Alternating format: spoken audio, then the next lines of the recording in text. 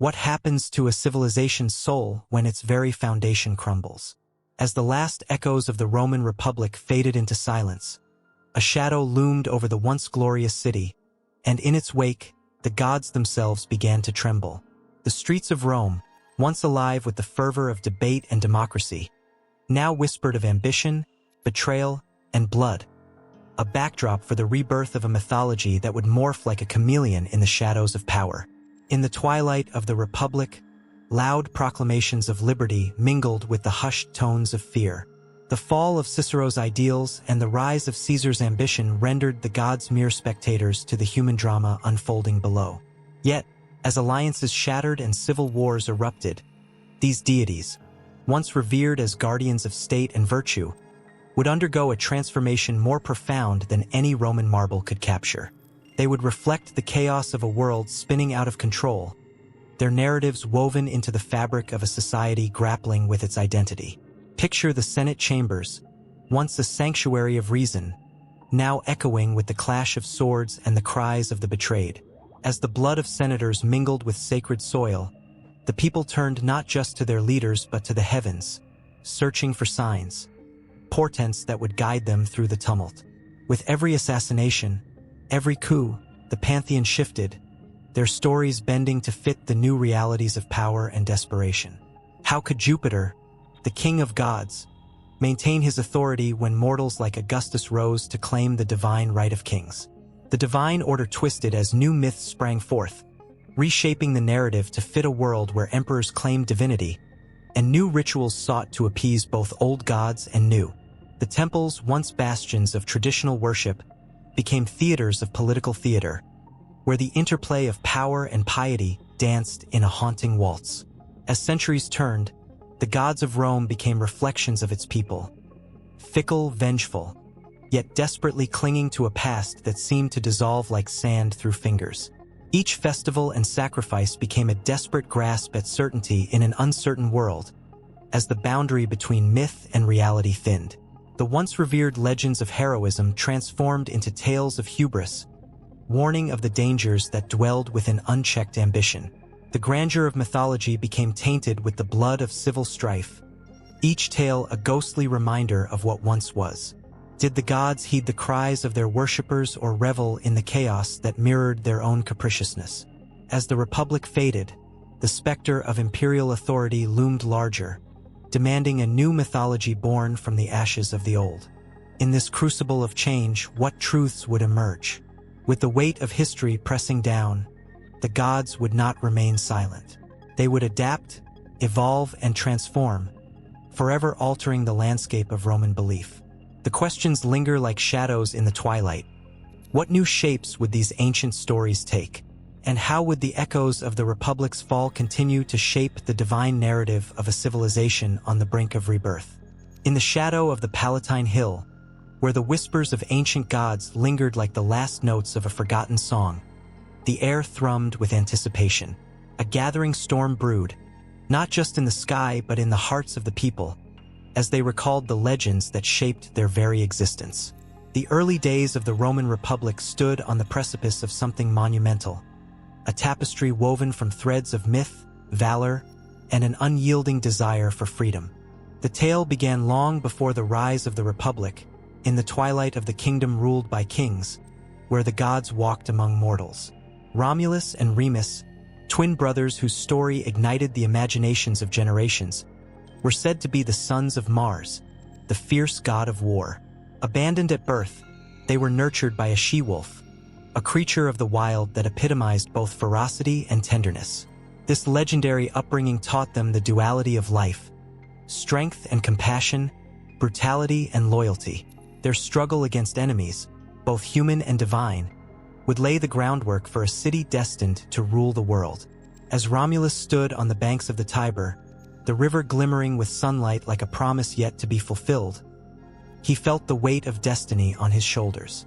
With the blood of his brother on his hands, a tragic yet pivotal moment in the annals of history, he became the first king of Rome, a city that would rise from the ashes of rivalry and bloodshed. The foundations of the Republic were steeped in this raw emotion, a reflection of the human experience. Ambition intertwined with sorrow, dreams forged in the crucible of struggle. The myth of the Sabine women added another layer to this rich narrative. As the fledgling city grew, Romulus faced a dire predicament. His numbers dwindled as men outnumbered women. In an audacious act, he hosted a festival, inviting neighboring tribes under the guise of unity. During the festivities, the Romans seized the Sabine women, an act that would echo through history as both a scandalous theft and a bold assertion of survival. The cries of the abducted women filled the hills, their voices rising like smoke into the heavens, and yet, amidst sorrow and struggle, they would find a new purpose, uniting with their captors to weave the fabric of a new society. In the heat of this conflict, the gods remained silent, their indifference palpable. Yet, from this silence emerged a force of unity. The women, torn between two worlds, became bridges between their families and their captors. They implored their fathers and brothers to cease the violence, to embrace the bonds forged in the fires of necessity. The power of love and resilience became evident, emphasizing the belief that even in the harshest times, humanity could thrive. With the establishment of the Republic, Rome turned its gaze outward, but the shadows of its mythology lingered. The story of Cincinnatus, a humble farmer turned dictator, showcased the values that would become the bedrock of Roman identity. When faced with a crisis threatening his beloved city, Cincinnatus left his plow behind and donned a toga, embodying the very spirit of sacrifice for the greater good. His swift rise to power and subsequent return to his fields, after the crisis was averted, reflected a remarkable truth. Power was transient, and the true strength of Rome lay in its people, not its rulers. The echoes of these tales resonated through the Forum, where citizens gathered to voice their ambitions and grievances. Here, amidst the clamor of voices, the very essence of the Republic emerged. The tension between the patricians and plebeians, the noble class and the common folk, sparked fierce debates.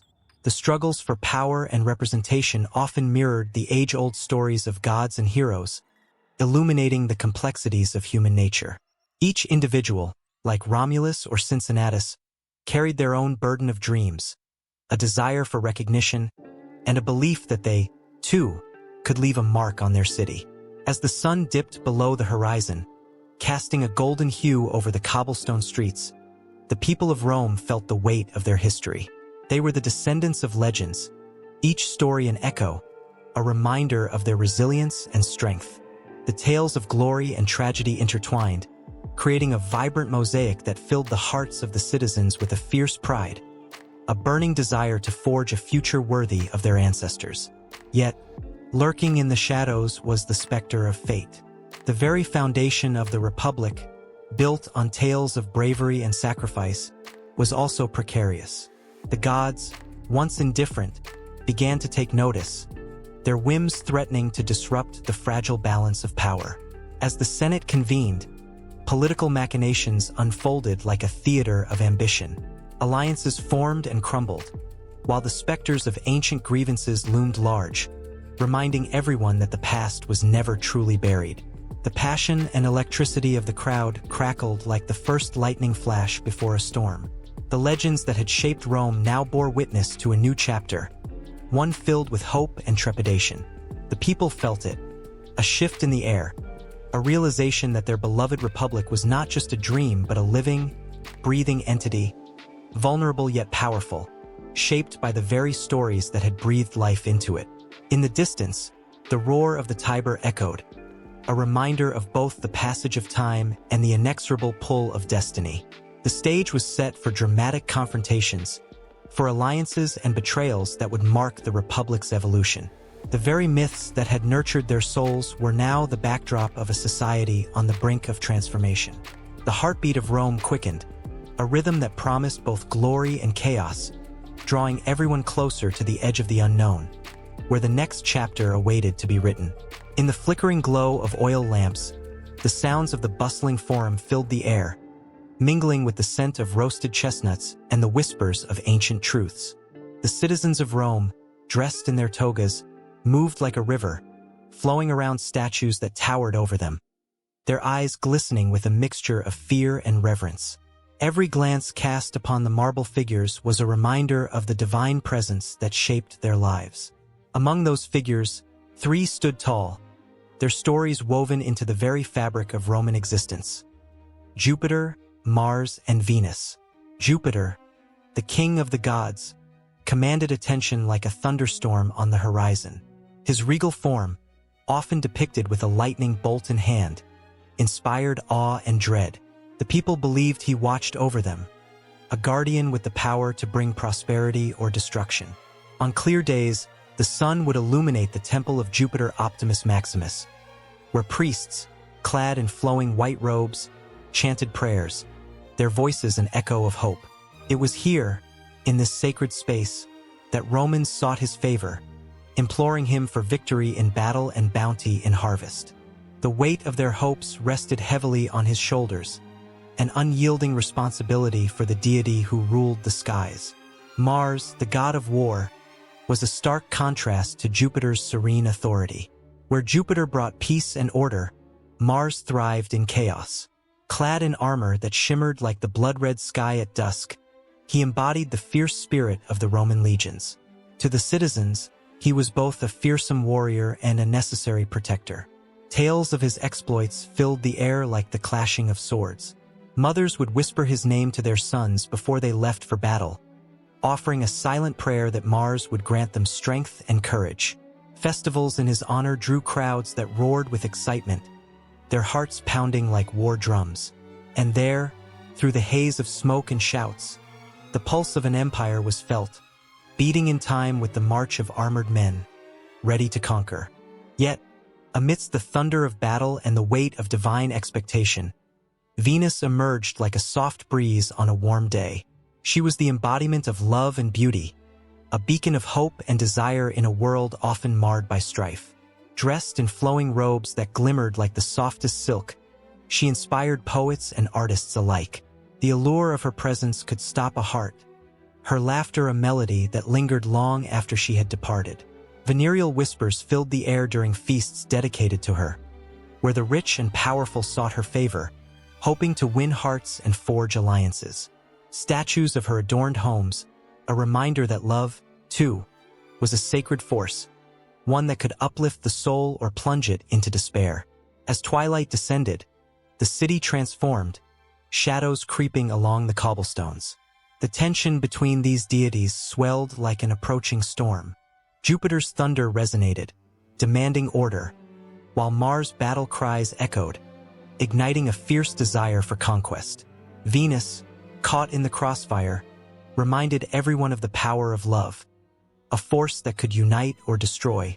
In the flickering shadows of the Forum, a young soldier named Marcus carried the weight of these divine tensions in his heart. He had been chosen to fight in a campaign that would decide the fate of Rome. The night before his departure, he stood before the statue of Mars, feeling the heat of battle surge through his veins. The god seemed to come alive, his piercing gaze igniting a fierce fire within Marcus. Yet, in the corner of his mind, the soft whispers of Venus danced, a reminder of the love he left behind, the sweet embrace of Livia, whose eyes sparkled like stars in the night sky. The conflict within him was palpable.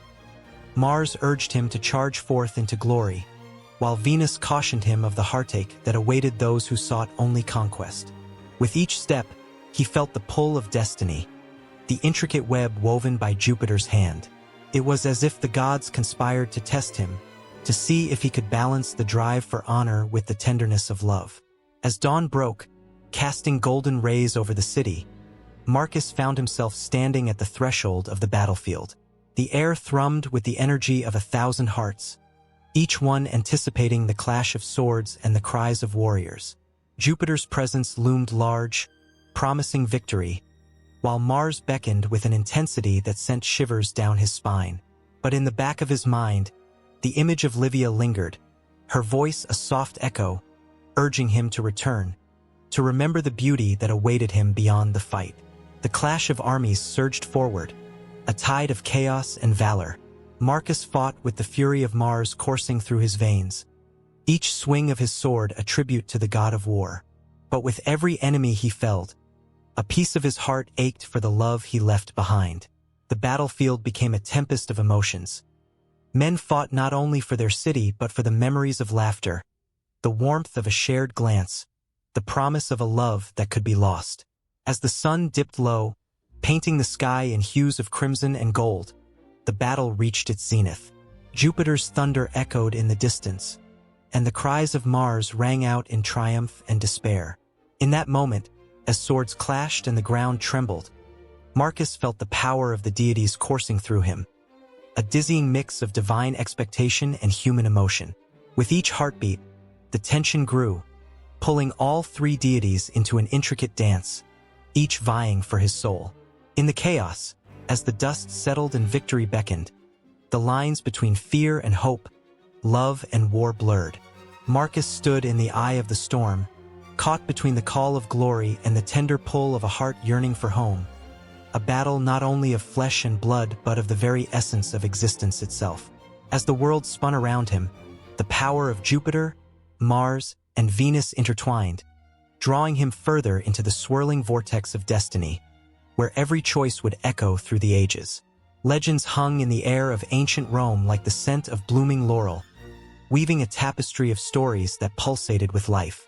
In the bustling forum, where senators strode with purpose and voices raised in fervent debate, the echoes of the past intertwined with the present.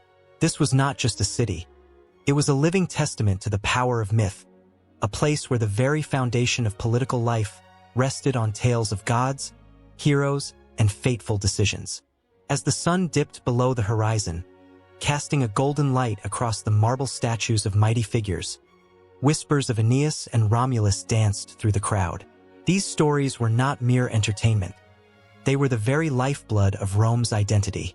Aeneas, the Trojan hero, had journeyed through trials and tribulations to find this new land, a promise of greatness that resonated through the hearts of its citizens. Romulus, the fierce founder of the city, stood as a symbol of strength and ambition. His mythical origin, born of divine heritage, served as a reminder of Rome's divine favor. In the Senate House, as senators gathered to debate pressing matters, the weight of these myths hung over them like a shroud. When Cicero spoke, his voice was not just a man's voice. It was the voice of the gods, echoing through time. "Do we not remember the valor of our founders?" he would ask, igniting passion in the hearts of those who listened. Stories of past glories were woven into every speech, each word a thread in a grand narrative that bound the people together. The legends reminded them of their purpose, their duty to uphold the values that had built their empire. In the streets, a statue of Jupiter loomed large, the thunder god with a gaze that pierced through the very soul of Rome. When crises arose, citizens would flock to pray before him, seeking guidance and solace. The belief that the gods watched over their political leaders instilled a sense of accountability. For politicians, failure was not just a political setback. It was a personal affront to the divine order. Each decision weighed heavily, steeped in the knowledge that the nation's fate hung in the balance of their choices, shaped by myth and divine intervention. As the political landscape shifted with the tides of ambition and deceit, the role of myth morphed into a powerful tool. The story of Lucretia, a noblewoman whose tragic fate sparked a revolution, became a rallying cry for the people. Her honor, violated, ignited a fire within the hearts of Romans, compelling them to rise against tyranny. The tale, drenched in emotion, transformed the political discourse, inspiring leaders to advocate for a republic built on virtue and justice. The gravity of her story transcended time, echoing through the hearts of those who sought change. Dramatic moments unfolded, fueled by myth and fervor. As Julius Caesar crossed the Rubicon, he invoked the spirit of Hercules, a hero who had faced insurmountable odds. His bold move was not merely a political gamble.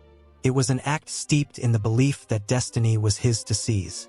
The Senate, gripped by fear and awe, whispered of omens and prophecies, tales of fate intertwined with the weight of the toga he wore.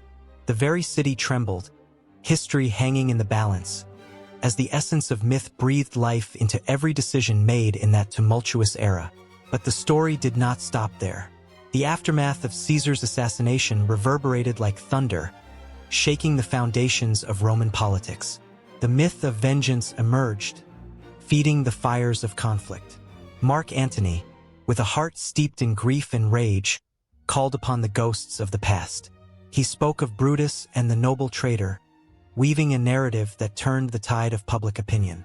The people, stirred by the emotions of betrayal and loyalty, found themselves caught in a web of conflicting ideals, drawn in by the powerful stories that framed their reality. The legends continued to shape the fabric of Roman society. Augustus, the first emperor, understood the potency of myth. He crafted a narrative around his reign that echoed through temples and monuments. His image, marked by divine favor, was not just propaganda. It was a myth in its own right, carefully constructed to assure the people of stability and prosperity. He became a new Aeneas, guiding his people to a golden age, with the gods smiling down upon his endeavors. The stories of old intertwined with his rule, leaving an indelible mark on the collective psyche of the empire. In the shadows of power and ambition, the role of myth shifted again as the empire stretched across continents. Each new territory brought fresh tales, legends born from the very fabric of diverse cultures. The Romans, ever adaptable, absorbed these stories into their own. Myth became a bridge, a means to unite a sprawling empire under one banner, one narrative. The mythology of conquered lands, such as the heroic exploits of local deities, found a place in the Roman pantheon, enriching the cultural mosaic and reinforcing the idea that Rome was destined to rule. As the sun began to rise over the Forum, illuminating the faces of the determined citizens, the tension swelled anew. Each heartbeat echoed the rhythm of history, the pulse of a city steeped in myth. The stories of divine intervention, heroic sagas, and tragic destinies wove a complex narrative that defined the essence of Roman political life. And so, in the streets of Rome, where concrete and legend danced together, the scene was set for the next chapter in their unfolding tale, one where myth and reality would clash and converge in unexpected ways, fueling the fires of ambition and the thirst for power. The air was thick with tension as Rome faced an enemy that would shake the foundations of its very existence. The clash of armor echoed through the streets, a sound that would soon ripple through the temples and altars, changing the sacred landscape of a city built on devotion. The Punic Wars, fierce and relentless, were more than military confrontations. They became a crucible for the soul of Rome, igniting a fire that would consume its religious practices. As Hannibal marched his elephants across the Alps, the Roman Senate gathered, their faces cast in worry. The gods had always been a source of unity and strength, but now, as the prospect of defeat loomed, fear crept into every whispered prayer. The traditional rituals, once a reliable balm for the uncertain hearts of the Roman citizens, became desperate attempts to appease the divine. Sacrifices grew in number. Animals were slaughtered in a frenzy on the blood-soaked altars of Jupiter, the king of the gods. Rome needed divine favor like never before, and the echoes of their fervent prayers filled the marble halls, merging with the scent of incense. In the shadow of the looming conflict, the Vestal Virgins, guardians of sacred fire, felt the weight of the moment. Their vows of chastity and service took on new meaning as the flames flickered, symbolizing the spirit of Rome itself. Panic gripped the city when reports of defeat trickled in. Did the flame flicker more violently? Was it a sign? The virgins, with hearts pounding, prayed with all their might, their voices rising to the heavens, drowning out the clang of weapons. The connection between the mortal and the divine was suddenly palpably fragile, and the city's faith began to fray. With each battle lost, the specter of calamity haunted the populace. In temples that once resonated with joy, now a sense of foreboding loomed. The rituals became frantic, evolving into chaotic displays of devotion. Priests, normally calm and composed, rushed through rites, desperately seeking to coax the favor of the gods. The oracles were called upon more frequently, their words grasped at like lifelines. Mixed interpretations of prophecies only added to the turmoil. Was it a warning of despair or a flicker of hope? The ambiguity ignited fierce debates among the people, igniting a fervor that could hardly be contained. As the wars dragged on, Rome's religious narrative transformed dramatically. The tension introduced new gods into the Roman pantheon. The war gods Mars and Bellona took center stage, their stories woven intricately into the fabric of Roman identity. Temples dedicated to them sprang up, adorned with spoils of war, emblematic of sacrifices made on the battlefield. Soldiers returned, not only with weapons, but also with tales of divine intervention. Chariots of fire, specters of warriors passed guiding their blades. These stories, imbued with emotion, reshaped the collective psyche, intertwining religion and warfare in a way that would forever alter the Roman experience. Yet, even as Mars was celebrated, questions arose. Was victory a gift from the gods, or was it merely the result of bloodshed? In the frenzy of conquest, the Romans found themselves grappling with the morality of their actions. The very gods they prayed to seemed to demand blood in exchange for glory, and this left a mark on their hearts. The tension between duty and morality caused rifts within the community. Families mourned lost loved ones while also celebrating triumphs, a dichotomy that haunted their homes. In private, they debated the cost of their devotion. Was it worth the price? Through the chaos emerged the Sibylline books, ancient texts filled with prophetic wisdom, which were consulted with increasing frequency. The high priests, once calm and collected, began to scour these pages, seeking answers amidst the chaos. The weight of the past pressed down on their shoulders as they sought to glean insights from verses that seemed to dance just out of reach. The cries of the people resonated in the hallowed halls, and the priests clung to the hope that the gods would guide them through the labyrinth of despair. The impact of the Punic Wars extended even into domestic life. With the return of soldiers, the sanctity of the household was called into question. The Penates, the household gods, were invoked more than ever, as families sought comfort within their walls. Every meal became a ritual, every gathering a chance to strengthen the bonds between kin and the divine. Offerings of bread and wine were made, sacred blessings spoken over the hearth. Women began to play a more pivotal role in religious life, as they took upon themselves the mantle of the keeper of family traditions, ensuring that the connection with the divine remained unbroken. As whispers of peace began to flicker on the horizon, the aftermath of the wars left scars that would not quickly heal.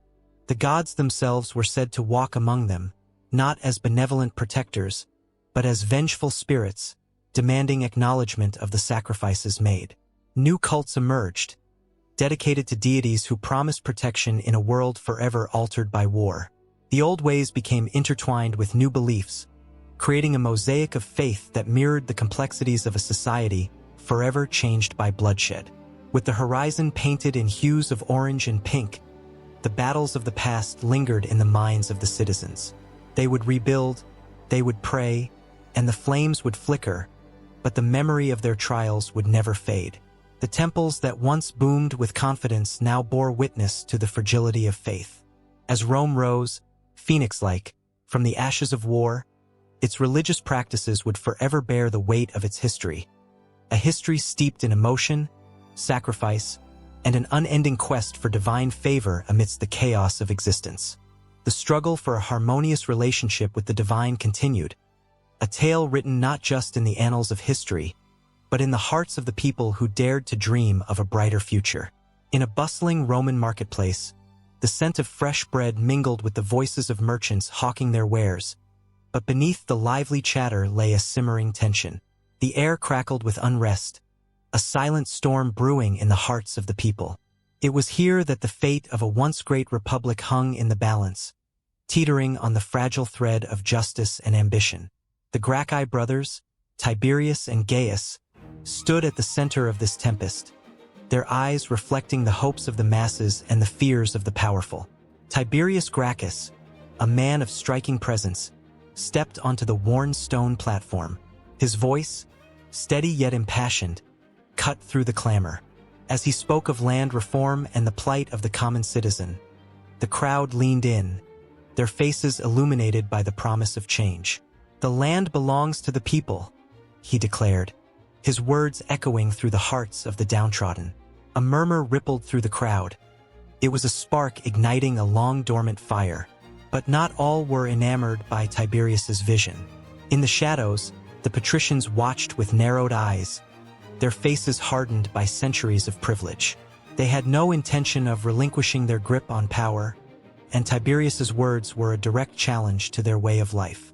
The tension thickened, each side holding its breath, waiting for the first move. As Tiberius continued, he painted vivid pictures of the struggles of farmers who had lost their land to wealthy elites.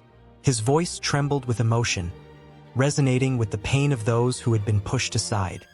He spoke of fathers who could no longer feed their children, of families torn apart by the greed of a few. The crowd responded, their hearts pounding in unison with his fervor. Here was a man who understood their plight, who dared to voice what they had long kept hidden in the depths of their souls. Yet, as Tiberius's popularity grew, so did the fear among the ruling class. They began to plot against him, their whispers dark and dangerous. The very idea of reform threatened to dismantle the foundations they had built their lives upon. They strategized in hushed tones, their plans cloaked in the guise of loyalty to the Republic. Meanwhile, Gaius Gracchus, the younger brother, watched the unfolding drama with a mixture of admiration and apprehension. He had always looked up to Tiberius, drawn to his passion and courage. Yet Gaius understood the stakes. The political arena was a treacherous battleground, and his brother was a formidable player. With each victory, Tiberius pushed closer to a cliff's edge, and Gaius felt the weight of their family legacy resting on his shoulders. The day of the election arrived, heavy with anticipation. The streets thrummed with excitement as supporters gathered, chanting Tiberius's name. It was a moment that would echo through time, a glimpse of hope that their voices could matter. But as the sun dipped below the horizon, casting a crimson glow over the city, shadows loomed larger than ever. The patricians were determined to quash this rebellion before it could take root, and they would stop at nothing to protect their interests. In a moment that would be etched in history, Tiberius was confronted by the very men who had once been his allies. His passion turned to dread as he realized that his quest for justice had made him a target. The crowd watched in horror as heated words turned to violence. The tension exploded, and in a brutal clash, Tiberius fell, his blood staining the stones beneath him. The shock reverberated through the air, a haunting silence enveloping the marketplace. Hope was snuffed out in an instant, leaving only the bitter taste of betrayal. But the spirit of Tiberius did not die with him. It surged through the veins of his brother, igniting a fire within Gaius that could not be extinguished. He vowed to carry on his brother's mission, to fight for the people who had rallied behind Tiberius. The grief that gripped him was profound, but it was intertwined with an unyielding resolve. Gaius took to the platform, his heart heavy but his spirit ablaze. As he spoke, the crowd felt the weight of his sorrow, but also the fervor of his determination. He called for reforms that echoed his brother's vision, but with an urgency that could not be ignored. "We are not just fighting for land," he proclaimed, his voice rising above the whispers of the crowd. "We are fighting for our dignity, for our right to live freely and without fear." This time, the stakes were higher. Gaius faced a political landscape more hostile than before. The patricians, stung by the loss of Tiberius, were desperate to maintain their grip on power. They unleashed their forces, spreading lies and fear to turn the populace against him. But Gaius was undeterred. He rallied the people, not just through speeches but through actions that demonstrated solidarity with their struggles. As the days turned into weeks, Gaius's popularity surged. With each gathering, the atmosphere crackled with emotion, a blend of hope, anger, and the longing for justice. The Roman Republic was shifting beneath their feet, and the cultural narrative was beginning to change. The brothers had ignited a movement, one that spoke not only of land and wealth but of a new way of seeing their world.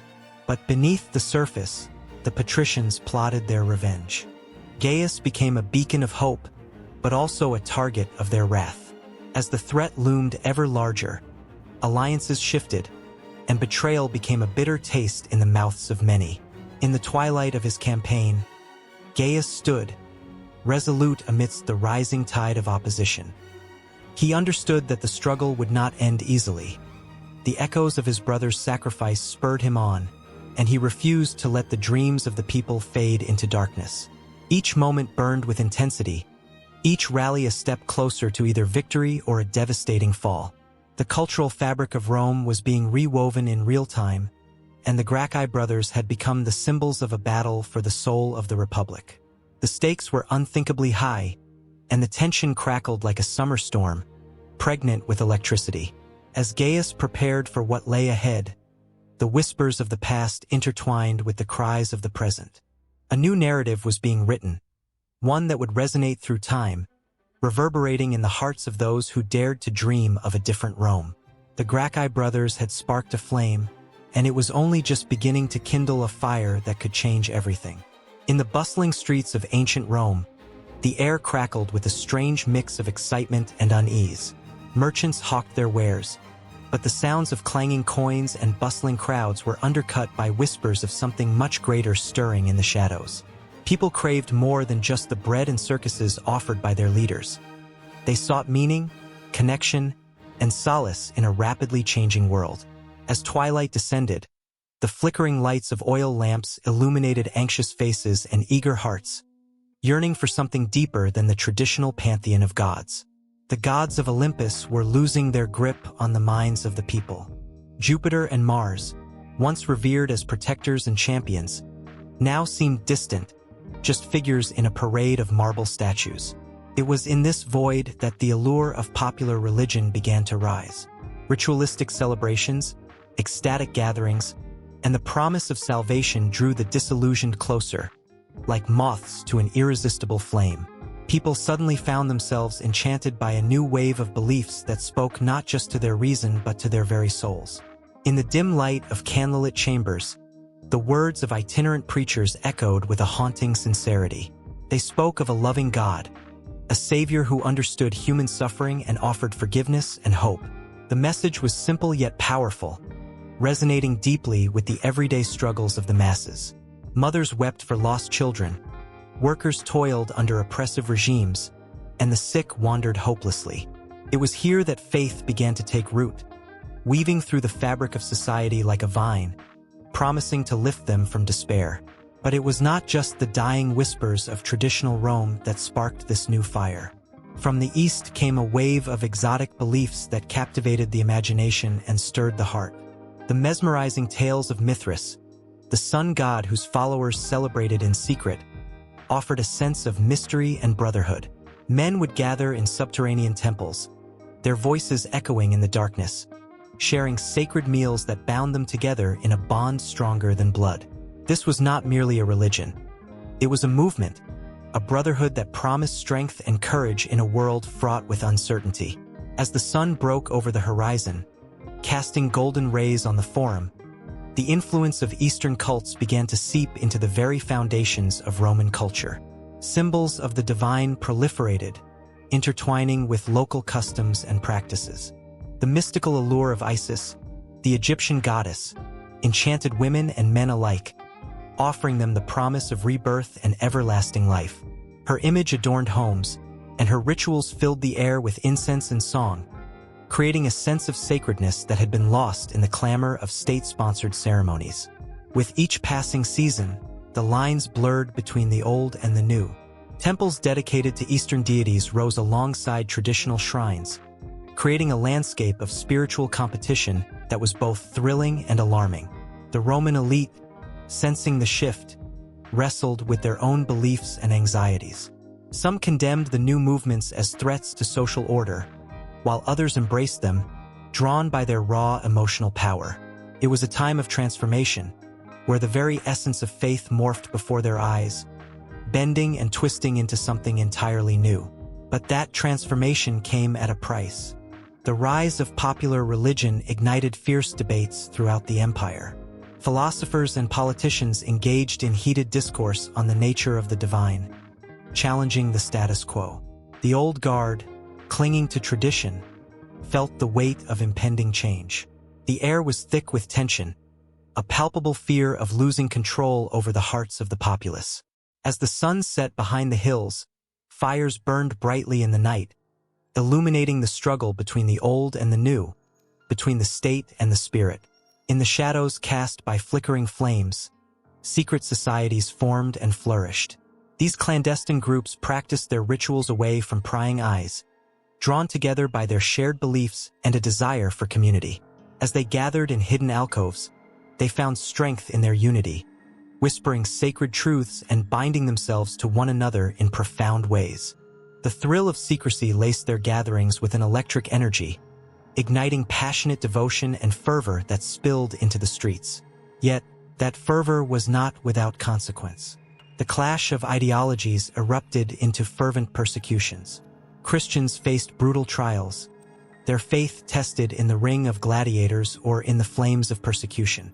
Still, their voices echoed against the oppression, a melody of defiance that rang in the hearts of the faithful.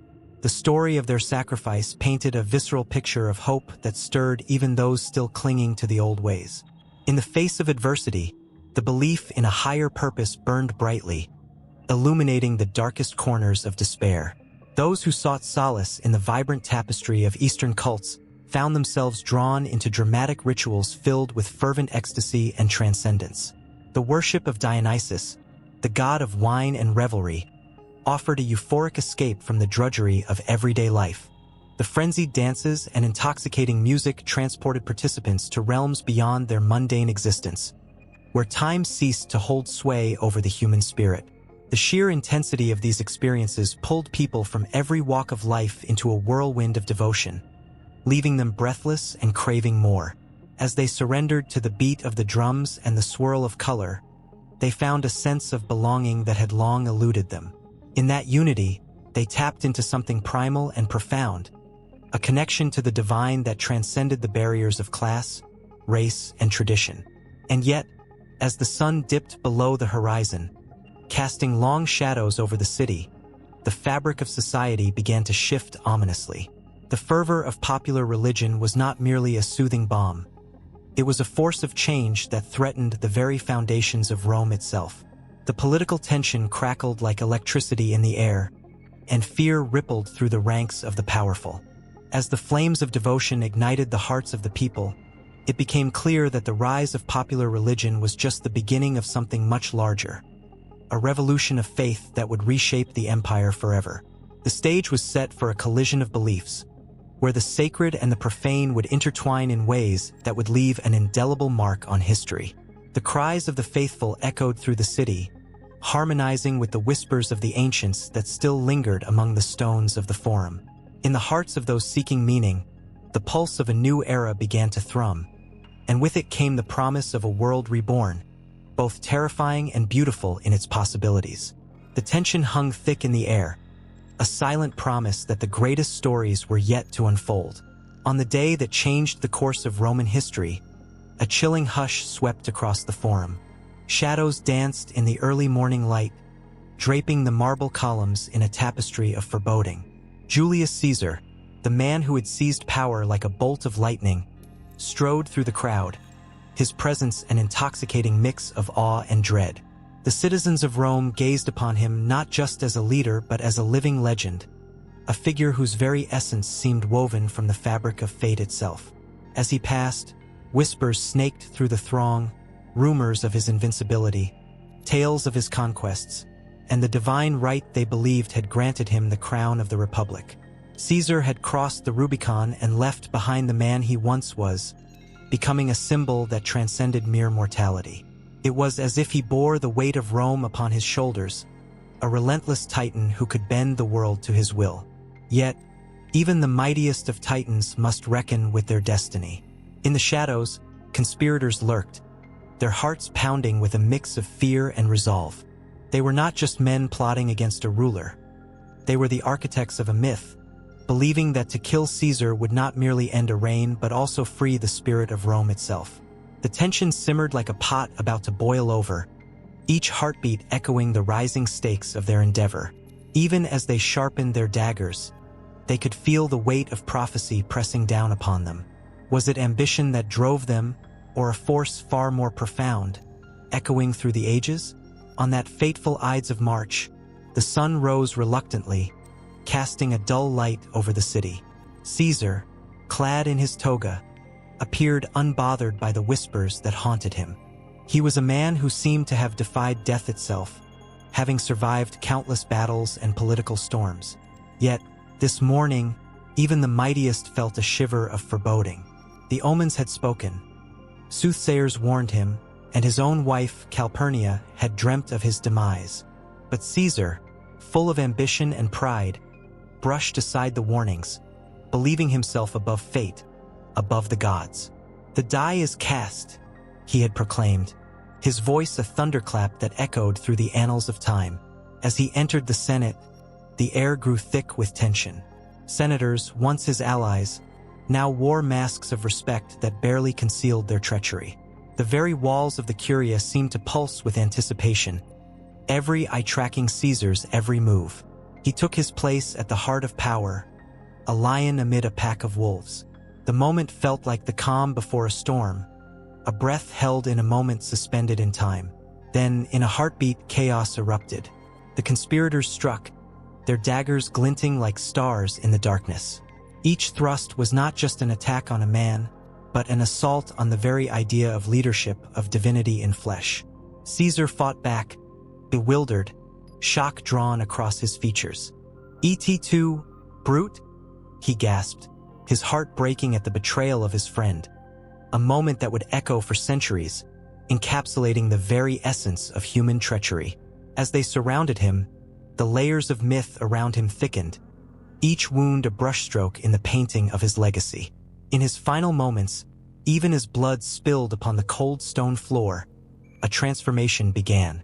The great leader was no longer just a man. He was becoming a myth. The legend of Julius Caesar would grow, fed by the flames of betrayal and the sorrow of a city that had loved him fiercely. His death would not mark the end, but rather ignite a fire that would consume the Republic, creating heroes and villains alike. The tears of the citizens mingled with the blood of their leader, each drop a testament to his impact. Rumors quickly spread like wildfire, growing more elaborate with each retelling. Some said he had been warned by the gods themselves, that he had seen the wrath of destiny approach. Others whispered that even in death, he would rise again, a ghostly figure watching over Rome, guiding its future from beyond the grave. The streets echoed with his name, a chant that became an incantation, a spell cast to invoke his spirit. As the days turned into weeks, the people of Rome grappled with their emotions. Grief morphed into rebellion, and the very fabric of society began to fray. Brutus, once a cherished friend, became a figure of hatred, his name spat out like venom. The Senate, once a temple of democracy, became a battleground of ideals, a war not just for power but for the soul of Rome itself. In the minds of the citizens, the line between man and legend blurred, as stories of Caesar's bravery and brilliance took on a life of their own. Statues rose in his honor, not just as reminders of his rule but as beacons of hope and defiance. They whispered to the world that a leader could be more than flesh and blood, that an idea could be immortal. His legacy became a siren song, calling forth those who sought to emulate his greatness, or perhaps to challenge it. The very notion of leadership itself was transformed, as men dreamed of stepping into the shoes of a giant who had walked among them. As time marched on, the myths surrounding Julius Caesar continued to swell, gaining momentum like a river fed by countless tributaries. Each new generation breathed life into the tales, crafting a narrative that was as much about them as it was about him. In every story told around flickering fires, in every painting adorning the walls of grand halls, he lived on, an eternal symbol of ambition, betrayal, and power. The Ides of March became not just a date but a mythic moment, a reminder of how far one man could rise and how tragically he could fall. And so, Julius Caesar, once a man, became a legend, echoing through history as a haunting reminder of the thin veil that separates greatness from ruin. The people of Rome would remember, and they would never forget. His name would linger in the hearts of men, sparking both admiration and fear, a legacy that would transcend time itself, drawing all eyes to the shadows where the past and future collide. The stage was set for the next act, as the echoes of his life reverberated through the ages, leaving the world hanging on the precipice of a new chapter. The sun hung low in the sky, casting a golden hue over the bustling streets of Rome. The air buzzed with excitement and tension, as every citizen seemed to pulse with an electric energy. In the center of this grand city, Julius Caesar stood, a figure so commanding that even the bravest of men felt a shiver of awe in his presence. His white toga flowed around him like a river of silk, and a laurel crown rested lightly on his head, a symbol of victory, glory, and something deeper, divinity. From the moment he stepped into the forum, a palpable hush fell over the crowd. Whispers of his exploits echoed like sacred hymns. He had conquered Gaul, defeated foes, and expanded the Roman Empire beyond anyone's wildest dreams. Yet it was not just his military prowess that brought such reverence. It was the aura of the divine that surrounded him, a magnetic force that pulled people into his orbit. Caesar was no longer merely a man. He was a god in human form, walking the earth. Every statue carved in his likeness seemed to radiate an otherworldly glow, as if he were a celestial being captured in stone. The people worshipped him, but it was not a simple adoration. It was a fevered devotion that ignited their hearts with passion. They wept at his feet, offered sacrifices, and looked to him for guidance in their daily lives. In their eyes, he was not just the leader of Rome. He was the embodiment of Rome itself. But the line between mortal and divine was a fragile one. As Caesar ascended the political ladder, he began to weave a tapestry of myth around himself, each thread strengthening the belief that he was touched by the gods. Temples were raised in his honor, and priests declared him a divinely sanctioned ruler. Statues were erected in every corner of the empire, each one depicting him not as a man but as a god, arms outstretched in a benediction of power and strength. They called him Imperator and Divus, titles whispering of his celestial status. Yet the air was thick with tension. Beneath the surface of this adoration lay a current of fear and jealousy.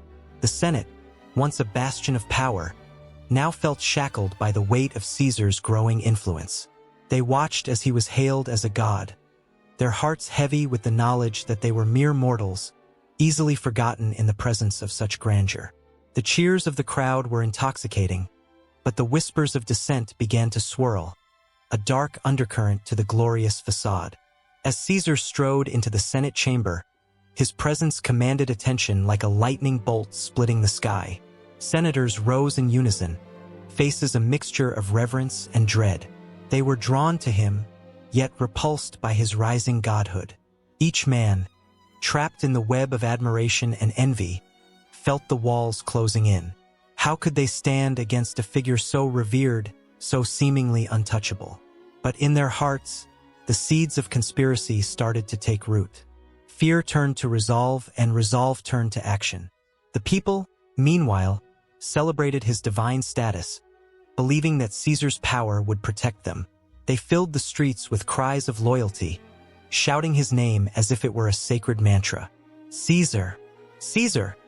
echoed through the air, a chorus that reverberated off the ancient stone walls, reaching the heavens. They imagined him as a demigod, descended from the pantheon of ancient Roman deities, sent to save them and lead them into a golden age. But as the sun set behind the hills, casting long shadows over Rome, the darkness within the hearts of men began to manifest. The senators who once admired him now plotted beneath the cover of night. They whispered of liberty and fate, words that were sharp like daggers, piercing through the cloak of adoration that shielded Caesar from the truth of their intentions. The tension grew thicker, like the air before a storm, crackling with energy and anticipation. In the temples, whispers of prophecy echoed, foretelling a man of great power who would rise only to fall. The priests, torn between their duty to the gods and their fear of losing their own influence, could only watch as the world around them spiraled into chaos. They sensed that the divine status bestowed upon Caesar could not withstand the weight of human jealousy and ambition. On the Ides of March, the air was electric with uncertainty. As Caesar made his way to the Senate, the streets felt charged, as if the city itself held its breath. The cries of the people turned into a haunting melody, a mix of adoration and premonition. "Caesar! Caesar!" they called, unaware that they stood on the precipice of history. The sun shone brightly that day, illuminating the path before him, but shadows lurked, waiting for the moment to strike. Inside the Senate, the conspirators awaited, hearts pounding like war drums. They were mere men, cloaked in power and ambition, yet they believed they could challenge the divine. As Caesar entered the chamber, the weight of his godlike status hung heavy in the air. The tension was suffocating, thick enough to cut through. Each senator felt the gravity of the moment, knowing that they were about to shape the course of history itself. And then, in an instant, the reverence turned to betrayal. The daggers flashed in the sunlight, each thrust a cruel reminder of what it meant to be human. The crowd outside erupted in confusion, their cries of loyalty transforming into screams of horror. The divine status Caesar had built around himself crumbled in the face of mortal ambition, exposing the raw truth of humanity's darkest desires. As the blood stained the marble floors of the Senate, the echoes of "Caesar, Caesar," morphed into a chilling silence. The divine facade shattered, leaving behind a haunting specter of what could have been. The people outside sensed the shift in the air, a change so profound that it sent shivers down their spines. Their god was gone, but the legacy of his rule would linger, intertwining with the very fabric of Rome and altering the course of its history forever. In that moment, the line between divinity and mortality blurred, leaving a haunting question hanging in the air. What does it truly mean to be a god among men? The answer would reverberate through history, as the echoes of Caesar's rise and fall continued to shape the destinies of empires, compelling those who followed to grapple with the intoxicating allure of power. The sound of clashing swords echoed through the valleys, a haunting symphony of conflict that reverberated across the ages. Dust and blood mingled on the battlefield, as men fought for glory, power, and survival. It was a time when loyalty turned to betrayal and ambition knew no bounds. The Roman civil wars raged like a wildfire, consuming everything in their path, leaving behind a trail of devastation and mythic tales that would be told for generations. The year was 49 BCE. Julius Caesar stood at the Rubicon River, a cold, flowing boundary that marked the line between his command and the Senate's authority. The air was thick with tension, and the whispers of fate pulsed in his ears. Crossing that river meant war, treason against the state he had served, but for Caesar it was a moment of clarity. His heart raced with the thrill of possibility. This was not merely a fight for power, but the beginning of a legend. Alia iacta est, he declared. The die is cast, and with that, the world would never be the same. As Caesar marched into Italy, the Republic trembled. The Senate, fueled by fear and anger, rallied behind Pompey, the once great general who had become a shadow of the man he used to be. The sight of Pompey, with his silver hair glinting in the sun, filled the hearts of his supporters with hope. Yet, there was a sense of foreboding that hung in the air, as if the gods themselves were watching, ready to intervene. It was a clash of titans, a struggle between two men, but also a battle of ideals, the old order against the rising tide of ambition. In the chaos of war, heroes and villains emerged, each colored by their own stories. The legendary Mark Antony became Caesar's right hand, his fierce loyalty and charm captivating the masses. Yet, beneath the surface, his heart was torn between love and ambition. He fought not just for Caesar but also for Cleopatra, the enigmatic queen whose beauty and cunning captivated the hearts of men and whose presence could alter the course of empires. When Antony whispered sweet promises to her, the battlefield seemed to fade, the wars of men becoming insignificant against the backdrop of their passion.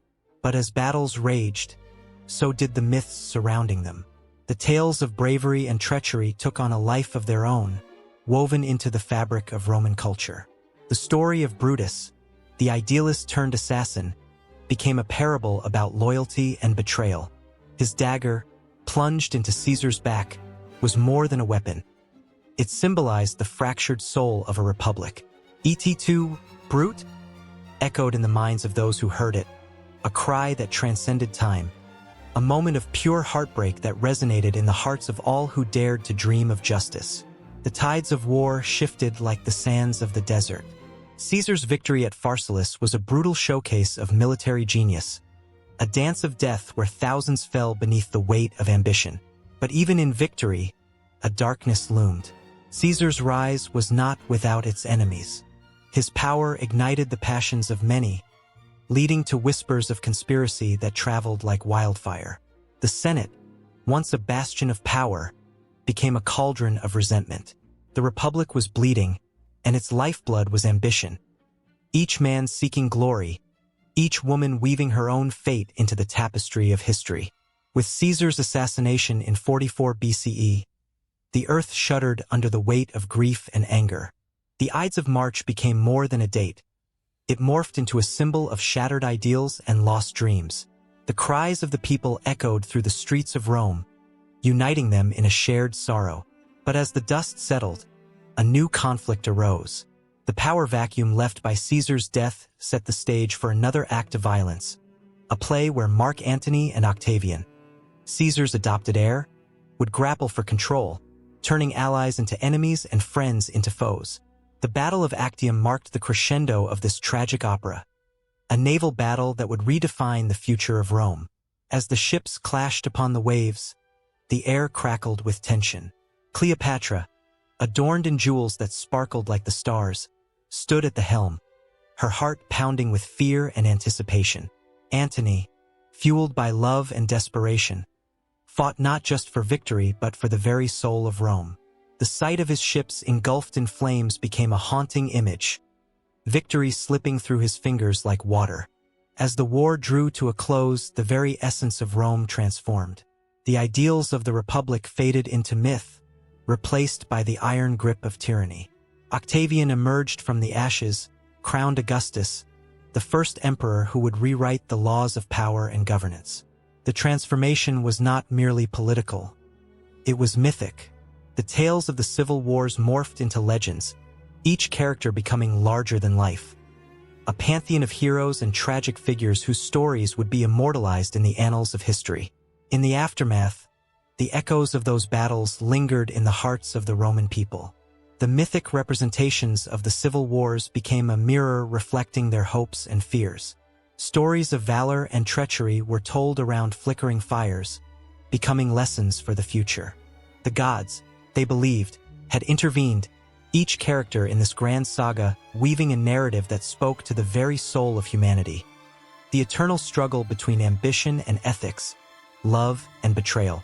As the sun set over the ancient city, casting golden rays upon the ruins, a new chapter awaited, one that would explore the intricate dance of power, the rise of an empire born from the ashes of civil strife.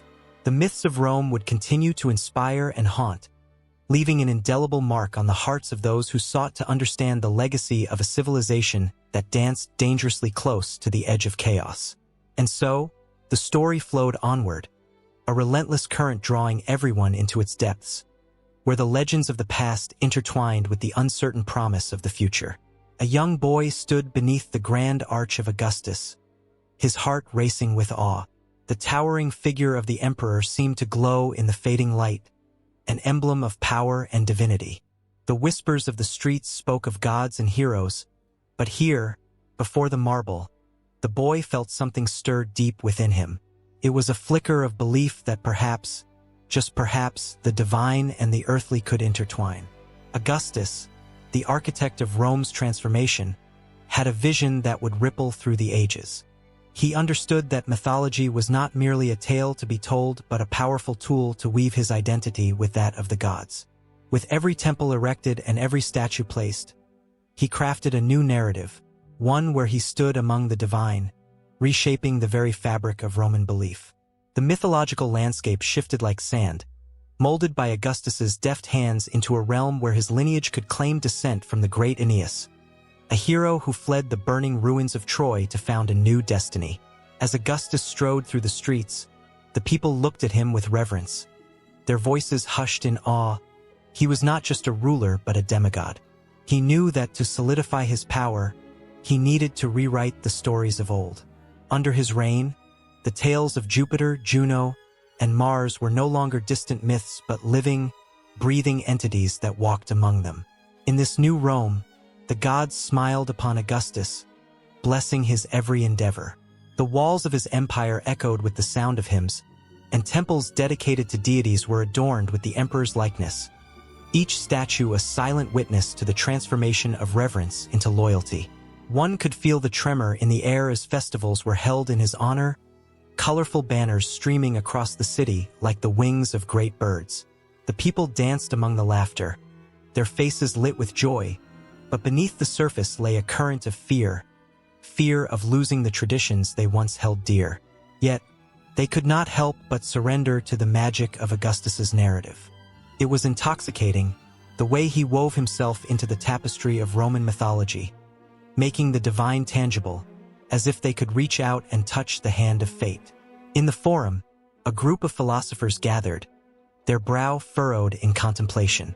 They spoke of the shift in understanding, how the gods had once been capricious, often indifferent to the plight of men. But now, under Augustus, they were reimagined, nurturing, protective, as if they had taken a personal stake in the well-being of Rome. Augustus had transformed them into guardians of the state, and in doing so, he had changed the very essence of spirituality. Around the fire in the dark, the citizens shared stories, their voices a chorus of tradition, yet laced with an unspoken dread. What if the gods favored Augustus too much? What if their tales became his tales, and the old gods were pushed aside? The children listened wide-eyed, their imaginations ignited. They pictured Augustus as a heroic figure, a modern Hercules, capable of great feats. The stories shifted, growing bolder, painting him not only as a figure of power but as an embodiment of virtue. The transformation was palpable, like the tension before a storm. In the quiet corners of the city, whispers of dissent began to rise. Though hushed, they carried the weight of uncertainty. Would there be space for the old gods, or would they become mere shadows in the wake of Augustus's light? The echoes of history began to clash with the new narrative, as poets and playwrights found their voices caught in the storm of change. One fateful night, the boy from the arch returned, now a young man, standing beneath a sky thick with stars. He looked up, searching for the divine in the heavens. Augustus had declared himself a son of the gods, and in his mind, the myths had blurred. But the stars remained unchanged, ancient and eternal, reminding the boy of the stories that had come before. A tapestry of gods, men, and fate that had woven together the fabric of their lives. As time marched on, Augustus commissioned artworks that intertwined his image with that of divine beings. His face on coins, his silhouette in intricate reliefs. The Roman people, captivated by this portrayal, began to see their emperor as a living legend, a reminder that the divine could still walk among men. The more they embraced this vision, the tighter the grip of Augustus's narrative became, wrapping around their hearts and minds like ivy on stone. Serpents of doubt slithered through the ranks of his advisors. Murmurs of a world where the old gods faded into obscurity began to rise like smoke in the air. Yet Augustus, with his keen understanding of power, brushed aside their concerns. His vision was clear. He would be the bridge between the earthly and divine. In a moment of fervent devotion, he prayed at the altar of Mars, calling upon the god to bless his endeavors. Thunder rumbled in the distance, a reminder of the power that still lay in the hands of the old gods. Yet Augustus stood resolute. The air crackled with emotion as he declared his commitment to reshape the myths. He would create a new pantheon, where he was not just a ruler but a figure of myth, a hero for the ages. The people gathered, eyes wide with the glimmer of belief, their hearts pounding with the pulse of a new era. They were eager to embrace these stories, yet a quiet part of them sensed the tension, the inherent struggle that came with reshaping their very beliefs. And through it all, Augustus watched, knowing he held the reins of history in his hands, steering it toward a future where he would be immortalized, forever entwined with the myths of old. As the sun dipped below the horizon, the boy-turned-man felt the weight of the stories he carried, stories of gods, of emperors, of a time when belief was as powerful as the sword. The transformation of mythology under Augustus held both the promise of greatness and the haunting echoes of lost traditions. Would the new tales be enough to anchor the spirits of the past, Or would they drift away into the twilight, leaving a void where divinity once danced? The answer hung in the air, electric with possibility, as the shadows lengthened and the night embraced the city of Rome. The scent of smoke rose thick in the air, mingling with the whispers of the ancients as flames licked the offerings laid before the weathered statues of Rome's gods. The flickering light danced, casting long shadows on the marble columns, each one a witness to the past, each one holding the weight of 1,000 prayers. In this sacred moment, the heart of Rome beat with a renewed rhythm, echoing the deep-seated longing for connection with the divine, a connection that had begun to fade in the chaos of civil strife. Through the tumult of shifting power, a man emerged, one whose very name would be etched in stone and memory: Augustus. His rise was not merely a matter of swords and political maneuvering. It was a quest to breathe life back into the traditions that once forged the soul of Rome. It was a time when the Republic had frayed at the edges, and the gods had seemed to retreat into silence. Augustus understood that to reclaim the empire, he must first rekindle the faith of its people. Each morning, as the first light broke over the horizon, Augustus would walk through the sprawling forum, the epicenter of Roman life. There, he would encounter the flickers of hope and despair in the eyes of citizens, merchants, and soldiers alike. The air was thick with desire for stability, for meaning, and it was in this crucible of emotions that Augustus found his resolve. The ceremonies had grown sparse, the altars cold, and the rituals almost forgotten. He vowed to restore not just the temples but the spirit of devotion that once ignited them. With the stroke of his pen, he initiated a sweeping revival of the old religious customs, bringing forth a tide of rituals that had been neglected. He reinstated the priesthoods, those guardians of tradition, and filled the ranks with men and women who understood the sacred. His edicts rang through the streets, urging the populace to turn back to the gods, to reignite the flames of faith that had flickered so dangerously low. The people, weary and longing for solace, responded. They flocked to the temples, their hearts beating in unison with the prayers that flowed like rivers from their lips. Amidst the vibrant celebrations that erupted across the city, Augustus organized grand festivals that would draw thousands of souls to the sacred sites. The Ludi Seculares, or secular games, became a manifestation of this spiritual rebirth. For 3 days and nights, the air was filled with music, laughter, and the joyous cries of children. The scent of roasted meats and sweet wines wafted through the streets, but beneath it all lay a deeper yearning, a craving for connection with something greater than themselves. The games were not just entertainment. They were a bridge back to a time when the divine was woven into the fabric of daily life. As the sun dipped below the horizon and painted the sky in hues of crimson and gold, Augustus stood before the temple of Mars, his heart racing with the weight of expectation. The people gathered, their voices rising in a chorus of hope, and he felt the pulse of history in the air. Underneath the vibrant fervor lay an undercurrent of anxiety. Would the gods answer their calls? Would they accept the offerings and return to bless the land? He could feel the tension in the crowd, that mix of faith and doubt that coursed through human veins. Among the crowd was a woman named Livia, her eyes reflecting the flickering torchlight like stars in a night sky. She had witnessed the erosion of faith in her own family, the way the rituals had slipped from their lives like sand through fingers. Yet here she stood, her spirit ignited by the hope that Augustus had instilled in the hearts of many. As the ceremony began, Livia felt the thrill of anticipation wrap around her like a warm embrace. She closed her eyes, allowing the prayers to wash over her, the chants weaving a tapestry of longing and devotion. Every gesture of Augustus was deliberate, each offering a promise to the gods that he was not merely a ruler but a supplicant, a steward of the old ways. He called upon Jupiter, Mars, and the other deities, acknowledging their might and the role they played in the hearts of Romans. The crowd echoed his devotion, their voices intertwining, rising to the heavens as an offering, an invocation of trust and fidelity in a time when the world felt so very fragile. As the festival culminated, the sky darkened, and the first stars began to twinkle overhead, a breathtaking spectacle of divine approval, or so many believed. In that moment, Livia felt the weight of history shift. She imagined that somewhere in the heavens, the gods were listening, their ancient eyes turning toward the mortal realm once more. The atmosphere buzzed with a shocking energy, a palpable force that filled the air until it felt as though the very earth beneath their feet trembled in response. Augustus's heart soared as he witnessed the transformation before him. The people rejoiced, their laughter echoing through the streets, drowning out the whispers of the past. The careful restoration of the old practices had ignited a spark that could not be extinguished. There was a sense of unity, a collective heartbeat that reverberated through the city, binding the souls of citizens together in faith once more.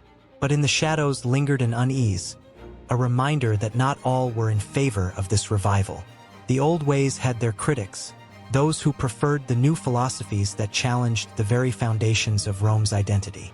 The tension between the past and the future simmered just beneath the surface, a reminder that even in the midst of celebration, the struggle for the soul of Rome was far from over. As Augustus looked out over the thrumming heart of his city, he sensed the weight of responsibility resting upon his shoulders. The path he had chosen was fraught with challenges, yet he felt an unyielding determination to guide his people back to where they belonged. He knew that the flame he had kindled could easily flicker out if not nurtured with care. With every ceremony, every festival, and every prayer, Augustus breathed life into a Rome that had once been swallowed by doubt. The gods that had once seemed silent began to murmur once more, and as the people turned their faces skyward, they felt the warmth of ancient blessings brushing against their souls.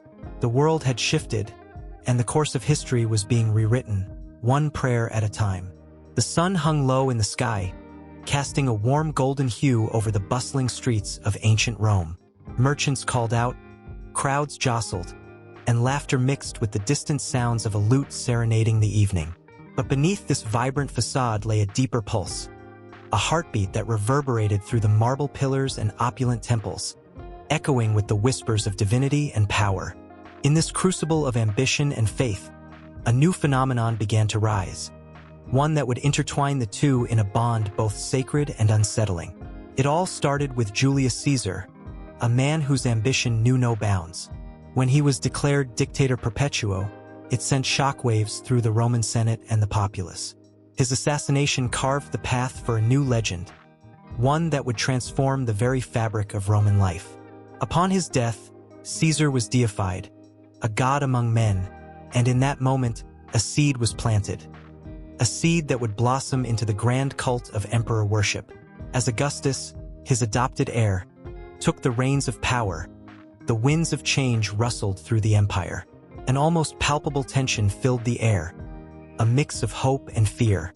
The people looked to Augustus not just as a ruler, but as a divine figure, a protector sent by the gods to guide them through the tumultuous tides of history. The notion that the emperor could wield the favor of the gods brought comfort and unity to a land longing for stability. The streets began to fill with shrines and altars dedicated to the emperor. In every corner of the empire, from the rustic villages of Gaul to the bustling marketplaces of Alexandria, the people bowed their heads in reverence. They offered sacrifices, lighting incense that curled into the sky like prayers seeking the approval of a higher power. Here, the line separating man from deity blurred, and a new order emerged, one where the emperor was considered an earthly embodiment of divine will. People flocked to the temples, their hearts pounding with anticipation. They didn't just come for the rituals. They came for hope. The ceremonies filled them with a sense of belonging, a connection to something greater than themselves. As the priests, robed in flowing garments, chanted and performed sacred rites, a hush fell over the crowd. Eyes shone with fervor, and the air was thick with the scent of myrrh and the sound of clanging bells. The emperor's name was uttered in reverent tones, and the atmosphere crackled with an electric energy, igniting a fervent loyalty that transcended mere duty. Yet not everyone was swept away by this tide of idolization. Dissent brewed in the shadows, voices rising in protest against the growing power of the emperor. Philosophers and politicians alike questioned, was it right to worship a man? Could divinity truly reside in a mortal? These voices echoed in clandestine gatherings, where lanterns flickered like the doubts in their hearts.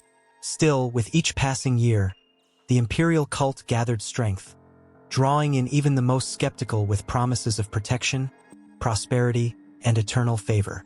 The imperial cult reached its zenith under the rule of Septimius Severus. His reign was marked by both fierce military conquests and an unyielding grip on the hearts of his people. He understood the power of belief, weaving the threads of loyalty and faith into the very fabric of his rule. His statues sprawled majestically across cities, and altars in his name burned brightly. The people were not merely subjects. They were believers, and every prayer whispered to the emperor was like a talisman against the uncertainties of life. Ceremonies grew in scale and grandeur, transforming the very essence of Roman culture. Festivals turned into wild celebrations, where the streets became rivers of wine, laughter, and fervent song. The emperor's birthday morphed into a day of universal reverence. Everyone participated, from the highest patrician to the humblest plebeian. The joy in the air was infectious, a communal embrace that swept through the empire like a warm wind. But with such fervor came an unsettling darkness. The fear of displeasing the emperor gnawed at the edges of the populace's minds. Loyalty morphed into compliance, and compliance into fear. Tales of those who dared to defy the emperor spread like wildfire, igniting a caution that flickered in the eyes of many. Friends turned to foes, and loyalty was often bought with blood. The imperial cult became a double-edged sword, one that offered protection but also threatened obliteration for those who dared to dissent. In the provinces, the impact was even more profound. Local governors, eager to curry favor with the great emperor, began to establish their own cults, with statues and temples dedicated to the emperor in every town square. In doing so, they fostered a sense of unity, creating a mosaic of local and imperial identity that bound the people together. The emperor became a father to the farthest reaches of the empire, his spirit coursing through the land like the Tiber through Rome, nurturing and sustaining. But as time wore on, a realization began to dawn. The emperor, once revered as a god, was still flesh and blood. The weight of expectation grew heavier with each passing year. As emperors rose and fell, so too did the fervor of the cult. What began as a bond of worship became a game of survival. And in the hearts of the people, the notion of divinity shifted, becoming a reflection of their hopes, fears, and desires. In the amphitheaters, the roar of the crowd grew deafening. Gladiators faced each other with a mix of courage and desperation, fighting not just for glory, but for the favor of the emperor watching from his lofty perch. The thrill of the games mirrored the tension in the air, where the worship of the emperor intertwined with the violent passions of humanity.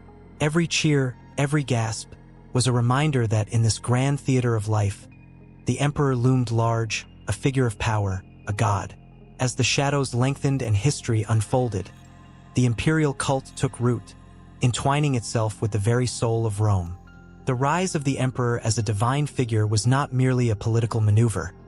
It was an emotional anchor, a lifeline thrown to a fickle world. The boundaries blurred, and the belief in the emperor as a god forged a collective identity among the Romans, one that would endure through the ages. A testament to the incredible heights and profound depths of the human spirit, caught in the delicate dance between veneration and tyranny. Beneath the grandeur of the Roman Empire, where marble columns gleamed under the sun and the laughter of citizens echoed through bustling streets, there stirred a deeper, more ancient pulse, a heartbeat resonating with the stories of gods and heroes. It was a time when the line between the mortal and divine blurred, and the whispers of mythology were woven into the very fabric of everyday life. The Pax Romana, a period of unprecedented peace, was not merely defined by political stability and military might. It was also steeped in the rich soil of myth. In the shadow of the Colosseum, where gladiators fought for glory and life, citizens found comfort in tales of Mars, the god of war, and Minerva, the goddess of wisdom. These stories were not just entertaining. They were lifelines that connected people to their heritage, grounding them in a world that often felt chaotic. Mythology was the thread that stitched together the fabric of Roman identity, inciting a sense of belonging that transcended social status and wealth. As dusk fell and the streets of Rome glimmered with torches, a young boy named Marcus listened intently to his grandfather. The old man's voice trembled with the weight of history as he recounted the tale of Aeneas, the Trojan hero who journeyed to found Rome. Each word painted vivid images in Marcus's mind, igniting a fire of ambition within his young heart. In that moment, he was not merely a boy in a bustling city. He was part of a grand narrative that had begun centuries before. The gods had not abandoned him. They were watching, guiding, and inspiring him to forge his own destiny. In the temples scattered throughout the city, priests offered sacrifices to Jupiter, pleading for favor and protection. These rituals were infused with a sense of urgency, as the citizens understood that their fate rested in the hands of the divine. The mythology of the Romans reached beyond ancient texts. It lived in these rituals, in the sacred spaces where the veil between the earthly and the ethereal was lifted, even if just for a moment. The air was heavy with incense, and the flickering flames danced as if alive, each flicker a reminder of divine presence. Yet, amid the peace of the Pax Romana, shadows loomed. The mythology of the past also held darker tales, stories of betrayal and chaos. As the empire expanded, so did its conflicts, echoing the age-old struggles of gods against giants and heroes against fate. The tales of Hercules, who overcame impossible trials, served as a powerful reminder that strength was not just physical but also moral. Citizens drew inspiration from his struggle against despair, finding hope in their own battles against the uncertainties of life within the vast empire. In the Forum, the voices of politicians and orators rose and fell like the waves of the Tiber River. They invoked the gods to sanction their policies, framing their speeches with the weight of myth. The imagery was potent. It transformed mundane issues into matters of cosmic importance.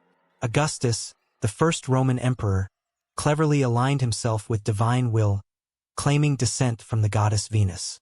His reign was a new Aeneid, where the glory of Rome was presented as the fulfillment of divine prophecy. The empire thrived, not just on the sword's edge but on the shared belief in its destiny, one marked by the divine favor of the gods. But as the empire flourished, there were those who questioned the old ways. A whisper of doubt began to circulate among the intellectuals and the youth, who gazed up at the stars and dreamed of a different kind of truth. Could the mythological tales really hold power in a world ruled by reason and logic? This tension simmered beneath the surface, creating an undercurrent of anxiety that mingled with the pride of Roman identity. In the dark corners of taverns, debates raged among philosophers who sought out a new understanding of the universe. The stories of gods began to evolve, shifting from literal interpretations to allegories of human experience. The myths that once united the empire now sparked intellectual fires that threatened to tear through the mythos that had held Rome together. Yet, still, the tales of old were called on in moments of desperation. Those facing loss or uncertainty would recite the names of their ancestors, invoking the heroes of their past to lend them strength in the face of adversity. In the years of peace, the festivals honoring Bacchus, the god of wine and revelry, flourished, streets filled with joy and laughter, as people celebrated the bounty of life. Young couples danced under the moonlight, their laughter ringing out like a symphony of hope. In these moments, mythology served not only as a reminder of their roots but as a balm for the soul, an embrace of the joyous and carefree spirit that life could offer. However, lurking behind the revelry was also the reminder of the darker side of Bacchus, the god of excess. The same wine that brought joy could lead to madness. The duality of existence echoed in the tales told around flickering fires. As the empire thrived, so too did the allure of foreign gods and their myths. The pantheon of Rome expanded, absorbing deities from conquered lands, enriching its own mythology. Isis from Egypt, Mithras from Persia. These new narratives mixed with the old, creating a tapestry of beliefs that reflected the diversity of an empire growing ever larger. The citizens of Rome began to see the divine in many forms, each myth offering a different lens through which to understand their world. The power of mythology reshaped itself, becoming a mirror reflecting their hopes, fears, and desires. Through it all, The stories continued to flicker like stars against the night sky, each tale a thread in the vast tapestry of Roman life. The Pax Romana was not just a time of peace. It was a period where the heart of mythology pulsed with life, guiding the souls of its people. The gods, once distant, felt close, woven into the very fabric of the empire's identity.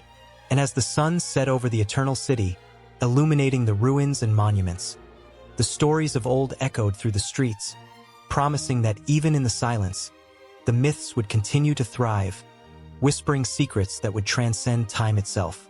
In a world where the gods played chess with humans, one man stood at the edge of destiny, clutching hope like a treasure. Aeneas, son of Anchises and Venus, gazed across the tumultuous sea, waves crashing against the rocky shore. The wind whispered of battles yet to be fought and a fate that seemed both glorious and grim. His heart, heavy with the weight of his people, beat in rhythm with the thundering skies above.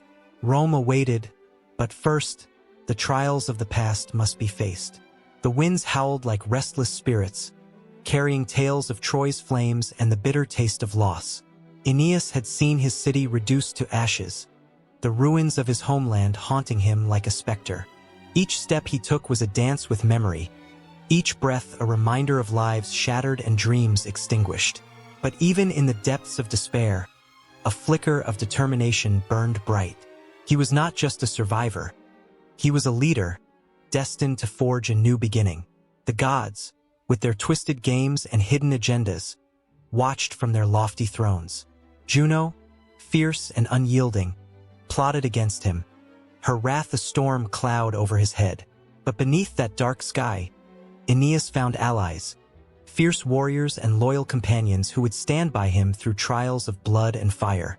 They shared laughter, tears, and stories of home lost yet not forgotten. Together, they set sail, their hearts bound by a singular purpose: to find a new land and build a new future. As the ship carved through the waves, visions of the underworld loomed large, reminding Aeneas of the bittersweet nature of fate. In the depths of the sea, spirits whispered secrets of glory and ruin. He could hear their voices, urging him to remember what was at stake. The journey would not be easy. Sacrifices would be demanded, and hearts would be tested. Yet, within that uncertainty, a sense of purpose emerged, a pulse that resonated with the heartbeat of the world around him. The shores of Carthage rose like a shimmering mirage, a place where beauty danced with danger. Dido, the queen, was a tempestuous fire, a woman torn between passion and duty. The moment Aeneas set foot on her land, the air crackled with tension. At that moment, he became not just a hero of his people but a pawn in a game of desire. Dido's affection was intoxicating, but with it came the shadow of betrayal. Love, so sweet and tender, could morph into a weapon, leaving scars on their hearts. Their nights were filled with laughter and whispers, but the dawn always brought the haunting echo of duty. Aeneas knew his path could not bend to desire. He was bound by prophecy, a thread woven by the fates themselves. The weight of his mission pressed down like a heavy chain, and yet, the moments with Dido felt like a brief reprieve from the relentless march of destiny. But love could not be shackled by duty, and the gods watched, waiting for the moment when the inevitable would collide with their hearts. The time came when Aeneas, torn between love and duty, received a message that would forever alter the course of his journey. Mercury, swift-footed and wise, appeared in a flash of light, urging him to leave. "You must build a new city, a new Rome," he proclaimed, his voice echoing with authority. The revelation hit Aeneas like a thunderbolt. The choice before him was a chasm of despair. To stay would mean forsaking his destiny, but to leave would shatter a heart that had begun to trust again. That night, the stars twinkled like distant promises. Dido, sensing his turmoil, confronted him with a heart laden with sorrow. Their clash became a tempest, a dance of passion and pain. "You would abandon me?" she cried, her voice trembling like the very earth beneath their feet. Aeneas's heart cracked under the weight of her words, but he knew he could not betray his people. The gods had woven their fates into a tapestry that demanded his loyalty to a cause greater than himself. As he set sail once more, the winds howled with grief, the sea echoed with Dido's cries, and the shadows of betrayal loomed large. In the distance, a new land awaited, Italy, a place whispered about in dreams and prophecies. Each gust of wind whispered of challenges yet to come, yet Aeneas's resolve strengthened. He would face monsters, the wrath of gods, and the bitterness of enemies. But through every trial, he would push forward, fueled by the love of those he left behind and the memory of a city turned to ash. With each passing day, the horizon expanded, revealing not just new lands but also new trials. The Latins, fierce and proud, awaited him, their hearts filled with uncertainty and ambition. Aeneas would have to navigate the intricate web of alliances and enmities as he sought to fulfill his destiny. Battles loomed on the horizon, and the cries of warriors echoed like thunderclaps, promising both glory and sacrifice. And so Aeneas marched onward, a beacon of hope for his people, the weight of history pressing heavily on his shoulders. As he prepared for the challenges ahead, the specter of fate loomed larger than ever. The battle for a new Rome had only just begun, and the echoes of the past would weave themselves into the fabric of the future. The stage was set for a clash of heroes and gods, and the spirits of the fallen would watch, waiting for redemption to rise from the ashes. In the dimly lit halls of a once thriving republic, a sense of unease hung in the air like a storm cloud, heavy and foreboding. The flickering candles cast long shadows on the walls, whispering tales of valor and virtue, of a time when citizens stood united in their commitment to liberty.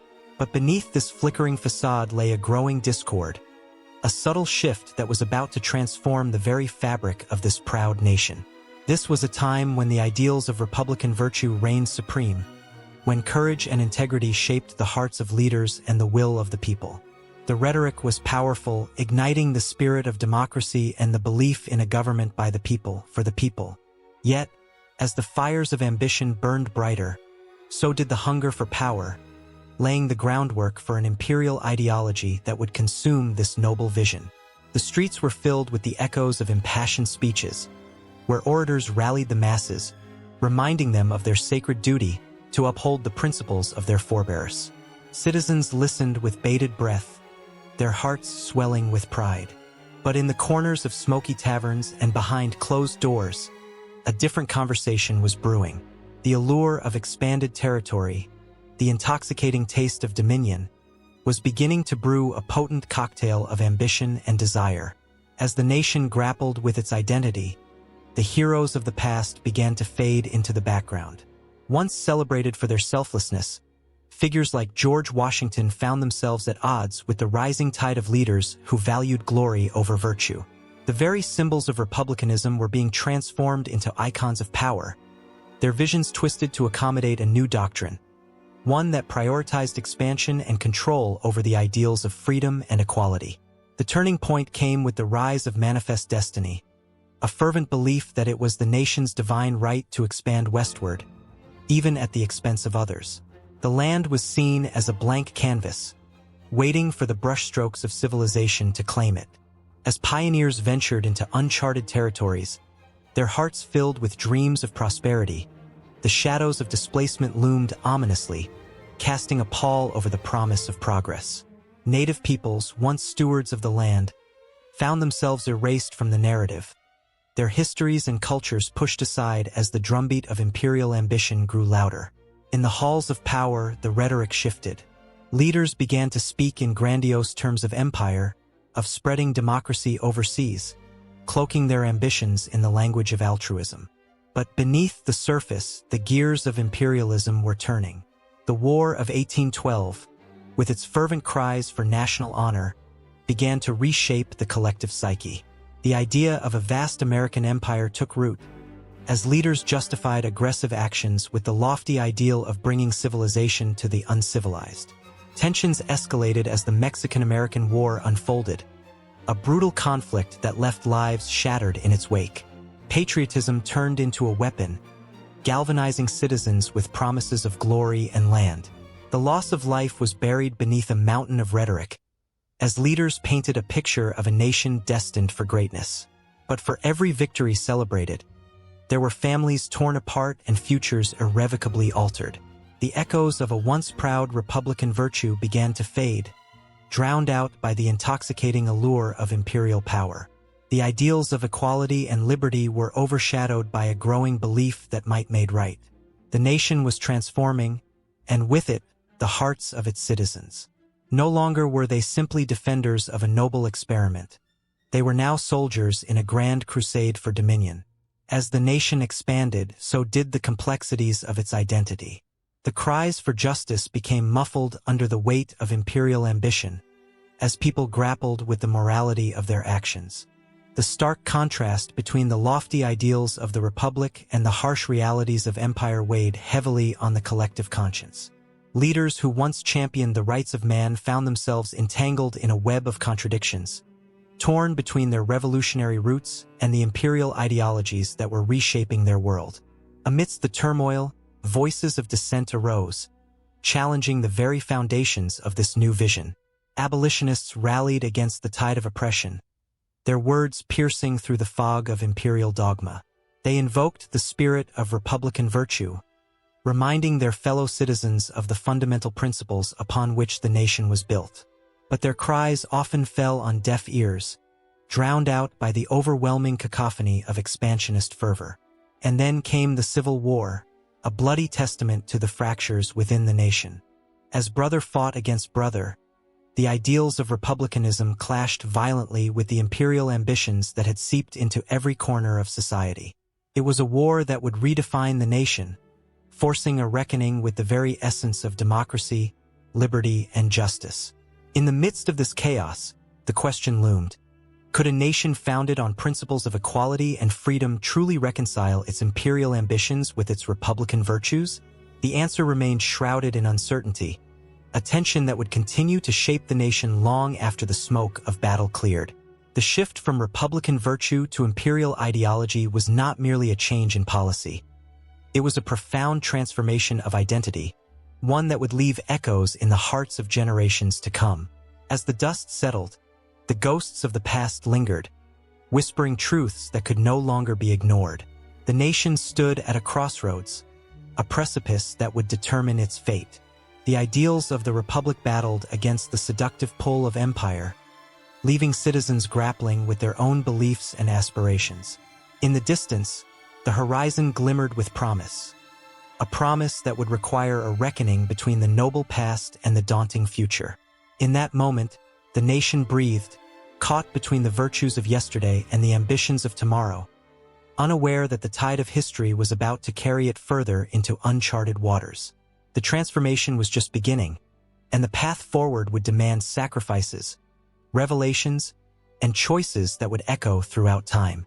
A flicker of light dances upon the surface of a vast, dark sea, where a ship braves the waves, its crew whispering prayers to the gods.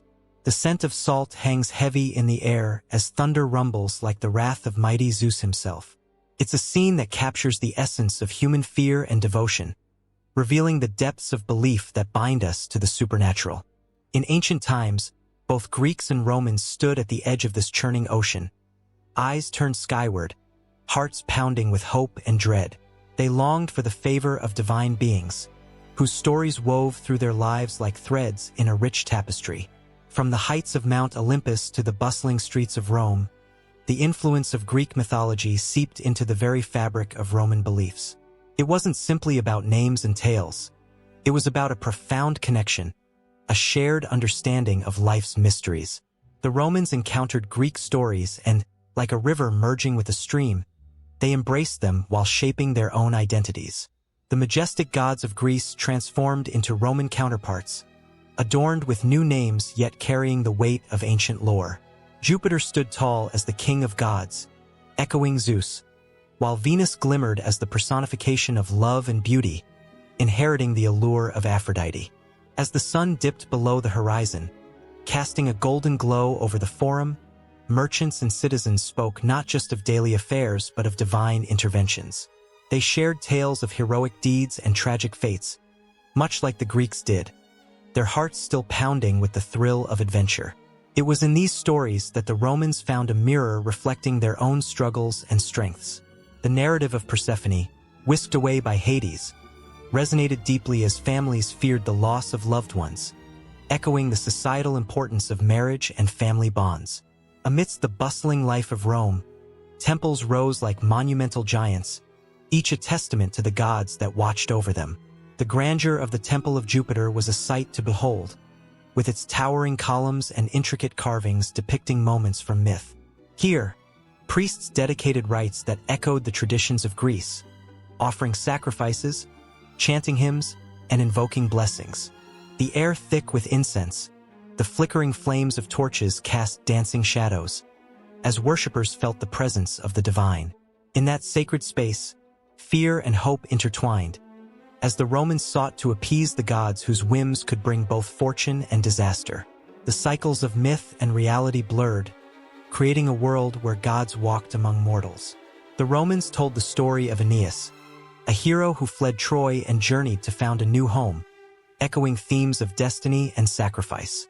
This tale not only inspired them but shaped their very identity as a people, entwining their origins with the epic narratives of the Greeks, who had first given life to such poignant themes. Aeneas became a symbol of resilience, embodying the virtues of duty and piety that the Romans held dear, his struggles mirroring the trials faced by the Roman state itself. In the shadows of the Colosseum, gladiators prepared for battle, and the crowd roared with anticipation. Yet, beneath the surface of blood and glory, there was a sacred connection to the gods.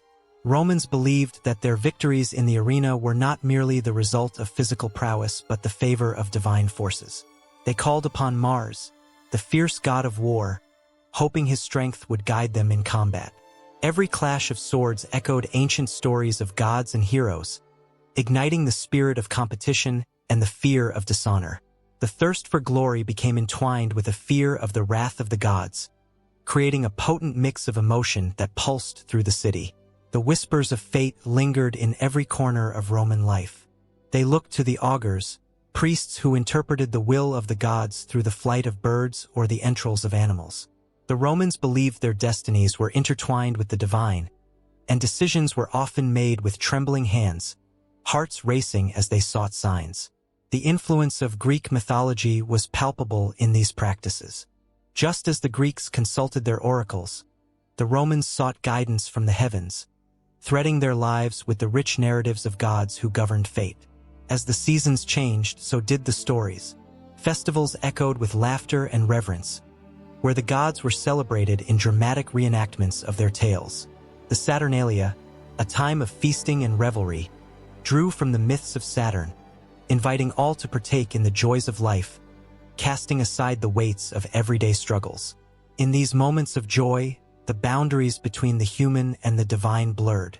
People danced, sang, and shared a sense of unity, echoing the ancient stories that spoke of kinship and love. Yet, with every rise comes a fall. The Romans also understood the darker side of mythology, the punishments meted out by vengeful gods.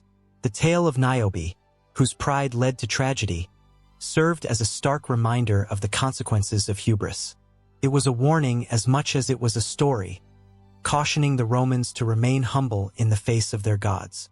Tales of the Furies, relentless avengers of wrongdoings, haunted the streets, their whispers chilling the spine and reminding the populace that their actions could invoke divine retribution. As the sun set over the Tiber River, the waters glistened like 1,000 stars. The ancient stories continued to flow, intertwining the fates and beliefs of both Greeks and Romans. The legacy of Greek mythology seeped into every aspect of Roman life, creating a complex tapestry woven with threads of emotion, fear, and hope. Each story was a heartbeat, a reminder of the power of divinity that watched over them, a force that could lift them to the heavens or plunge them into despair. In this landscape of myth and belief, the Romans stood at a crossroads, forever influenced by the grandeur and the tragedies of Greek tales. It was a realm where the past intertwined with the present, where every whisper of the wind seemed to carry the echoes of gods long gone, and where the flicker of torches illuminated not just the paths of mortals but the vast, uncharted territories of the soul. The influence of Greek mythology carved deep lines into the belief systems of the Romans, and as they moved forward, they couldn't help but look back, forever haunted and inspired by the legends that shaped their world. The air crackled with anticipation as the villagers gathered under the flickering light of the bonfire. The flames danced wildly, casting eerie shadows on their faces, reflecting the flicker of ancient beliefs and unyielding hope. Whispers of a new god had begun to circulate, a deity born of necessity, molded from the fabric of their lives, stitched together by the threads of their shared fears and aspirations. The night was charged with a raw energy, a promise of transformation. In times of upheaval, when the old ways faltered under the weight of despair, communities turned their eyes upward, seeking solace in the heavens. Thus, new deities emerged, not as mere figments of imagination, but as embodiments of the collective yearning for protection, love, and understanding. In the sun-drenched valleys of Mesopotamia, as the rivers coursed through parched lands, a goddess was birthed from the very earth, a source of fertility, a guardian of crops. She was not simply worshipped. She was woven into the very existence of the people, a living symbol of their endurance. As empires rose and fell, so too did the pantheon of gods transform. The Greeks brought forth a vibrant tapestry, where Zeus thundered in the skies, and Athena stood as a beacon of wisdom. Yet, with conquest came change. The Roman legions marched across the lands, their banners billowing in the wind, spreading not just power but new beliefs. They borrowed the deities of the conquered, reshaping them to fit their ideals. Jupiter, once a distant god of the sky, now bore the weight of 1,000 stories. His visage altered, yet his essence remained. The Romans showed the world that faith was as fluid as the rivers they revered. But it wasn't just about power, it was about connection. As diverse cultures mingled, they began to embrace one another's gods. The African tribes sang praises to their ancestors, invoking spirits that danced in the shadows of the trees. When sailors from distant shores met these tribes, they brought tales of their deities, mermaids who sang the seas to life, and gods of the storms who could bend nature to their will. Over time, these gods intertwined, their stories merging into a rich tapestry of belief and reverence. The people found comfort in this blend, recognizing their shared struggles and joys, creating a new tradition that echoed through the centuries. In the highlands of the Andes, the sun god Inti shone brightly, revered by the Inca as the giver of life. Yet the arrival of Spanish conquerors brought not just swords but the cross. The indigenous people faced a choice: to cling to their ancestral deities or to find a way to coexist with the new god presented to them. Ingeniously, they began to fuse the two. The Virgin Mary, draped in the colors of their own sacred garments, became a protector, a reflection of their own Mother Earth. New festivals blossomed, celebrations of both the sun and the sun, where music and dance carried the weight of centuries, echoing the heartbeat of two worlds. This syncretism was not merely an act of survival. It was a testament to the resilience of the human spirit.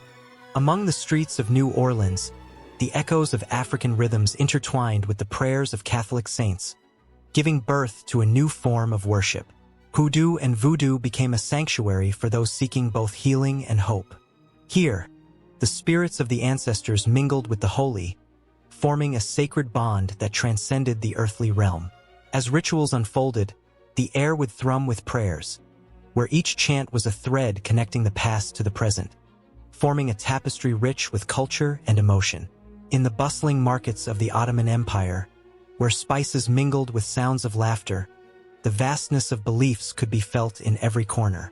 Sufism, with its mystical allure, sought to unite hearts with the divine through love and poetry. As the dervishes swirled in ecstatic dance, they created a bridge between the sacred and the secular, revealing that divinity could be found in the act of love, compassion, and unity. The once rigid lines between faiths began to blur, allowing for a communion where all could seek the divine within their own frame of reference. In the shadows of cathedrals, whispers of ancient pagan beliefs still lingered. The figure of the green man, with his leaves and branches, merged with Christian imagery, symbolizing rebirth and renewal. The people, instead of discarding the old, embraced it, crafting a new mythology that felt authentic and true. As centuries passed, these evolving beliefs became part of the very stones of the churches, the laughter of children, and the stories told by firelight. Yet, with every melding of faith, the tension of conflict simmered beneath the surface. The clash of empires and ideologies sparked fierce debates and divisions that threatened to tear apart the fabric of newly woven beliefs.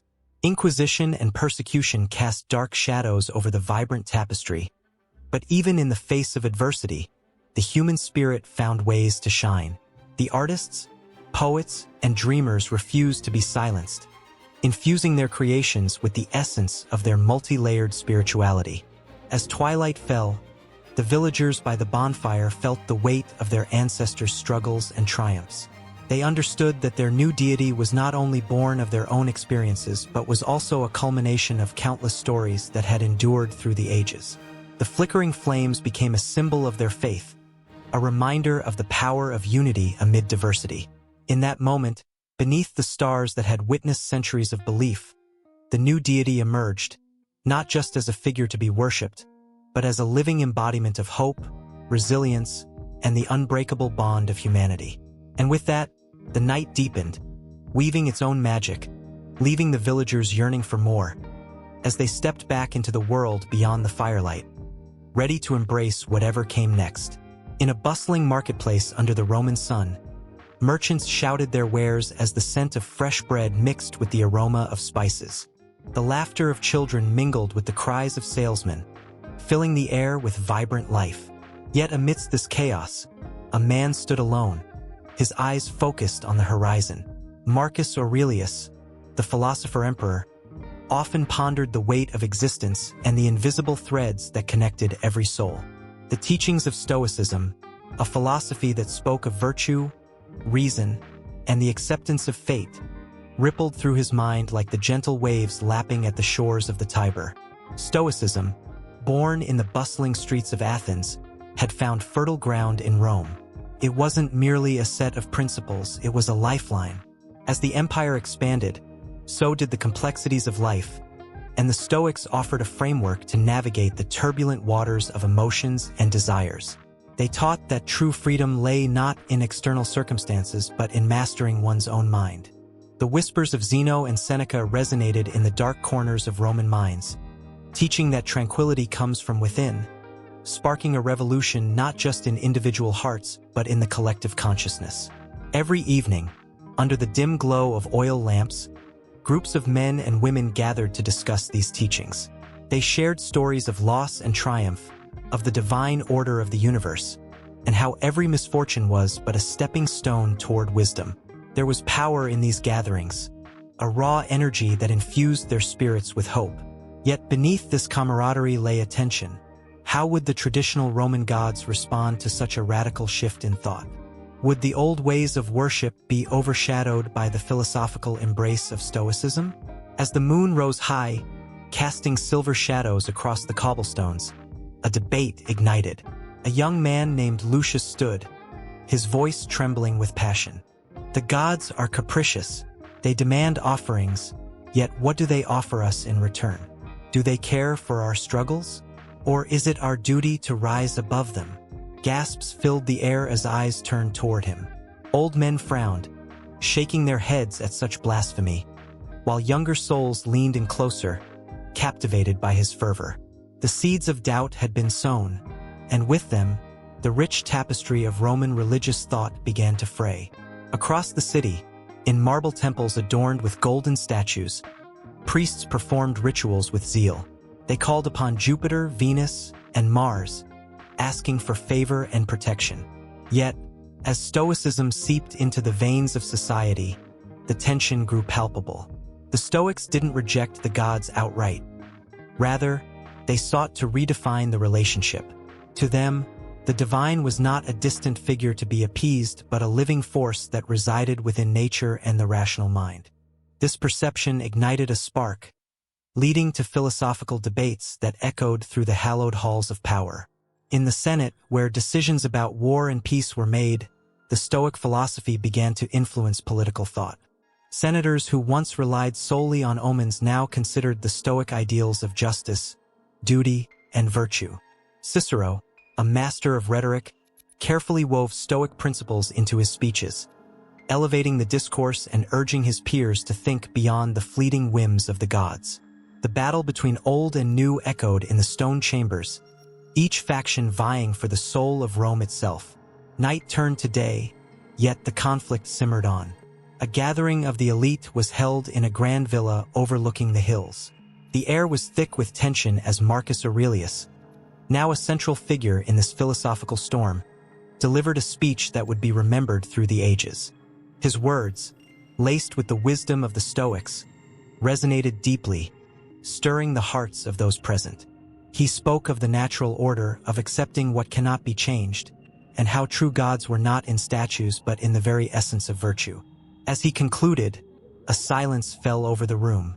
Then, as if awoken from a trance, applause erupted, echoing off the marble walls. Yet, beneath the surface, a current of unease lingered.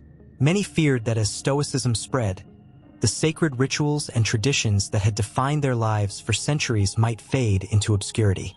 The old gods, once vibrant and revered, now seemed at risk of being forgotten. In the weeks that followed, the discourse became more fervent. The streets buzzed with new ideas, duty over desire. Virtue is the only good, echoed from every corner. The people began to find solace in the teachings of the Stoics, turning inward rather than towards distant deities. This shift sparked a transformation not just in thought but in daily life. Fewer sacrifices were made at altars. Instead, citizens turned to their own character as the measure of worthiness. Yet, would this new way of thinking bring peace, or would it fracture the very fabric of Roman identity? The tension was palpable. At public festivals, the once mighty processions honoring the gods began to feel hollow for some. The laughter and joy of the crowds mingled with whispers of doubt, as the old rituals faced scrutiny. Were they merely performative, or did they hold a deeper truth? With every passing day, the chasm widened, and voices grew louder, echoing through the very heart of Rome.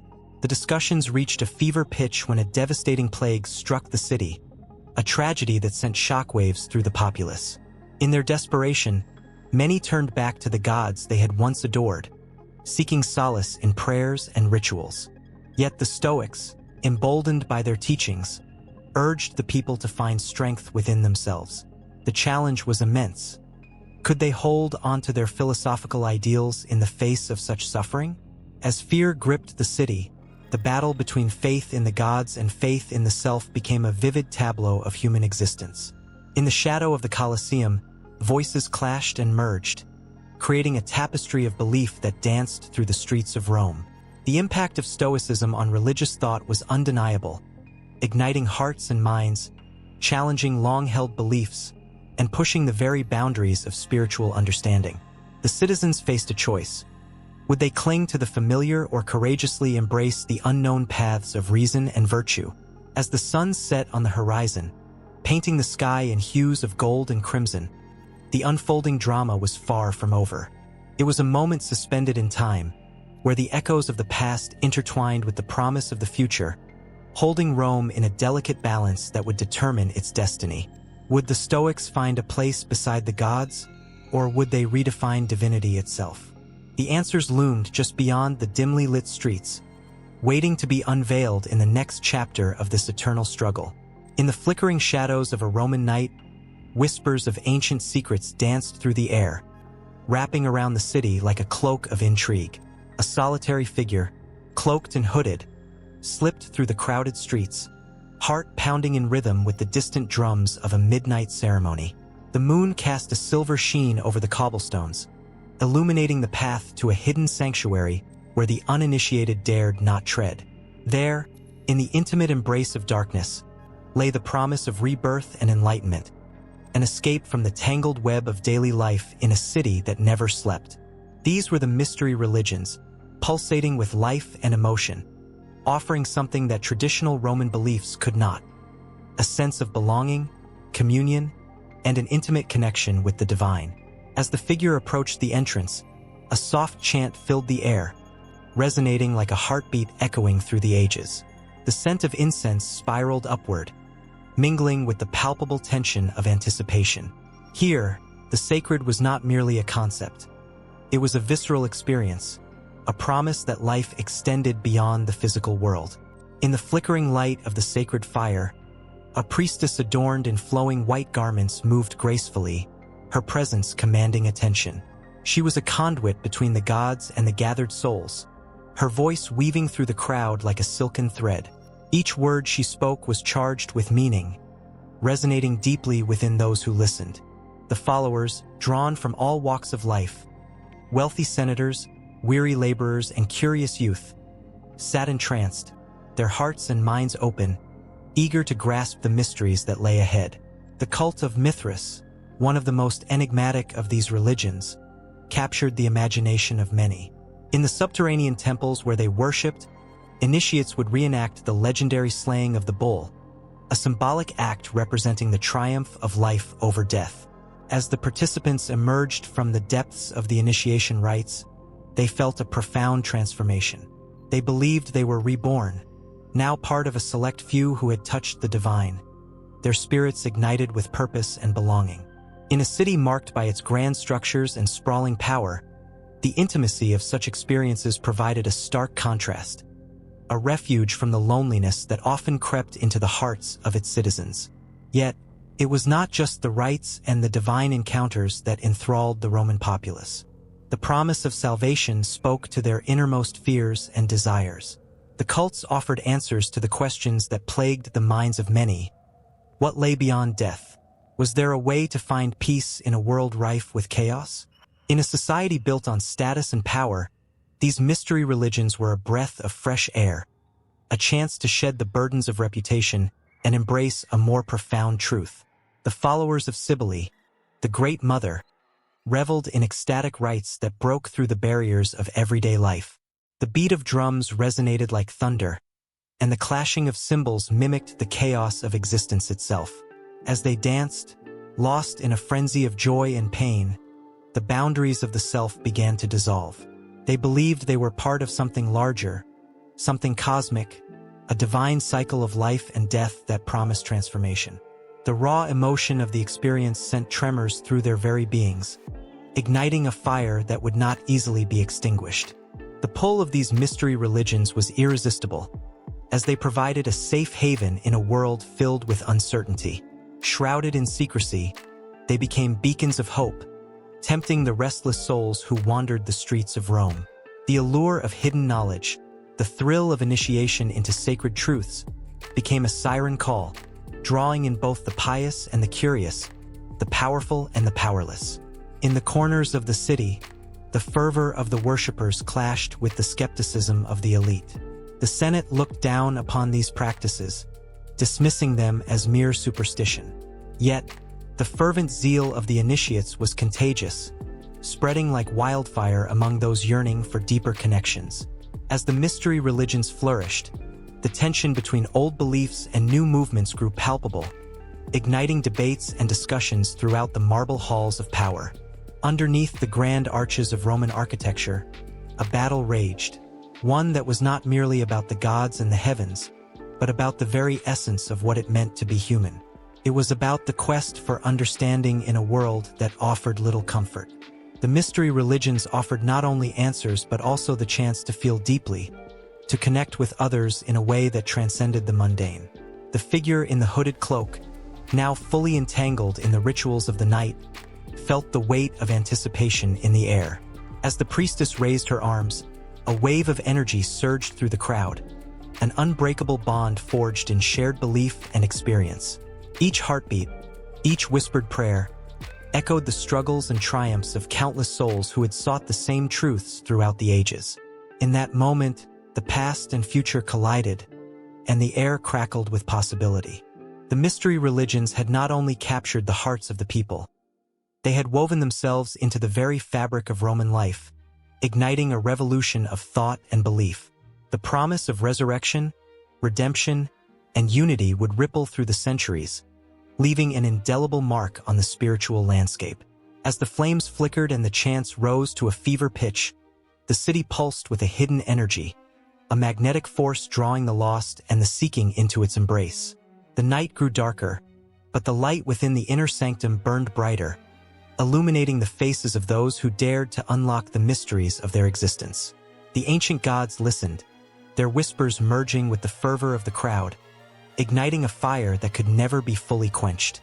And in that moment, the boundaries between the divine and the mortal blurred, setting the stage for a new chapter, the story of belief, sacrifice, and the relentless pursuit of truth, forever intertwining with the very essence of Rome. It was a cold evening in ancient Rome when a young soldier named Marcus stood on the brink of destiny. He gazed out over the Tiber River, the water shimmering under the moonlight, whispering promises of glory and doom. His heart raced, not just from the excitement of battle that awaited him, but from an unsettling awareness that fate was a fickle mistress, easily swayed by the whims of gods and mortals alike. The city around him thrummed with life, yet there was an invisible thread connecting every soul, a tapestry woven with threads of fate and fortune that could twist at any moment. In Roman mythology, the concepts of fate and fortune were powerful entities, often personified and revered. The Moirai, or Fates, were ancient goddesses, each holding a thread that represented a life. Clotho spun the thread of life, Lachesis measured it, and Atropos, with her ruthless scissors, determined when it would be cut. These divine beings shaped destinies with a mere flick of their fingers, reminding mortals that their paths were not entirely their own. Fortuna, the goddess of fortune, was a more capricious figure. She wielded her wheel, spinning it at will, casting some into the heights of joy while sending others tumbling into despair. Her very essence was wrapped in uncertainty. Fortunes could change with an instant, a single moment altering the course of lives. The Romans had a deep reverence for her, believing that their standing in life could shift with the turn of her wheel. The tension between fate and fortune created a dance of unpredictability, leaving everyone, from emperors to commoners, at the mercy of their designs. Marcus had heard tales of soldiers who had marched into battle certain of victory, only to be struck down by an arrow in the blink of an eye. In the marketplace, whispers of a wealthy merchant who lost everything in a single night echoed through the air. The interplay of these forces haunted him. Was his life already written in the stars, or could he change his fortune? As he turned away from the river, the soft murmur of the water seemed to shift into a chorus of voices. They spoke of heroes and tragedies, of triumphs that were snatched away just as quickly as they were achieved. The story of Julius Caesar echoed in his mind. A man who climbed to the peak of power, only to be betrayed by those he considered friends. The Ides of March became a chilling reminder that no one, no matter how great, could escape the fateful designs of the fates. But what of the common people, the ones whose lives were often left in the shadows? The tale of a humble baker named Tiberius came to mind. His simple life was transformed overnight when Fortuna smiled upon him, rewarding his generosity during a time of famine. His crusty bread became the lifeline for many, and soon he was celebrated as a hero. Yet, the wheel of fortune turned cruelly when a sudden illness swept through the city, claiming Tiberius and leaving his family in despair. How swiftly the embrace of luck could turn to a cruel squeeze. The tension mounted as Marcus felt the weight of his own choices pressing upon him. With each step towards the battlefield, he wondered if his fate was already sealed with a thread spun by the fates, or if he had the power to grasp fortune's wheel. In the distance, the sound of clashing swords reverberated through the air, growing louder, echoing through his very being. A haunting reminder that the battle was not just one of weapons, but of forces beyond comprehension. The night fell heavy as Marcus approached his comrades, their faces a mixture of determination and dread. He was struck by the sight of Lucius, a soldier known for his bravery, who now sat in silence, eyes clouded with uncertainty. "Do you believe in the fates?" Lucius asked, his voice barely above a whisper. Marcus hesitated, his heart racing. Did he believe that their lives were predetermined? Or was each choice a flicker of defiance against the darkness of fate? Before he could respond, a messenger arrived, breathless and wild-eyed. "The enemy approaches," he shouted. The air crackled with tension, every soldier suddenly aware that their fates were tangled in the chaos of war. Fear surged through them like wildfire, igniting a deeper understanding of their mortality. Some prayed to Fortuna, hoping for a favorable outcome, while others muttered curses against the fates, desperate for control over their destinies. In that instant, as the sun dipped below the horizon and the battlefield loomed ahead, the boundaries between fate and fortune blurred. Each soldier faced the ultimate question. Would they be mere puppets in a divine play, or could they seize their fate, wresting control from the hands of gods? The sound of approaching hooves echoed like a heartbeat, a relentless reminder that the wheel of fortune could spin in any direction. And just like that, Marcus felt the overwhelming pull of both fate and fortune converging upon him, a collision that would determine not only his life but the lives of those around him. The air thickened with anticipation, each breath a silent prayer, each heartbeat a promise of defiance. In the face of chaos, the echoes of the past whispered louder, reminding them that while the fates may weave their threads, it was the choices made in the shadow of uncertainty that truly defined a life. As the first clash of swords erupted into the night, the soldiers surged forward, each heart pounding with the weight of their uncertain fates. In that moment, as chaos reigned around him, Marcus understood that the dance of fate and fortune was far from over. It was only just beginning. The air crackled with tension as the sun set over the ancient city, casting long shadows that danced across the weathered stones of temples dedicated to gods and goddesses. It was a time when whispers of divine favor and the power of the feminine echoed through the streets, entwined in the fabric of faith and belief. In the twilight, women gathered, their faces illuminated by the flickering flames of candles, each of them holding stories that had shaped the very essence of existence. In the aftermath of the Republic, a new harmony emerged in the spiritual landscape, where women began to step into roles that would shift the narrative of myth and religion. These were not mere shadows of men. They were powerful forces, holding sway over the capricious fates determined by the gods. The goddess Vesta, protector of the hearth and home, was revered, her Vestal virgins entrusted with sacred duties that ensured the city's safety. They stood like sentinels against chaos, their unwavering commitment symbolizing the strength inherent in femininity. Each woman who donned the white robe not only embraced a life of service but also wielded immense power, influencing decisions made by men who sought their blessings. Amidst this shifting tide, priestesses of various cults rose to prominence, their voices now echoing in places once reserved for male authority. In the Temple of Isis, where the air was thick with incense and mystery, women of all walks of life came to honor the goddess of magic and healing. They performed rituals that intertwined their destinies with that of the divine, invoking sensations that made the skin prickle and the heart race. The bond between the worshippers and the goddess was palpable. It transcended mere devotion and forged a connection that felt almost tactile, reminiscent of the warmth of a mother's embrace. In the temples, women were not just followers. They were leaders, their stories becoming myths that captivated the imagination. The tale of the fierce warrior maiden, Camilla, who fought alongside heroes, stirred the hearts of all who heard it. She was a symbol of defiance and strength, challenging the norms that confined her gender to the domestic sphere. Echoes of her bravery reached the ears of young girls, igniting flames of ambition that refused to be extinguished. They dreamt of galloping across battlefields, wielding swords with the same grace they used to weave cloth, living proof that the heart could beat fiercely regardless of society's expectations. At home, however, the roles of women often teetered on a precarious edge. The domestic sphere was a battleground of its own, where women fought for their voices to be heard, where the mundane often clashed with the divine. The maternal role was exalted, yet burdensome, with the weight of nurturing future generations resting heavily on their shoulders. It was in quiet moments, amidst the noise of the household, that women would steal away to commune with the divine, crafting prayers that mingled with their hopes, fears, and dreams.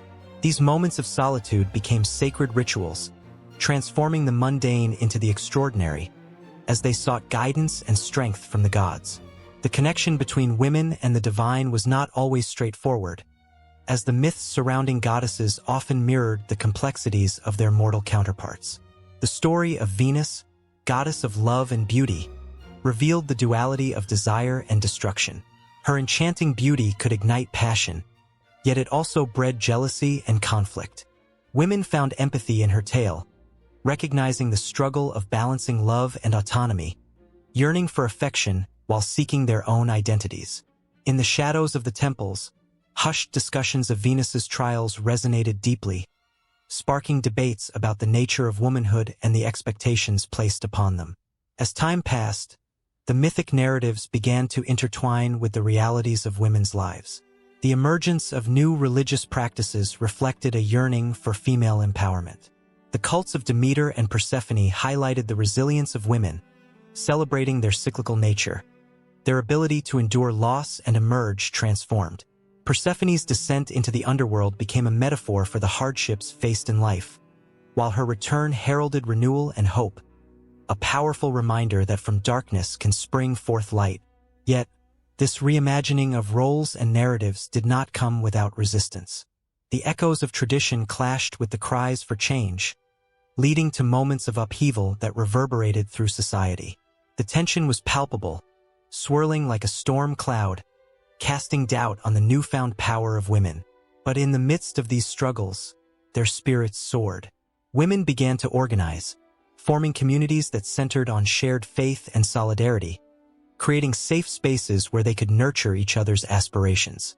In the sacred groves and bustling marketplaces, they wove together a tapestry of collective strength.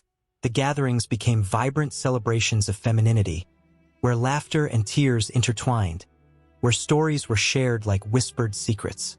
They spoke of their dreams, their fears, and their desires, their voices rising like a chorus, a siren song that drew others in. The strength of their unity echoed through the ages, reminding all who listened that change was not only possible but inevitable. As the night deepened, the stars shone like diamonds above, each one a witness to the unfolding saga of women who defied the norms of their time. They became the bearers of myths that inspired generations, the architects of faith that would shape the course of history. With every whispered prayer and every sacred ritual, they carved out spaces for themselves in a world that sought to confine them. Tensions brewed on the horizon, promising that the role of women in myth and religion would continue to evolve. The air was charged with possibilities, ripe with the promise of change that lingered just out of reach. As the world shifted beneath their feet, the women stood resolute, their hearts beating in unison, a testament to the enduring spirit that thrived within them. The stories they had shaped, the rituals they had performed, were but the prologue to a grander narrative yet to unfold, a tale that would resonate through time, echoing in the chambers of history and the hearts of those who dared to listen. The air crackles with anticipation, a palpable energy that dances among the crowd. A leader stands atop a grand podium, their presence magnetic, captivating the hearts and minds of all who gather. The sun shines down, casting a golden hue upon the scene. As fervent chants echo through the streets, a chorus of hope and determination. "We are destined for greatness," the leader proclaims, their voice a rich, melodic thunder that reverberates in the souls of those who listen, each word weaving a tapestry of dreams. This is not merely a speech, it is a masterclass in the art of myth-making. Every phrase is carefully crafted, every story spun with the precision of a spider weaving its web. The audience hangs on each word, enthralled by visions of a glorious past and an even brighter future. The leader invokes ancient tales, legends of valor, sacrifice, and unity, stories that connect the present to a mythical past. These aren't just stories. They are the lifeblood of a nation, the force that stirs deep emotions and ignites the spirit of the people. Throughout history, the power of myth has been wielded like a sword, a tool for leaders who understand that facts alone are often not enough to rally a nation. The ancient Romans painted their heroes with strokes of divinity, turning figures like Julius Caesar into near-mythical beings. Their conquests were not merely military victories. They were portrayed as divine missions ordained by the gods. This transformation created a sense of destiny that propelled citizens to support their leaders with unwavering loyalty, even in the face of hardship. As the crowd swells, an electric tension fills the air. They are not just supporters. They are participants in a grand narrative, each one playing a part in a story that transcends the mundane. The leader reminds them of their ancestors, those brave warriors who fought for freedom, those pioneers who carved civilizations from untouched lands. The audience's hearts swell with pride, their spirits lifted by the weight of the stories that echo through time. In the early 20th century, a different kind of myth emerged with the rise of totalitarian regimes. Figures like Adolf Hitler wielded the power of myth as a weapon. He crafted a narrative of Aryan supremacy, calling upon a vision of a pure and resurgent nation. The past was meticulously rewritten to serve the present, a potent potion that transformed disillusionment into fervent nationalism. In stark rallies, myths of racial superiority mingled with promises of economic rebirth, luring millions into a trance-like state of allegiance. The audience, swept away by the tide of emotion, felt invincible, part of something larger than themselves. In the shadows of history, the whispers of propaganda are often drowned out by the cries of the masses. Yet, the echoes of myth continue to reverberate. The Soviet Union, under Stalin's iron grip, spun a narrative of a heroic proletariat rising against the oppressors. The imagery was striking.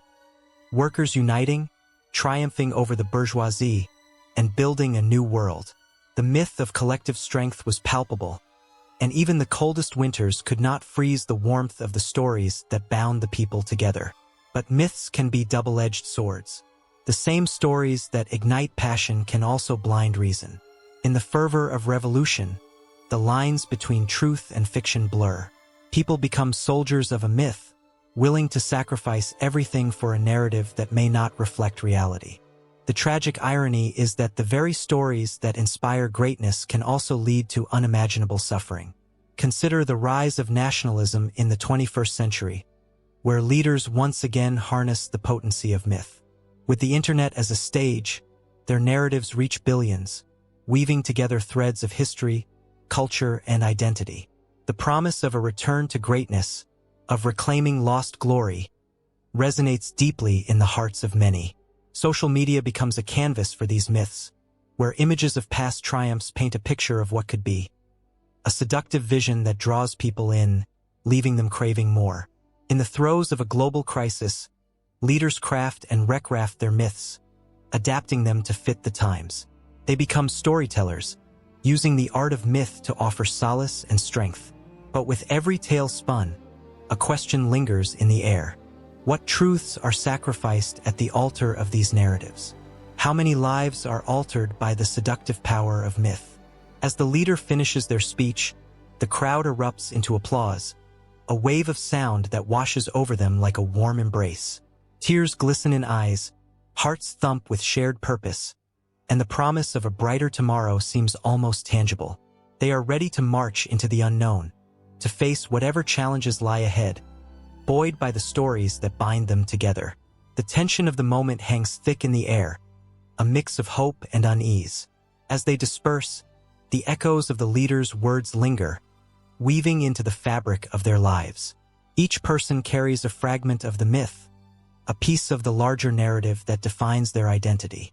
They walk away, transformed, united by a shared belief that they are part of something monumental, something destined to change the world. And yet, as the sun dips below the horizon, shadows creep in. The excitement of the day gives way to quiet contemplation.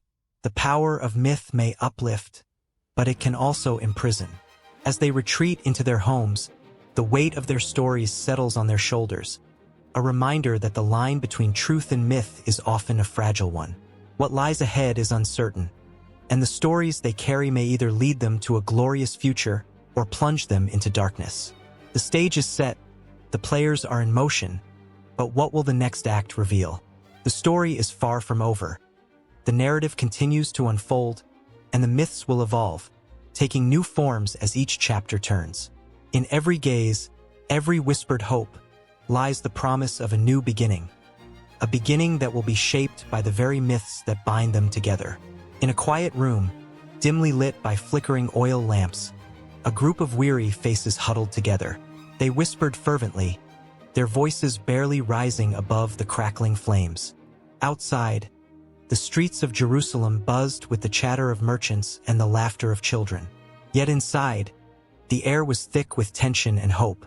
This was a moment when belief was not just a word but a fire that ignited the hearts of many, a flame that dared to challenge the very foundations of ancient beliefs that had held sway for centuries.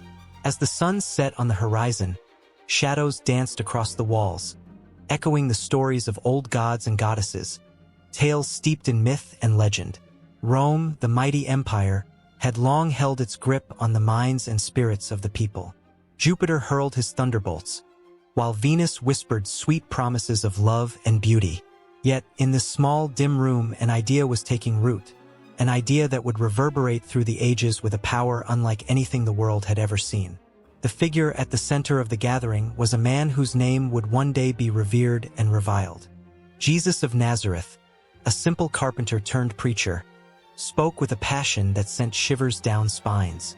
His words wove a tapestry of hope and redemption, a promise of salvation that reached out to the marginalized, the outcast, and the weary. "Blessed are the meek," he declared, his voice steady, "for they shall inherit the earth." In that moment, the world outside faded, and the crowd hung on his every word, captivated by a vision that held the potential to topple the mightiest of empires. As the days passed, the whispers of this new belief spread like wildfire, igniting hearts across the region. Each tale of healing, each act of compassion, became a thread in a growing tapestry of faith. The followers of Jesus found themselves drawn together, united by a shared belief in a God who loved them fiercely, a stark departure from the fickle nature of Roman deities who demanded sacrifice and submission. This was a God who understood their pain, who walked with them in their darkest hours. It was this personal connection that set Christianity apart, stirring emotions that ran deep and resonated with countless souls. But not everyone welcomed this change. The Roman authorities, threatened by the burgeoning movement, watched with keen eyes. They had grown accustomed to control, to a society molded by fear and reverence for their pantheon of gods. How could this ragtag group of followers, with their simple message of love and forgiveness, pose a threat? Yet, as their numbers swelled, so too did the anxiety among the ruling class. They saw the unmistakable shift in the air, the undercurrents of rebellion that this new ideology stirred. It was a challenge to the very essence of Roman mythology and the power it wielded. In the bustling streets of Jerusalem, tension mounted. The priests, guardians of tradition, felt their authority wane as more people flocked to hear the radical teachings of Jesus. The established order was unraveling, and they were determined to put a stop to it. They summoned the might of Rome, desperate to silence the growing clamor for a new way of life. They could not comprehend that the very message they sought to suppress was the one that would spread far beyond the borders of their city, igniting a movement that would transcend time and geography. As whispers turned into shouts, followers of Jesus faced persecution, their faith tested in ways they could never have imagined. The shadows of the Roman Colosseum loomed large, a stark reminder of what awaited those who dared to defy the empire. Yet, with each passing trial, their conviction grew stronger, a fierce flame that refused to be extinguished. They sang hymns in darkened prisons, their voices echoing against stone walls, refusing to be silenced by the weight of despair. The world watched, astonished, as ordinary men and women displayed extraordinary courage, standing firm in their beliefs despite the threat of death. As Jesus' story unfolded, the crucifixion became a pivotal moment, a heart-wrenching scene that shook the very foundations of faith. The sky darkened as the Son of Man hung on a wooden cross, the weight of humanity's sins upon his shoulders. It was a moment of unimaginable sorrow, but also a profound promise. "Forgive them, for they know not what they do," he uttered through labored breaths. And in that moment, a seed of hope was planted. This act of sacrificial love, a contrast to the brutal aggression of the empire, resonated with the disillusioned masses, breaking through the barriers erected by fear and doubt. In the days that followed, as the dust settled on Golgotha, whispers of resurrection began to circulate. The promise of life after death struck a chord in the hearts of many, a belief that death was not the end but a gateway to eternal life. This was a message that defied Roman mythology, which offered no such hope. Instead, it presented a world where the faithful could dream of reunion, of everlasting joy, and this hope became a magnet, drawing people from all walks of life into the fold. The news of the resurrection spread like wildfire, igniting a fervor that could not be contained. The apostles, emboldened by their experiences, became fearless heralds of this new faith, traversing lands far and wide, sharing tales of the man who turned death into a doorway. They faced scorn, imprisonment, and death, yet they persisted, fueled by an unwavering belief that what they carried was worth any price. Each step they took was a testament to their resolve, each encounter a chance to share a message of love that transcended the fear that had held humanity captive for too long. As the movement swept across the Roman Empire, it began to challenge the very fabric of society. Temples that had stood for centuries became places of contention. The gods of Rome were questioned, and their rituals scrutinized. The traditionalists fought to maintain their grip, but the tide had turned. The followers of Jesus, once a small band of believers, became a force to be reckoned with, united by an unshakable faith that resonated deeply within their souls. History was in the making, and it would be written not in the blood of martyrs alone, but in the hearts of those brave enough to believe in a new reality. A reality where love triumphed over fear and where hope bloomed amidst despair. The echoes of this challenge resonated through the ages, a testament to the power of belief to dismantle empires and reshape destinies. As the sun set on the old ways, a new dawn emerged, bright and vibrant, whispering promises of change and a future infused with the radical love that had once transformed a small band of disciples into a worldwide movement, forever altering the course of history. A flickering torch cast long shadows against the stone walls of the ancient amphitheater, where the scents of incense and sweat clung to the air. The crowd murmured, a restless sea of faces, their eyes reflecting a blend of hope and fear. In one corner stood a stoic priestess, her robes adorned with symbols of the earth, invoking the spirits of the old gods. In the other, a fervent Christian, clutching a scroll of scripture, proclaimed the arrival of a new faith that would change everything. The atmosphere crackled with tension, the air thick with the weight of history waiting to unfold. All around, the remnants of an ancient world battled with an emerging belief that promised salvation. Paganism, with its rich tapestry of deities and rituals, clashed fiercely against the fresh winds of Christianity, which spoke of one all-powerful God, love, and rebirth. Each side held tight to its truths, as if their very souls depended on it. Men and women, once united in the worship of the earth and its spirits, now found themselves divided. The priestess, with her long, flowing hair and piercing eyes, called upon the spirits of the forest, the river, and the sky. She was the embodiment of a tradition that stretched back through centuries, perhaps even millennia. Her chants rose above the crowd, carrying the weight of countless generations who had honored the cycles of life, death, and rebirth. She could feel the pull of the earth beneath her feet, a reminder of her connection to the past, to her ancestors who had danced and celebrated the changing seasons. Yet, the fervent Christian stood undeterred, his voice a clarion call in the darkness. He spoke of a man who walked on water and healed the sick, a savior who promised eternal life to all who believed. His words dripped with passion, inciting a fire in the hearts of those who gathered. "The old ways are dead. You must embrace the light," he urged, his hands gesturing wildly, as if to sweep away the ancient practices that had once defined their lives. Tension thickened like the storm clouds gathering on the horizon. The priestess felt a prickling at the back of her neck as she sensed the hostility growing within the crowd. Some were intrigued by the promise of salvation, while others clung fiercely to their heritage. Words turned into heated arguments, and soon, the amphitheater transformed into a battleground of beliefs. Spitting words fueled by fear and distrust echoed harshly against the stone. In the chaos, an elderly man, a keeper of stories and traditions, rose to his feet.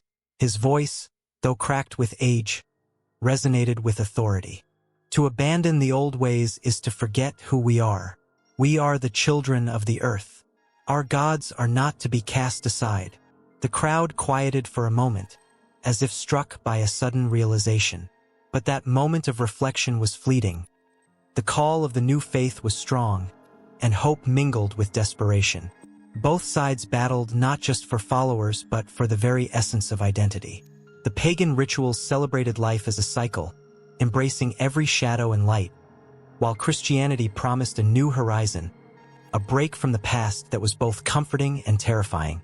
Struggles erupted in town squares, where anger spilled over into violence, and neighbors turned against one another. Images of sacred symbols were defaced, while ancient temples were razed to the ground in the name of a new god.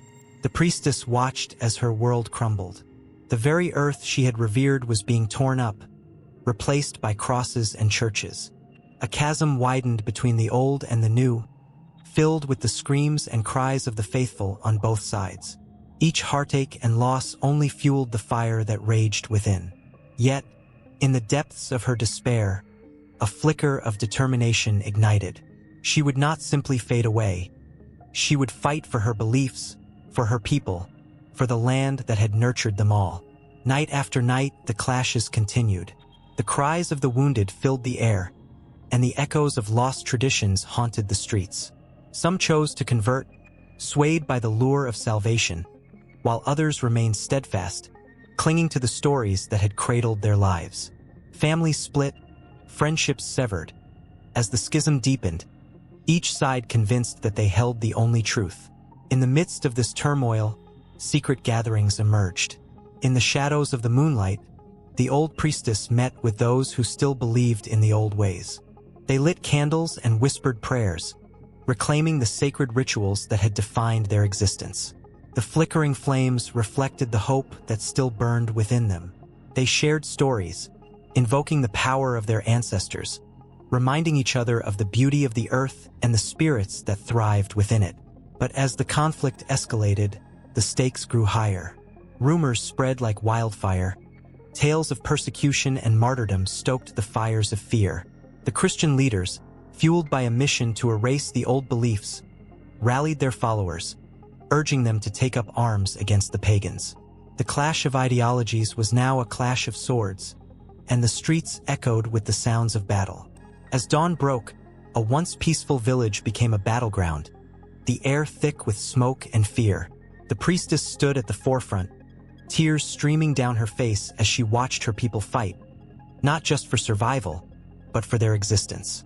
The chaos of clashing swords and anguished cries filled her ears, yet within her heart, an ember glowed, a fierce determination to protect her heritage. The Christian leader, emboldened by divine conviction, raised his arms to rally his troops. "Stand firm. Fight for the one true God." His voice boomed, resonating like thunder, drowning out the cries of the earth. The priestess felt a shiver run down her spine, the ground beneath her trembling as if lamenting the loss of its children, caught in a storm of conflicting beliefs that refused to yield. In that moment, beneath the rising sun and amidst the cacophony of war, the priestess and the Christian leader locked eyes. A silent understanding passed between them, a recognition of the humanity that lay beneath the weight of their faiths. But it was overshadowed by the chaos around them. The screams, the violence, the unyielding conflict stretching endlessly into the horizon. Tears streamed down her face as she raised her hands, a silent plea for peace amidst the storm. Yet, the winds of change howled, carrying the flames of conflict into the future, where the echoes of their struggle would resonate for generations to come.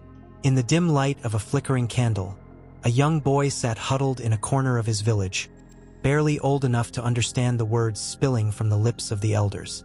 They spoke of great empires, shining cities, and heroes who brought civilization to the barbaric lands. Their voices were woven with the threads of myths, tales of gods and legendary figures who had once walked among men, lending their power to conquer and civilize. These stories danced in the air, wrapping around the boy's heart, igniting a longing he couldn't name yet, a yearning for greatness that reverberated with each passing phrase. Outside, the world teemed with life, but within those walls, The air was thick with reverence and fear. The elders recounted how the great empires justified their expansion by invoking divine favor. It was said that the gods had chosen them, that their expansion was not merely an exercise of power but a sacred mission. With each story, the boy felt an ache, a pull toward something greater than himself, a belief that the world was divided into the civilized and the savage, and his people had to rise above. As years passed, these myths became the lifeblood of imperial policies. The British Empire, for instance, draped itself in the mantle of the white man's burden, a phrase that echoed through the hearts of many, calling them to take up the task of civilizing the supposed savages of the earth.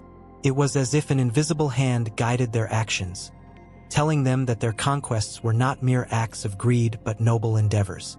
The streets of London buzzed with discussions of duty and destiny, the air thick with a belief that their empire was a force for good. Yet, beneath the surface, this glorification masked a darker reality. The empire spread like a wildfire, leaving in its wake shattered communities and cultures. The myths spun tales of progress and enlightenment, but for countless indigenous people, it was the end of their worlds. The elders in the village had spoken of destiny, but they could not foresee the bloodshed and loss that would echo through generations. The boy, now a man, would soon learn that the stories told to him were more than just myths. They were the very tools used to justify the imperial machinery grinding down those who stood in its way.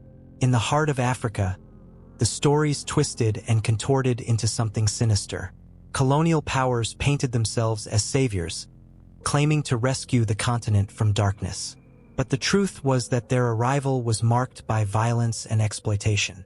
The myth of the noble colonizer clashed painfully with the lived experiences of those who watched their lands and lives torn apart.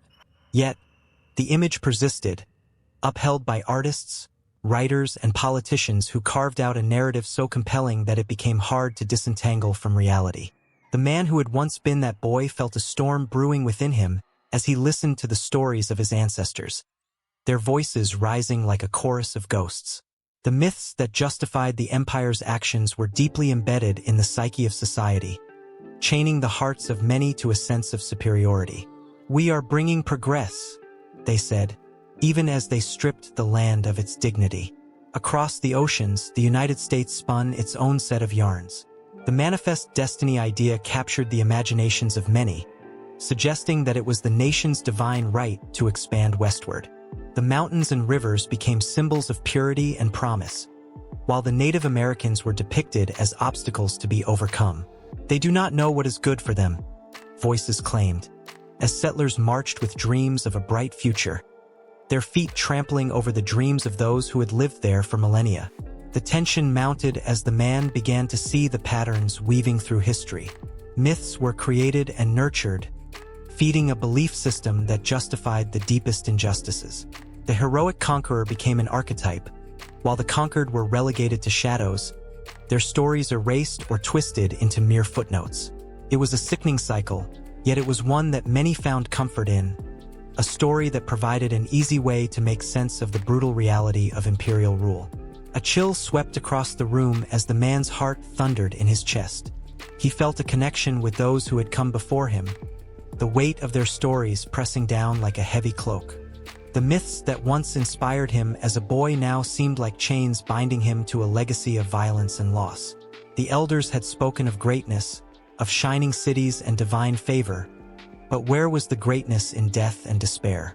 As the man wrestled with his thoughts, he could hear the whispers of those who had been silenced, the voices of mothers crying for their lost children, the echoes of ancient languages being snuffed out, and the heartbeats of cultures being erased by the relentless march of empire.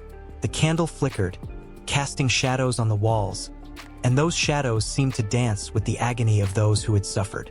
Yet even in that darkness, there was a flicker of hope.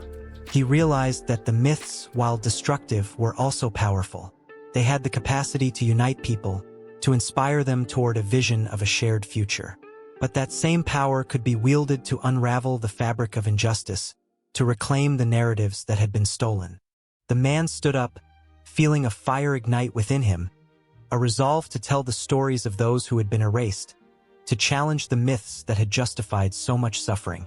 He understood that the past was not just a collection of tales, but a living tapestry that connected all people, regardless of their history.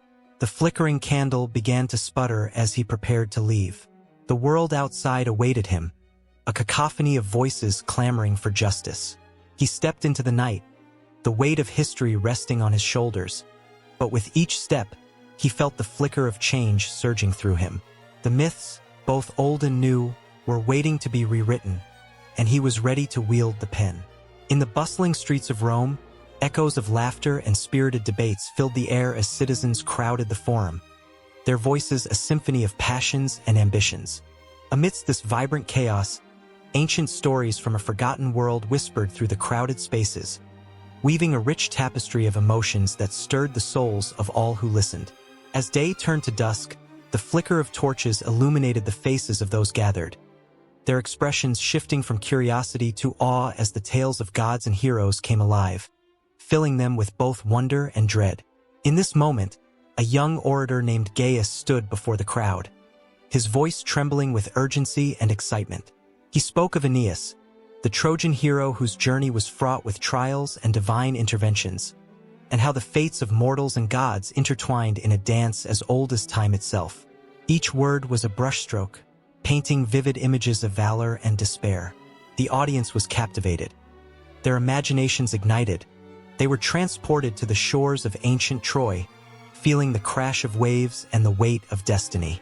Gaius could see the goosebumps rise on the arms of his listeners, each one a testament to the power of myth to stir hearts and minds. The late Republic was a time of turmoil and rapid change, where the old ways of Rome were being challenged by new ideas and ambitions. Yet, amidst the chaos, the stories of the ancient gods provided solace and guidance. The gods became mirrors reflecting the inner struggles of the people, as they grappled with the complexities of power, loyalty, and betrayal. In the shadow of the Senate, where whispers of conspiracy hung heavy in the air, figures like Julius Caesar and Cicero often drew on mythological references to underscore their points, illuminating their own fates with tales of divine retribution and heroic feats. As Gaius spoke, he could sense a flicker of recognition in the eyes of a stoic senator standing at the back. This senator, once a fierce general, had witnessed the blood-soaked battlefields of Gaul and returned home haunted by the ghosts of his fallen comrades. He had been a man of action, but now he found himself lost in thought, wrestling with the complexities of loyalty to the Republic and the allure of personal power. The senator's heart beat in rhythm with the mythic tales, as he recalled the stories of Hercules, whose strength was matched only by his tragic flaws. In the corner of the forum, a group of women listened intently, their hearts entwined with the stories of the goddesses. They whispered amongst themselves about Venus and her undeniable beauty, the way she captivated the hearts of gods and mortals alike. Yet, they also spoke of her cunning and the heartache she caused. These women, emboldened by the myths, began to see themselves reflected in these divine figures, realizing that their own lives were shaped by love, jealousy, and ambition. The myths were not mere stories. They were lifelines made of emotion, passion, and aspiration, binding the people of Rome together. As Gaius continued, he felt the tension in the air shift. The tales grew darker, mirroring the unrest within the city. He recounted the tragic fate of Phaeton, who dared to drive the chariot of the sun, only to succumb to his hubris and bring destruction upon the earth. The crowd gasped, their breaths caught in unison as they recognized the dangers of overreaching ambition, how the very pursuit of power could lead to one's downfall. In that moment, they were reminded of the rising tensions in their own lives, the struggles for control and the sacrifices demanded by an ever-changing world. In the shadows, a young woman named Livia, with dreams of becoming a poet, felt the weight of these narratives press upon her. Her heart raced as she thought of her own ambitions and fears. The tales of tragic heroes echoed in her mind, igniting a fire within her. Yet she also understood the pain of those heroes, the burdens they carried. Inspired by the gods and their flaws, she longed to capture the essence of their stories in her own words, to express the raw emotions that coursed through her veins.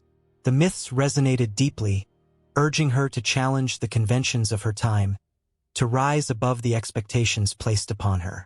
But the night was not merely about reflection. It was charged with a sense of urgency. The tumultuous political landscape threatened to overshadow the very fabric of Roman society. The stakes were high, and Gaius sensed a shift among his audience. Their hearts, once light with the thrill of adventure, now weighed heavy with the fear of what the future might hold. The stories of old were no longer just tales of entertainment. They were warnings, echoes of what could befall those who strayed from the path of virtue. As the crowd began to disperse, a fierce storm brewed on the horizon, mirroring the uncertainty of the Republic itself. Lightning flashed, illuminating the faces of the people, each one filled with a mixture of hope and despair. The myths, with their timeless truths, had woven a spell over them, intertwining their fates with those of the gods. As they stepped back into the night, they carried the weight of these stories with them, each heart beating a little faster, each mind racing with the possibilities of what was to come. In those moments filled with tension and emotion, the reception of classical mythology reached a crescendo. The people of Rome, in their struggles and aspirations, found strength in these ancient tales, drawing upon their lessons and their fears. The stories became a refuge, a source of inspiration and reflection, as they faced the trials of their own lives. And just as the storm rumbled in the distance, the currents of history surged forward, threatening to sweep them into a new era, a new narrative yet to be written, where the echoes of the past would forever shape the future. The sun hung low over the sprawling streets of Rome, casting long shadows that danced across the ancient stones. A crowd gathered, their murmurs rising into a feverish buzz, a palpable mix of excitement and dread. Today was no ordinary day. It was a day of transformation, a day when a mortal would be claimed as a god. The air crackled with anticipation, each heartbeat echoing the pulse of a city forever poised between glory and ruin. Julius Caesar stood at the center of it all, a man wrapped in the mantle of power yet haunted by the whispers of fate. The Senate had often debated his legacy, teetering on the brink of reverence and resentment. On that fateful Ides of March, the knives glinted with betrayal, and he fell, bleeding onto the marble floor, a mortal man crushed by ambition. But even in death, his story was far from over. The people who gathered to mourn him were not merely crying for a leader. They were ready to elevate him to the heavens. As the sun dipped below the horizon, a new narrative began to unfold. From the ashes of murder rose the legend of Caesar, as his adopted son Octavian, later known as Augustus, seized the throne and the divine mantle of his father.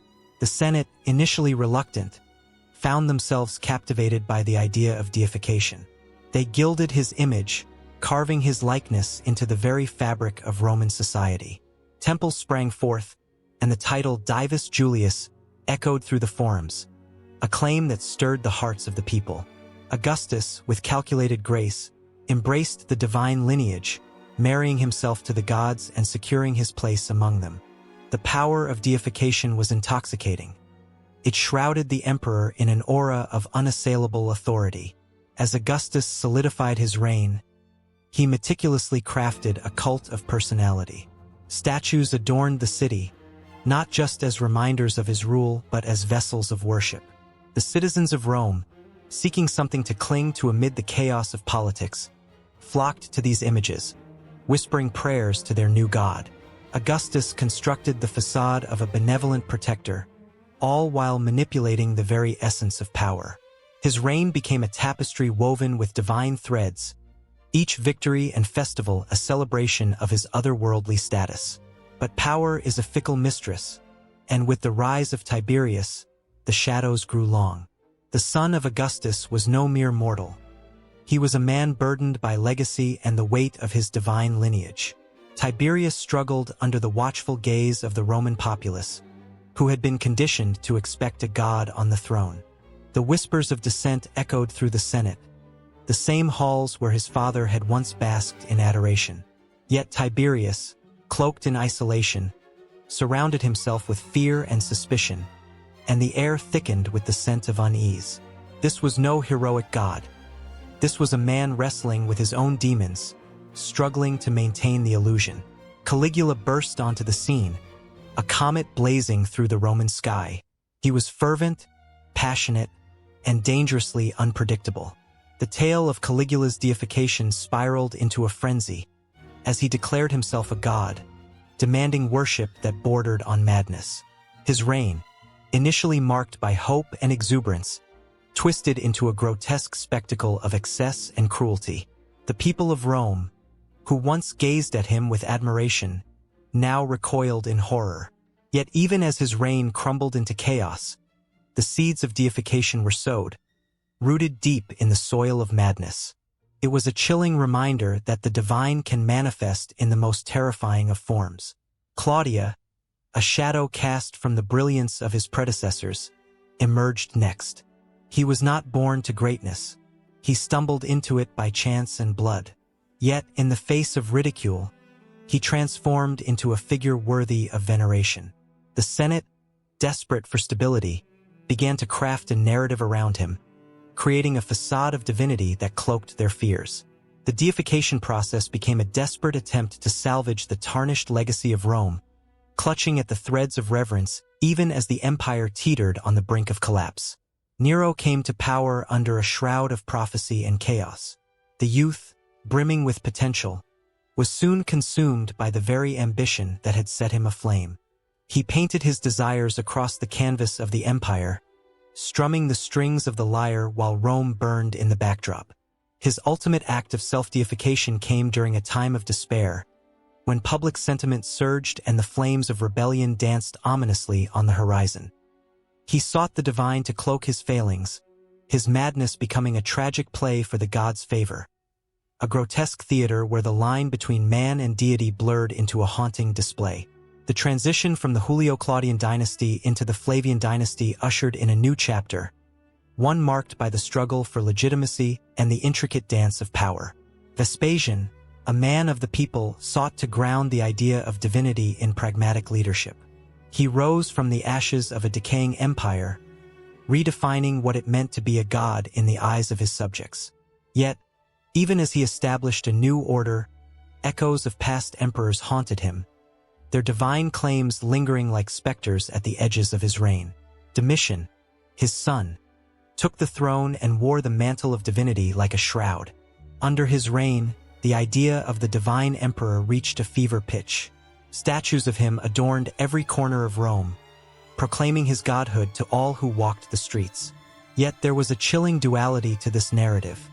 As he sought worship, he also cultivated fear. His paranoia transformed the city into a battleground of loyalty and treachery, where the gods themselves seemed to conspire against him. In this swirling tempest of ambition, madness, and reverence, the deification of Roman emperors became not just a political maneuver but a desperate grasp for meaning. Each ruler, in their own way, sought to transcend mortality, to etch their names in the stars. But with every rise, the specter of downfall loomed, an eternal cycle that shadowed the very essence of power.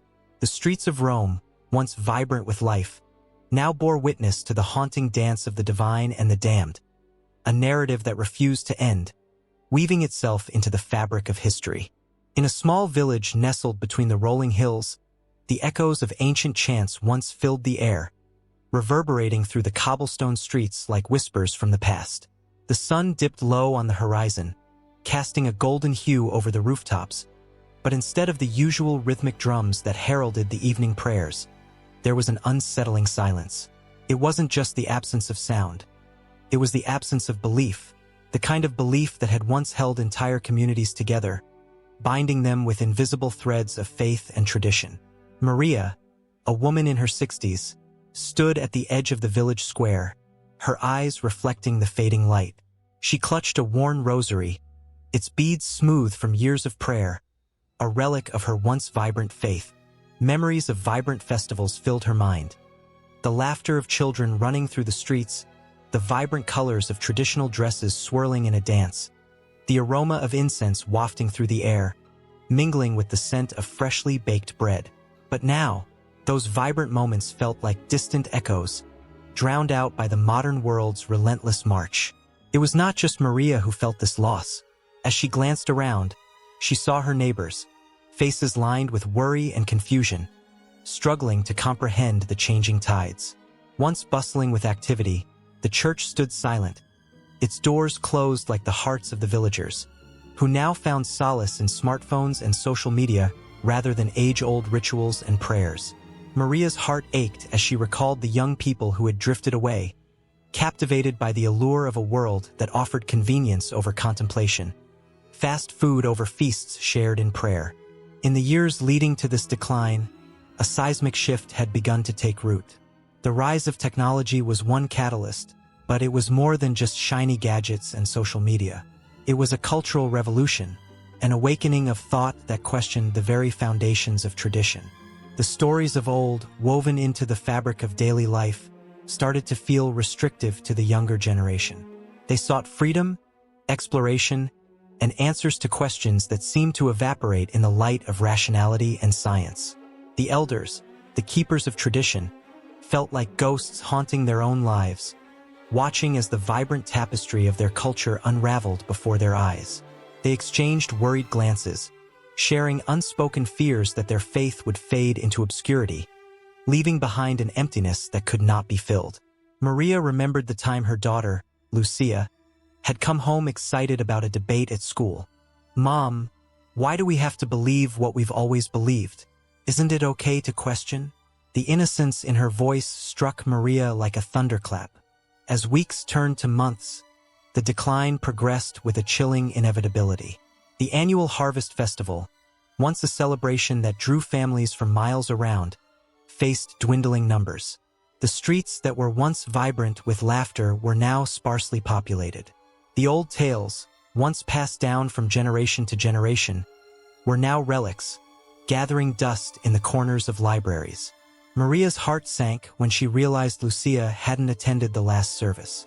Instead, she was out with friends, their laughter filling the empty space that once echoed with hymns. With each passing day, Maria saw the flicker of hope dimming in the eyes of the villagers. She could feel the weight of history bearing down on her shoulders. She thought of the stories of her ancestors, how they had found strength in their beliefs during times of hardship. The Great Famine, the war, the struggles they faced, all were surmounted by faith and unity. Yet now, those stories seemed irrelevant to a generation that had never felt such pain. "How do I reach them?" she whispered into the twilight. The town hall meeting brought everyone together, a last-ditch effort to reignite the flames of tradition. Maria took her place among the elders, her heart pounding with fear and determination. One by one, voices rose in passionate pleas, emotions spilling over like the wine poured in sacred rituals. "We must adapt," shouted a younger member, his voice tinged with urgency. "Why cling to the past when the future offers so much more?" In that moment, Maria felt the collective heartbeat of her community, a rhythm that was both a lament and a call to action. As she stood to speak, the room fell silent. "Tradition is not a prison," she began, her voice trembling but steady. "It is a bridge that connects us to our past while allowing us to walk into the future. We must not abandon it but reshape it to fit our lives today." Her words hung in the air, like the incense they used to burn, thick and heavy with meaning. But even as she spoke, a part of her feared it was too late. The villagers' faces reflected hope mingled with doubt. Would her words reach the hearts of those who had already turned away? The tension in the room was palpable, a mixture of yearning and resistance. Maria's thoughts flickered to the generations that had come before her, those who had sacrificed and believed with fervor. Would their faith be forgotten, lost in the swirl of modernity? In the days that followed, whispers filled the village. Some spoke of change, while others clung fiercely to the familiar. The divide grew, a chasm lined with uncertainty. Maria watched as the world around her transformed, the old ways slipping through fingers like grains of sand. Yet, in the quiet corners of her heart, a flicker of hope remained. The hope that perhaps connection could be found in a new form, a new expression of the age-old beliefs that once illuminated their lives. As the sun dipped below the horizon, painting the sky in hues of orange and purple, a new chapter began to unfold, one filled with questions and possibilities. The village stood at a crossroads, teetering between the weight of tradition and the allure of the unknown. And in that space, the echoes of Maria's prayer lingered, a whisper against the silence, reverberating through the hearts of those who dared to listen.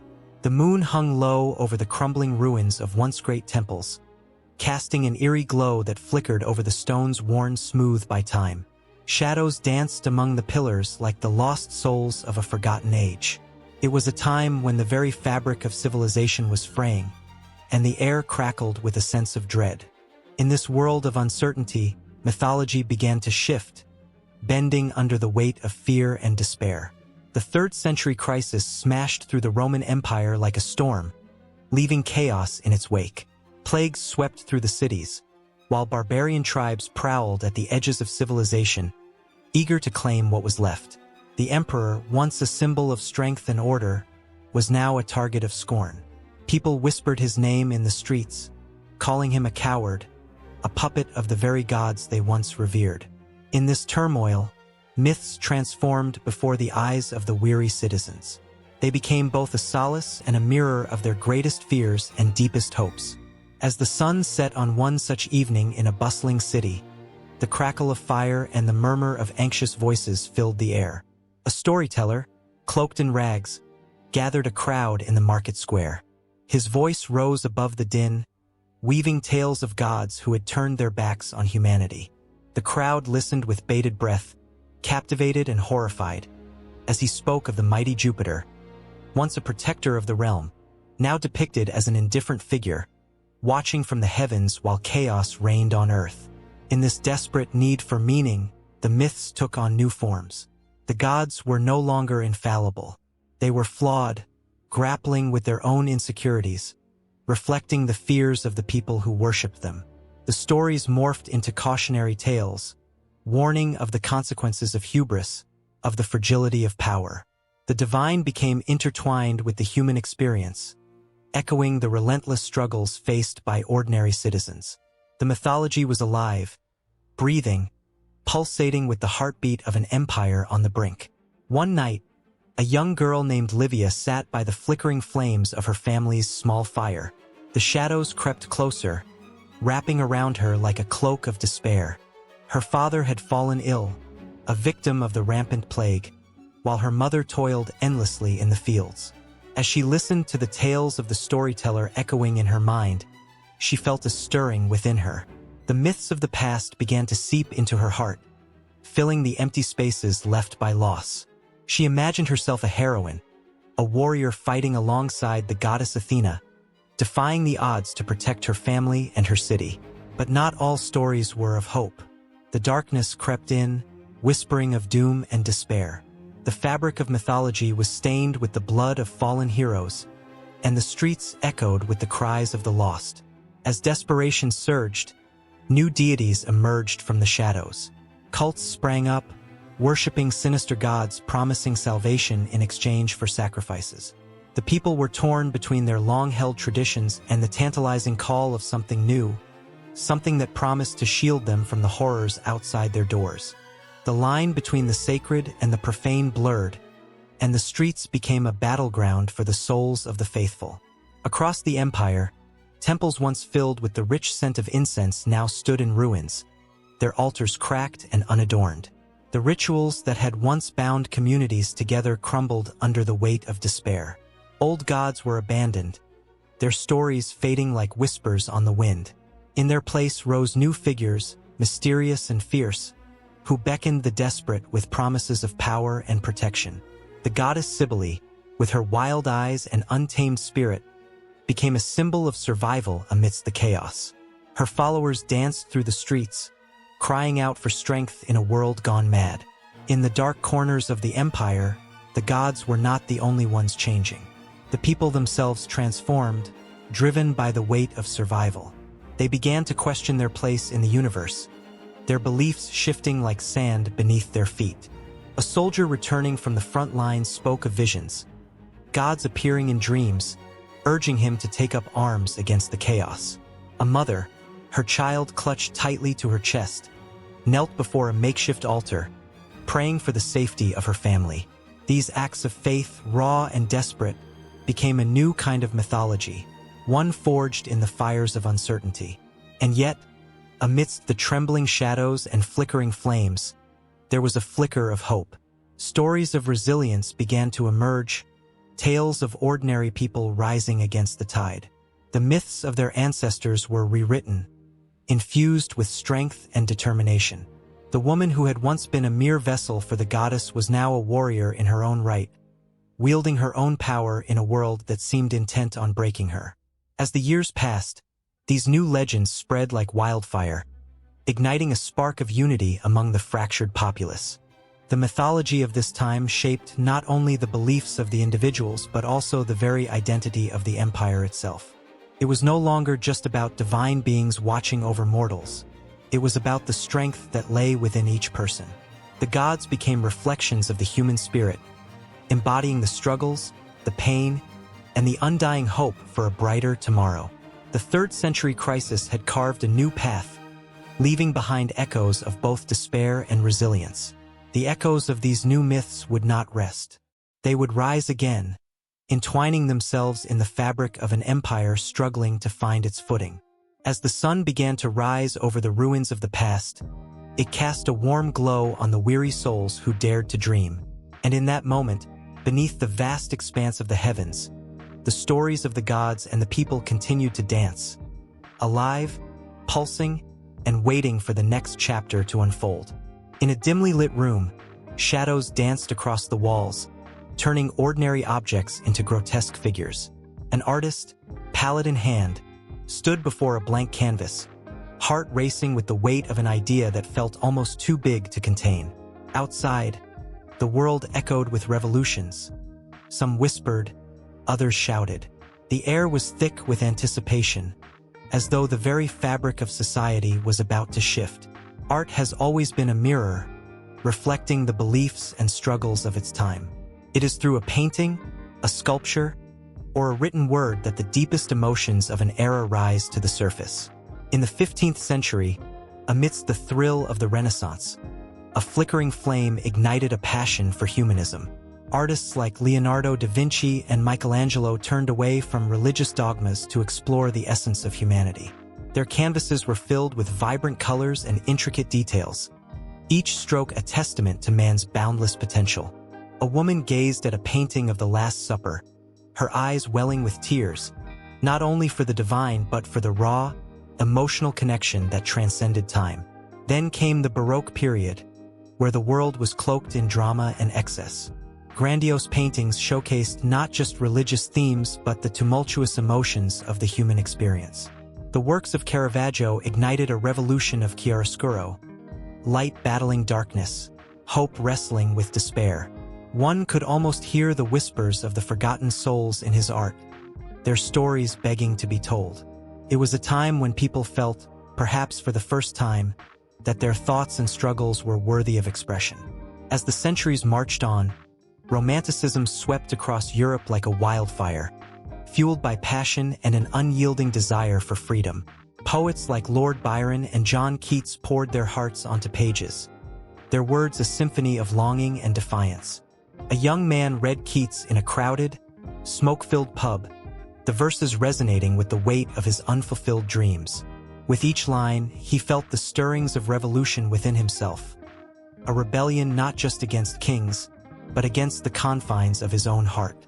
The Industrial Revolution brought with it a cacophony of machines, disrupting the quiet lives of many. Yet, in the chaos, artists found inspiration. The Impressionists captured fleeting moments, the play of light and color, revealing a world that was changing before their very eyes. A woman stood on a Parisian street, watching as a train thundered past, its smoke curling into the sky. The vibrant strokes of Monet and Renoir seemed to dance around her, pulling her into a world where time was fluid, and beauty could be found in the simplest of moments. She felt alive, a part of the rush, the very essence of change swirling around her. As the 20th century dawned, so too did a new wave of thought. The horrors of war shattered illusions, and in the aftermath, artists grappled with the grotesque realities of existence. Picasso's Guernica screamed silently of sorrow and chaos, a visceral reaction to the brutality of war. A soldier, haunted by memories, found himself staring at the painting, each jagged edge echoing the pain of his own experiences. In that moment, he realized that art was not just about beauty. It was a potent weapon against the apathy of the world. The movements of surrealism and Dadaism brought forth a tempest of ideas, challenging every preconceived notion of art and belief. Salvador Dali's melting clocks warped time and reality, transporting the viewer into a dreamscape where the impossible became possible. In a small cafe, a group of artists debated the meaning of existence, their laughter punctuated by passionate arguments. Each brushstroke, each word, became a rebellion against the mundane, an assertion that perhaps nothing was sacred and everything was up for interpretation. As the century wound down, postmodernism emerged, shattering the very foundations of what art and literature could be. The lines between high art and popular culture blurred, and artists like Andy Warhol embraced consumerism, elevating everyday objects to the status of fine art. A young girl watched a Campbell's soup can hanging on the wall, its bold colors striking against the sterile white background. It was absurd, yet it made her question everything she had been taught about value and worth. Was art meant to challenge, to provoke discomfort? She could feel a shift happening within her, a realization that beliefs could no longer be defined by tradition alone. Throughout these changes, literature became a companion to art, chronicling the evolution of thought and belief. Writers like Virginia Woolf and James Joyce experimented with form, creating new ways to express the complexities of the human mind. A reader, lost in Woolf's stream of consciousness, felt the rush of thoughts and emotions swirling around her, each line a reflection of a world that was both chaotic and beautiful. Emerging from the shadows, a new voice began to rise. Voices that echoed the struggles of marginalized communities, their stories finally taking center stage. The narratives of those once silenced surged forth in a wave of authenticity, bringing to light the beauty found in diversity. A young girl of color held a book by Toni Morrison, her fingers trembling with anticipation. Each word felt like a revelation, carving out a space for her own experiences and truths in a world that often overlooked them. As the world continues to shift, the realms of art and literature remain alive, ever evolving with the pulse of society. Each piece, whether a haunting melody, a striking painting, or a poignant poem, serves as a reflection of our collective beliefs, fears, and hopes. The artist with the palette in hand stood before that blank canvas once more, feeling the echoes of history reverberating through time. Shadows flitted across his mind, a swirl of ideas and emotions begging to be captured. It was a new era, ripe with possibility, and the canvas awaited its transformation. In the flickering shadows of the ancient world, flames danced around the altars of gods whose names were whispered in awe and fear. The air crackled with the fervor of ritual, the rich sense of sacrifice curling up to the heavens, where the deities watched over their devoted followers. But in the midst of this cacophony of belief, a single voice began to rise, a voice that would challenge the very fabric of existence as it had been known for centuries. This new voice was not one of many. It was a singular note in a symphony of divine chaos. Monotheism, a concept that dared to claim there was only one true God, began to spread like wildfire across the lands. Its flames flickered with a promise of unity, of a singular truth that could bind the hearts and minds of millions. But beneath this newfound light lay shadows of doubt and fear, for to believe in one God was to reject the multitude of gods that had shaped life for so long. The fervent chants of pagan worshippers echoed through the valleys, their rituals rich with ancient traditions, tales of creation, and divine intervention.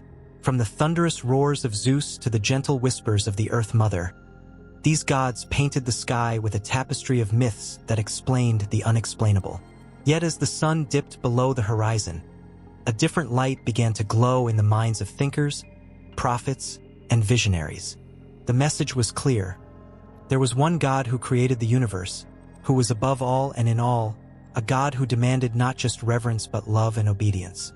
The streets of Jerusalem, filled with the echoing footsteps of pilgrims, began to feel the tremors of change.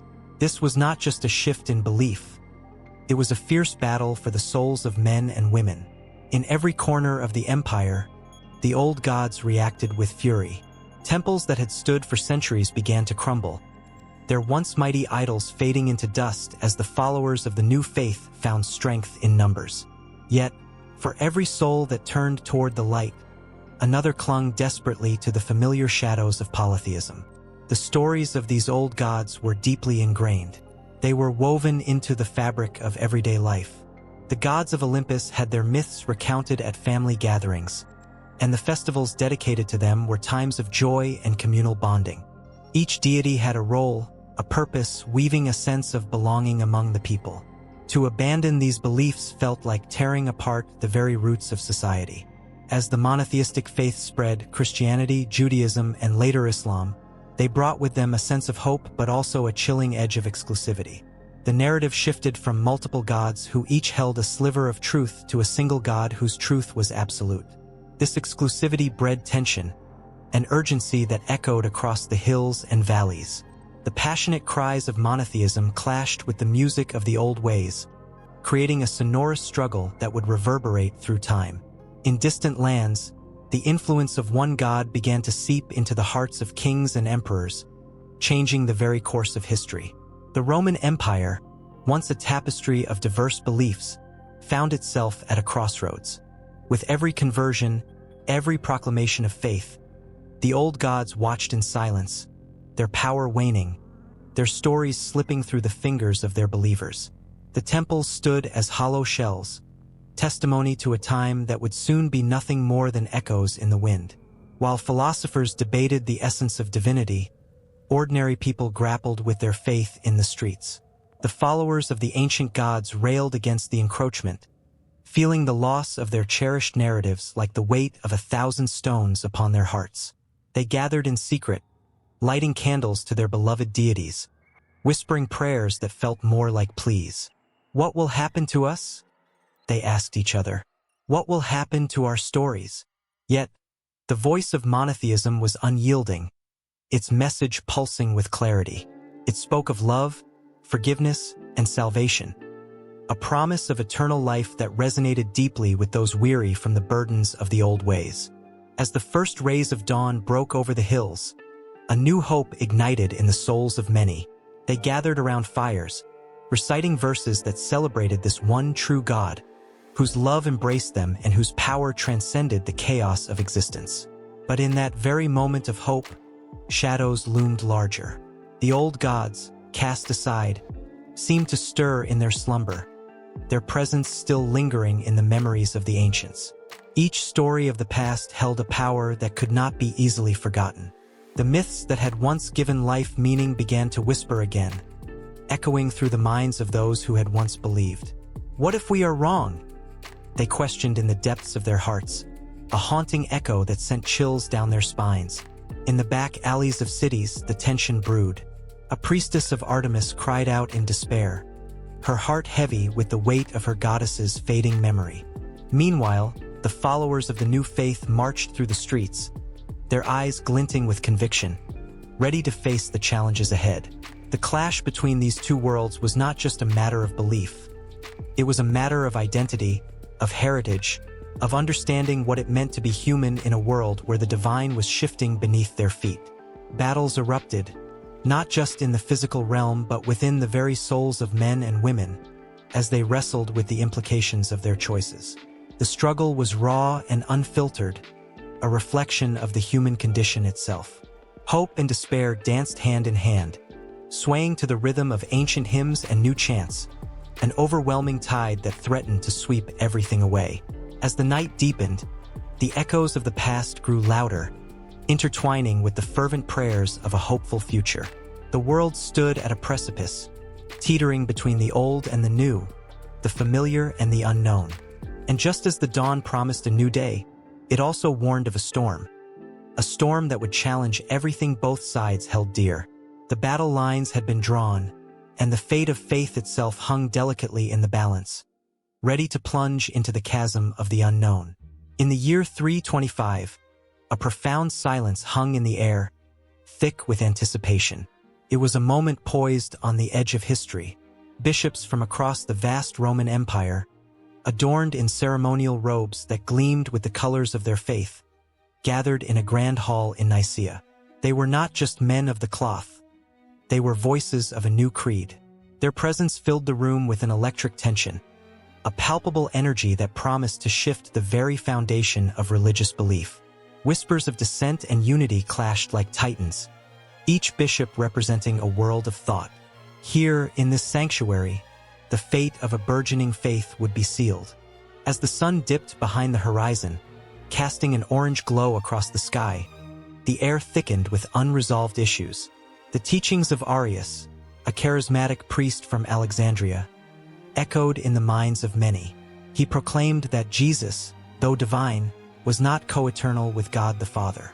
His voice rang out, stirring the hearts of those who clung to the notion of a simpler, more human Jesus. Yet, in stark contrast stood Alexander, the Bishop of Alexandria, who defended the full divinity of Christ. The clash of ideas was more than theological. It was personal. Each bishop carried the weight of his congregation's faith, their hopes and fears wrapped tightly around their hearts. In that charged atmosphere, the stakes soared higher than any could have imagined. The Emperor Constantine, a towering figure of authority, presided over the assembly, his eyes darting between the passionate speeches and fervent debates. He sought peace and unity, a single thread that could weave the diverse fabric of Christianity into a cohesive whole. His vision for a unified faith was not merely spiritual. It was political, an essential strategy to stabilize his empire. The tension escalated as the bishops spoke, their voices rising like war drums. Some pounded their fists upon the wooden table, their faces flushed with passion. Others wept silently, caught in the turmoil of faith and doubt. The council was not just a gathering of minds. It was a battleground of belief.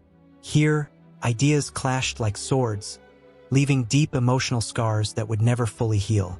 As the days turned into nights, the council wrestled with defining the essence of Christ. Each argument echoed off the stone walls, reverberating with the weight of faith. The Nicene Creed began to take shape, slowly crystallizing into a statement that would forever alter the course of Christianity. We believe in one God, the Father Almighty. The words rolled off the tongues of the bishops, resonating with a newfound authority. In that moment, they were not just speaking, they were crafting a legacy. But not everyone was swayed. Arius stood firm, his heart pounding in defiance. The voices that once whispered in the shadows of his mind now roared with conviction. He raised his voice, a desperate plea to those who still believed in the humanity of Christ.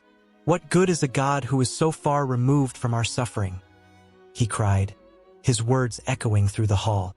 The response was a tidal wave of conflict, a churning sea of doctrine and dogma. Under the strain of heated debates, alliances formed and dissolved like fleeting shadows. Converts and dissenters sat side by side, their hearts beating in synchrony, yet fueled by divergent beliefs. Old friendships splintered and new ones forged, all under the watchful gaze of Constantine, who smiled but felt the tremors of discord beneath his feet. The emperor had hoped for a united front, a single banner under which the empire could rally, yet he felt the flicker of doubt. Would this council breed unity, or would it birth chaos?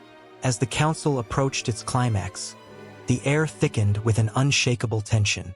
On one side, voices of conviction rose in fervor, while on the other, a quiet yet unyielding resistance remained steadfast. The specter of excommunication loomed over the room like a dark cloud, a reminder of the potential for division and strife. And then it happened, the moment that would echo for centuries to come. With a final vote, the bishops affirmed the Nicene Creed, establishing the true nature of Christ as both fully divine and fully human. The hall erupted with cries of joy and despair, laughter and tears intermingling as the weight of history settled on their shoulders.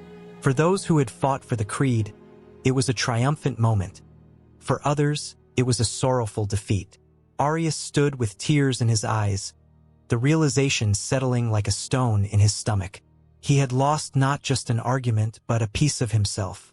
The council had etched a new path for Christianity, one that would become the standard for future generations. As the dust began to settle and the echoes of the council reverberated throughout the empire, the repercussions of that fateful gathering became springboards for a broader transformation. The Roman Empire, once a tapestry of diverse beliefs, now found itself embroiled in a struggle to enforce this newfound orthodoxy. Bishops returned to their cities not just with a creed, but with a mandate to uphold it, igniting fervor among followers and dissenters alike. In the streets of Alexandria, fervor intertwined with fear. Crowds gathered, voices raised in heated discussions, caught between the teachings of Arius and the Nicene consensus. Lives would be lost, relationships shattered, and faith questioned in the wake of this monumental decision. The shadows of the past loomed large, whispering tales of ancient gods and philosophies that now seemed at odds with the emerging Christian doctrine. As the lines were drawn, a battle for the very soul of Christianity unfolded. In Rome, the elite maneuvered in political circles, strategizing how best to align themselves with the victor of Nicaea. The emperor's vision of unity became both a rallying cry and a weapon, wielded to silence opposition. Churches rose, adorned with symbols of the new faith, while pockets of resistance began to form. The air was thick with the scent of change, a bittersweet promise that both excited and terrified. The Council of Nicaea had ignited a flame, one that would illuminate the hearts of millions and cast shadows on those unwilling to conform. And so, the echoes of Nicaea continued to ripple through history, shaping not just the beliefs of the Roman Empire but also the very nature of faith itself. The council was more than a meeting of minds. It was the crucible of belief, forging a new reality where faith and politics entwined. The story did not end with the signing of the creed. Instead, it began a new chapter, one marked by fervent devotion, bitter conflict, and the unquenchable thirst for understanding that would ripple through centuries of belief. In the bustling streets of ancient Rome, a wave of electric excitement coursed through the air as citizens gathered for the grand festival of Lupercalia. Laughter mingled with the heady scent of incense and roasted meats, while the rhythmic beat of drums echoed through the forum. This was a time when the very essence of Roman mythology came alive, igniting the hearts of its people with stories that transcended mere entertainment. The gods walked among them, their presence felt in every corner of the empire, weaving a tapestry of belief, culture, and identity. As the sun dipped low, casting golden rays across the marble columns, the crowd erupted in cheers as young men donned the skins of goats, invoking the playful spirit of Faunus, the god of fertility and the fields. These moments weren't just performances. They were rituals steeped in tradition, connecting the past with the present. Each cheer resounded with the echoes of history, tales of ancient heroes, and the whispers of divine intervention, infusing the city with life and purpose.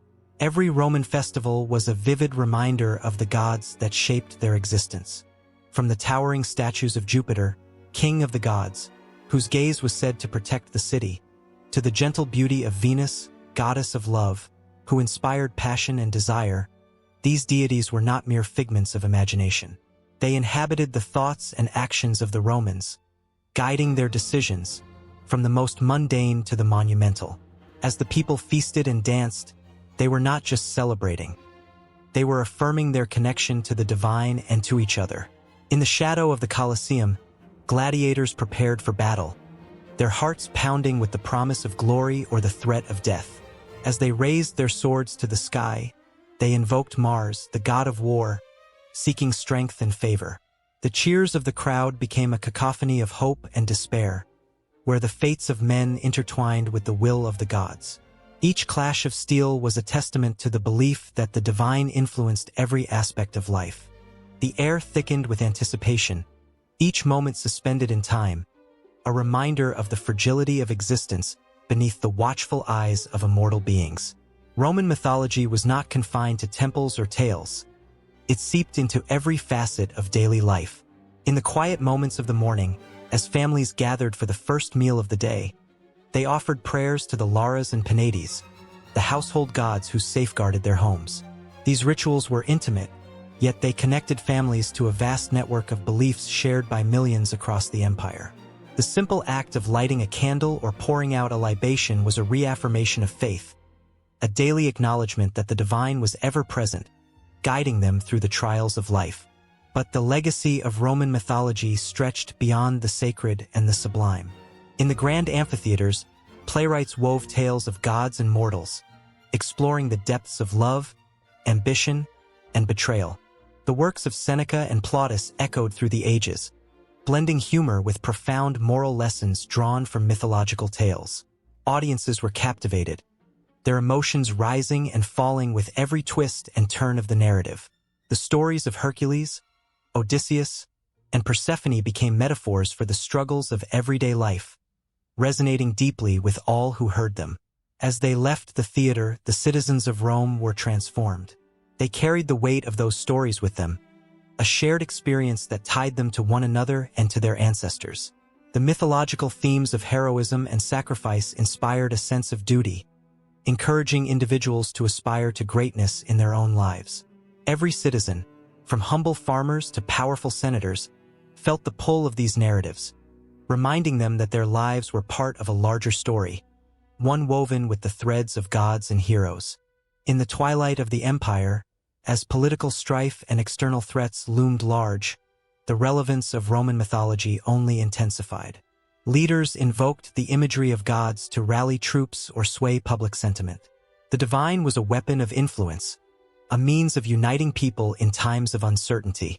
The narratives of bravery and divine favor became rallying cries, urging citizens to stand firm against the tides of change. The myths that once entertained now served as cornerstones of identity and resilience. Yet, the power of these stories was not solely found in the grand gestures of war or politics. In the quiet moments of reflection, citizens found solace in the lessons imparted by their gods. The trials of Persephone resonated with the harsh realities of life, while the wisdom of Athena offered guidance through the complexities of existence. Every story, passed down through generations, became a vessel of hope, a reminder that even in the darkest times, light could emerge from the shadows. As the empire expanded, so too did the influence of its mythology. Cultures intertwined, beliefs merged, and the stories of Roman gods began to blend with those of conquered peoples. The gods of Egypt, Gaul, and beyond found their places alongside the deities of Rome, creating a rich tapestry of belief that reflected the diversity of the empire. Each new tale added depth and dimension, enriching the mythology that had become the heartbeat of a civilization. The legacy of Roman mythology was alive, breathing through the streets, the temples, the homes, and the hearts of its people. It was a vibrant force that shaped identities and forged connections, binding the empire together in a shared narrative that spanned continents and cultures. In the twilight of the day, as the sun set over the magnificent architecture of Rome, the stories of gods and mortals echoed in the hearts of the citizens, whispering promises of bravery and legacy, urging them to remember that they were part of something far greater than themselves. The impact of their mythology would never fade. It would ripple through time, igniting the imaginations of generations yet to come. Under the pale, flickering light of a dying sun, the streets of Rome whispered tales both ancient and new. Shadows danced across crumbling marble, twisting the faces of gods and heroes carved into the very stones.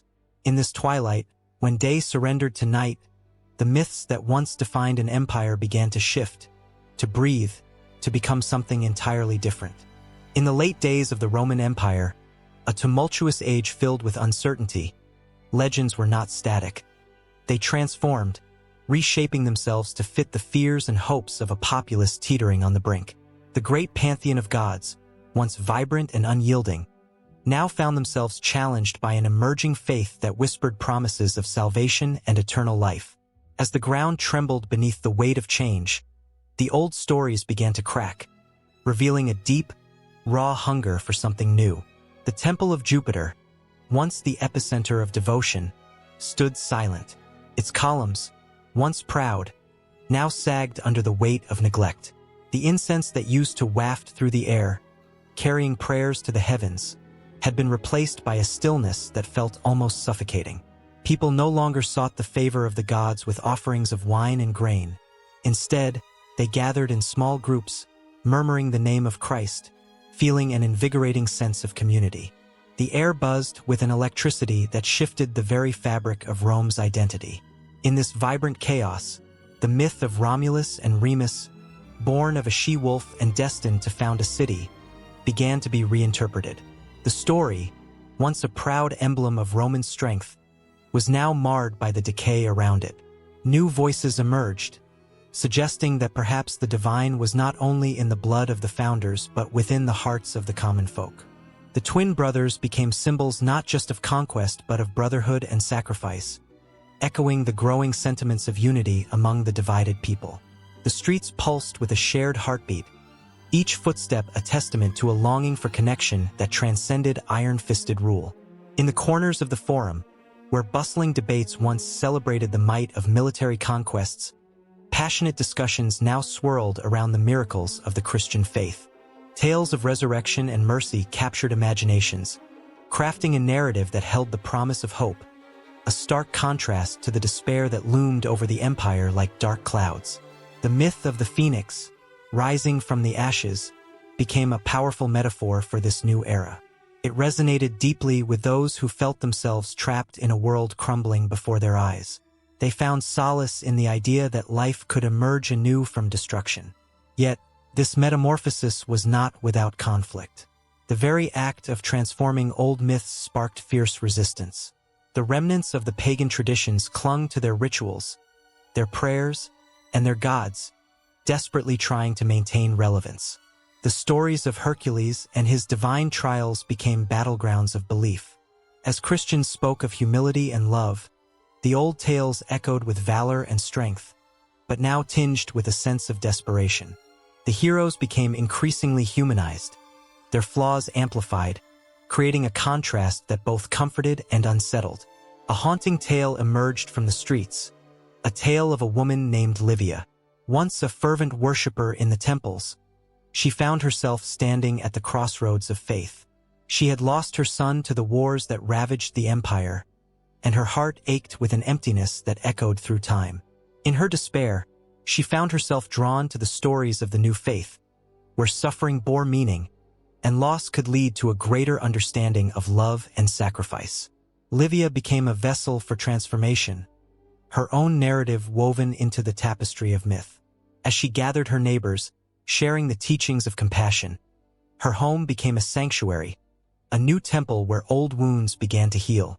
As these transformations unfolded, the weight of the old world bore heavily upon the shoulders of its people. The festivals that once celebrated the gods with great pomp and revelry began to fade. The sound of laughter and song was replaced by solemn gatherings where prayers were whispered in hushed tones. The goddess Fortuna, once adored for her capriciousness, transformed into a figure of stability, a symbol of hope in uncertain times. Her image was changed. Where once she held a cornucopia overflowing with riches, now she extended her arms in invitation, welcoming all who sought her favor in their quest for peace. The legends of old were not just fading. They were evolving, taking on new forms that reflected the struggles of the people. A new narrative began to wrap itself around the firesides, where stories of saints emerged, echoing the heroic deeds of their ancient counterparts. St. George slaying a dragon transformed the fearsome beast into a symbol of the battles faced daily against despair and doubt. Friends and families gathered to tell these tales, their voices rising and falling like the tide, weaving a fabric rich with emotion. As night fell over the city, the stars flickered like distant memories, and the myths continued to swirl, ever-changing, ever-evolving. The ancient statues, once revered, now seemed almost to listen, their stony faces bearing witness to the unyielding tide of belief crashing against the shore of tradition. In the depths of the Colosseum, the echoes of gladiators faded into whispers of forgiveness, triumphing over the blood-soaked past. The arena became a sacred ground of stories, where laughter, tears, and hopes intermingled, creating a new mythos for a new era. With every whispered prayer, every shared story, the people of Rome were forging their future from the fragments of the past. The transformation of their myths mirrored their own, a reflection of resilience in a world so often defined by its struggles. As the old gave way to the new, the very fabric of their existence was rewritten, each thread woven with love, loss, and the relentless pursuit of meaning. The air vibrated with the pulse of change, an unyielding rhythm that would carry them forward. And just like that, the myths transformed, leaving the audience breathless and yearning for what was to come next. A promise lingering in the air like the last notes of a haunting melody. Beneath the sprawling skies of ancient Rome, where the sun cast golden rays on marble temples and bustling marketplaces, a tapestry of myths wove itself into the very fabric of the Roman identity. Here, the air hummed with stories of gods and heroes, tales that stirred the hearts of the people and shaped their lives. Each corner of the city echoed with the whispers of legends, as if the stones themselves held the memories of ages past. As the citizens walked along the Via Sacra, the main street of Rome, they felt the weight of history pressing upon them. They carried within their souls the stories of Aeneas, who fled the burning ruins of Troy, destined to find a new home in Italy. The tales of his trials and triumphs were not mere fables. They were the backbone of Roman pride. Every victory, every sacrifice, echoed Aeneas's journey. This was not just a story. It was a declaration of what it meant to be Roman. The myth of Romulus and Remus, twin brothers suckled by a she-wolf, resonated deeply in the hearts of Roman citizens. Their fierce struggle for survival and the eventual founding of Rome spoke to the very essence of the Roman spirit. Resilience against adversity, the fight for honor, and the importance of brotherhood. Each child was told the story of their city's founding, instilling a sense of belonging and purpose, a connection to something ancient and powerful. The image of Romulus, spear in hand, standing atop the Palatine Hill, was etched into the minds of every citizen. They didn't just see a man. They saw their ancestors, their stories woven into the very DNA of their city. In the bustling forums, orators recounted tales of the gods, their voices rising with fervor as they spoke of Jupiter, the king of the gods, wielding thunderbolts, and Venus, the embodiment of love and beauty. These gods were not distant beings. They were companions in daily life, guardians of the city, influences on the very fate of its people. Festivals dedicated to these deities transformed the streets into vibrant celebrations of life and devotion. Laughter mingled with prayers, and the scent of offerings filled the air, creating an atmosphere of unity that transcended social class and status. Romans didn't just worship. They engaged with their mythology, believing that their actions could earn divine favor or wrath. As the sun set, casting long shadows over the city, the story of Cincinnatus became a rallying cry, a humble farmer turned statesman. His willingness to relinquish power for the good of the Republic stirred a sense of virtue and selflessness that every Roman aspired to embody. He was a symbol of civic duty, a reminder that greatness lay not in personal glory, but in sacrifice for the greater good. When the people spoke of Cincinnatus, their voices trembled with admiration. In moments of crisis, they looked to his example, drawing strength from the legend that whispered through the ages. Yet, the myths were not mere stories of valor and virtue. The darker tales, the betrayals, the tragedies, also shaped the Roman identity. The fate of Lucretia, a noblewoman whose tragic end sparked a revolution, haunted the collective consciousness. Her story ignited the flames of rebellion against tyranny, fueling a relentless pursuit of justice. In the marketplaces, her name was invoked as a rallying cry against oppression, and the people felt a deep sorrow intertwined with a fierce determination for change. The emotions of love, loss, and vengeance coursed through the veins of every citizen, reminding them that their identity was forged through both triumph and tragedy. In the sacred spaces of the city, priests and priestesses conducted rituals that tied the mythological narratives to the very essence of Roman life. They believed that the gods walked among them, and through these rites, they sought to maintain the delicate balance between the mortal and the divine. The rituals were both solemn and ecstatic, a mix of reverence and community, where the boundaries between the individual and the collective dissolved. In these moments, the myths came alive, breathing purpose into the daily lives of the Romans. As the seasons turned, the gods seemed to shift in their favor or displeasure, reflecting the fortunes of the city itself. In times of prosperity, the stories of Bacchus, the god of wine and revelry, flourished, encouraging the joyful celebrations of life. But in times of hardship, the myths of Mars, the god of war, grew louder, calling upon the people to rise and defend their home. This dance between myth and reality intensified the emotions surrounding the Roman identity, binding its people together in ways they couldn't articulate but felt in every heartbeat.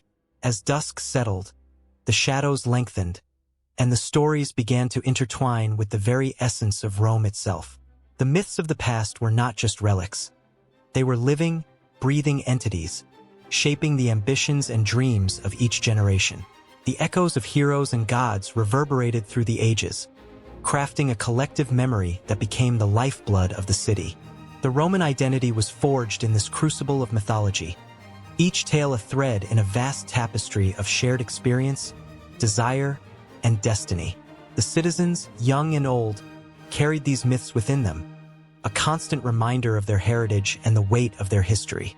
In every step they took, they felt the presence of their ancestors, those who had fought, loved, and sacrificed for the very soil beneath their feet.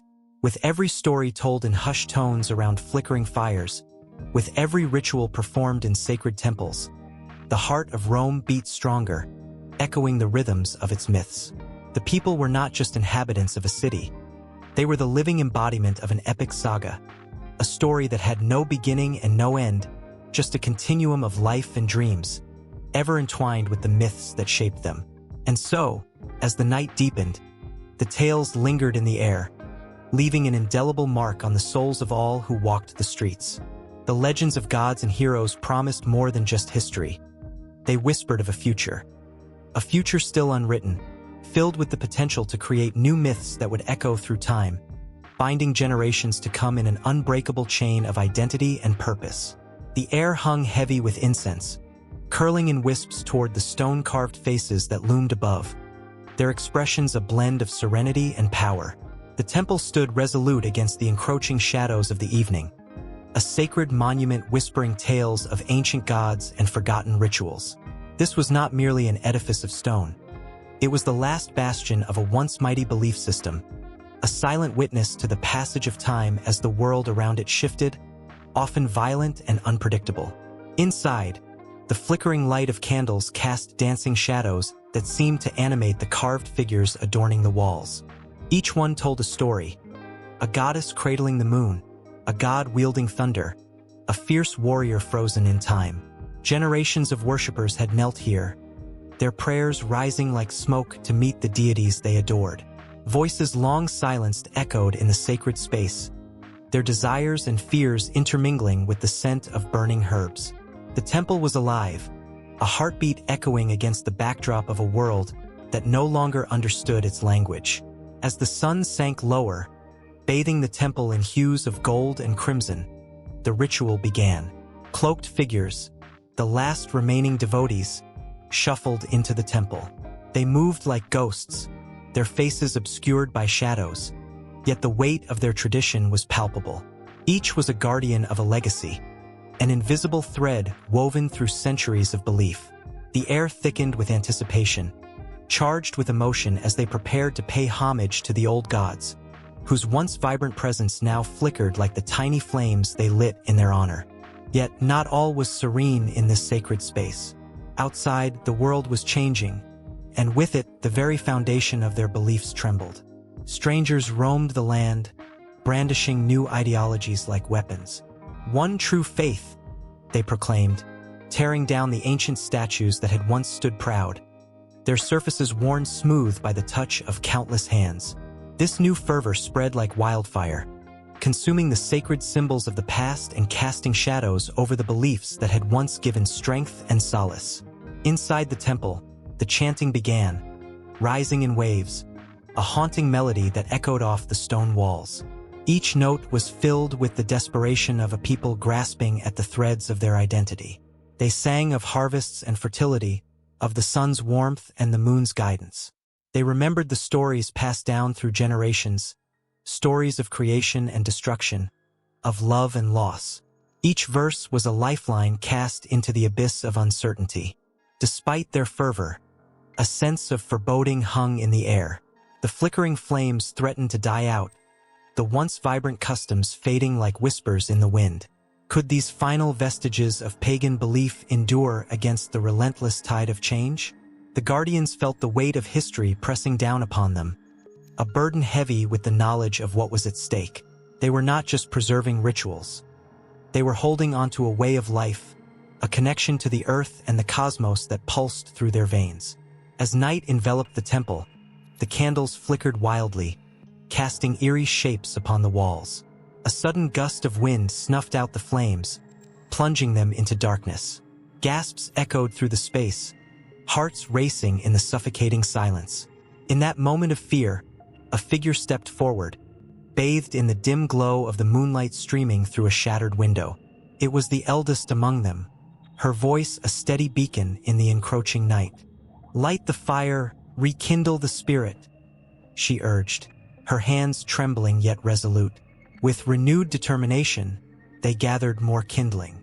The crackling flames returned, flickering to life with a warmth that chased away the darkness. The shadows retreated, but the tension remained, thick enough to slice through. Each flame held a secret, a promise to the gods that they would not be forgotten. Outside, the wind howled, and the world above shifted relentlessly. But here, in this sacred space, they stood their ground. As the ritual continued, they recalled the stories of their ancestors. The great oak trees that had once been the meeting places of spirits. The rivers that flowed with the blessings of the earth.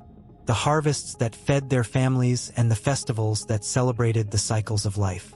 Each memory was a thread in the tapestry of their faith, and as they invoked the names of their gods, a spark ignited in their hearts.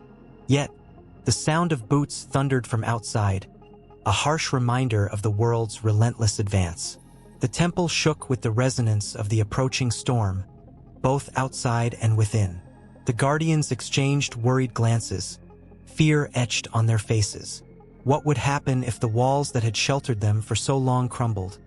If the very ground beneath their feet turned to ash?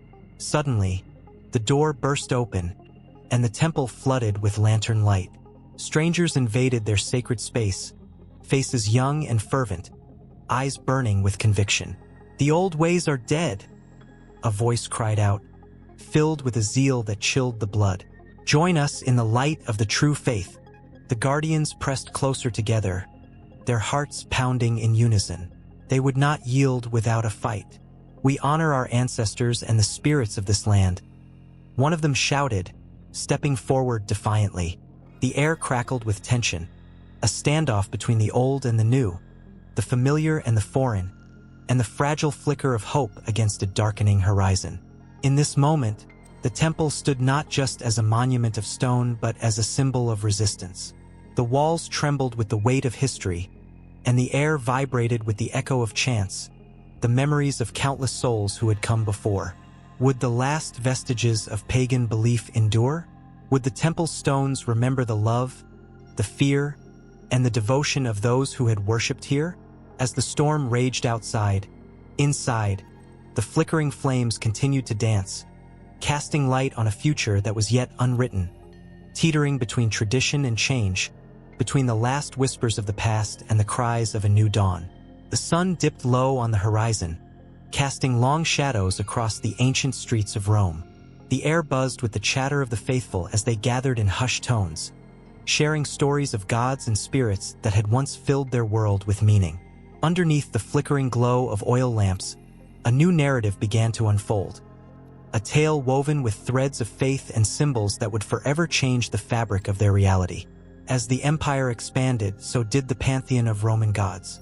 Jupiter, with his thunderous might, and Venus, radiant in her beauty, reigned supreme. Temples adorned with intricate carvings stood sentinel over the city, their marble facades echoing with the prayers and offerings of devoted worshippers. But amid the grandeur, a whisper began to rise, a soft, persistent murmur of a new faith blossoming in the shadows. Christianity, born from the teachings of a humble carpenter, sought to illuminate hearts with love and redemption. It was a faith that spoke of a singular God, a compassionate figure who offered grace rather than judgment. The promise of a new beginning beckoned the barren souls, hungry for solace in a world filled with the tumult of war and strife. But how could this new faith infiltrate a culture steeped in the worship of many gods? The answer lay in the very symbols that had once stood for the might of Rome. Early Christian leaders, gifted in their ability to weave familiar threads into a new tapestry, began to transform ancient myths and symbols into the language of the new faith. The fish, once a symbol of fertility and abundance, became an emblem of Christ, a secret sign among believers. With every stroke of the brush and every chisel against stone, a new narrative was born. Roman festivals that once honored Bacchus, god of wine, were reimagined into celebrations that honored the blood of Christ, a wine that promised eternal life. The exuberance of the festival remained, but now it became a joyous occasion of remembrance and communion, uniting believers in a shared act of devotion. The echoes of laughter and revelry intertwined with solemn prayers, creating a powerful juxtaposition that stirred the soul. As Christianity rippled through the fabric of Roman life, deep-seated traditions began to shift. The Vestal Virgins, keepers of the sacred flame, were overshadowed as the Virgin Mary emerged as a figure of purity and motherhood, embodying compassion and nurturing love.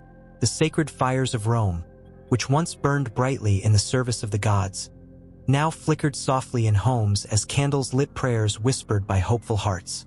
But the transformation was not without conflict. The clash of beliefs ignited fierce debates in the streets, as citizens grappled with the tension of old versus new. Followers of the ancient gods rallied together, passionate in their devotion, while Christians stood firm, emboldened by their faith.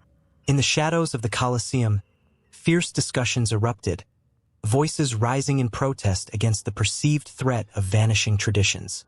Yet, for every voice that cried out for the old ways, there were many who felt the pull of something deeper, something unexplainable, a spiritual awakening that transcended the clamor around them.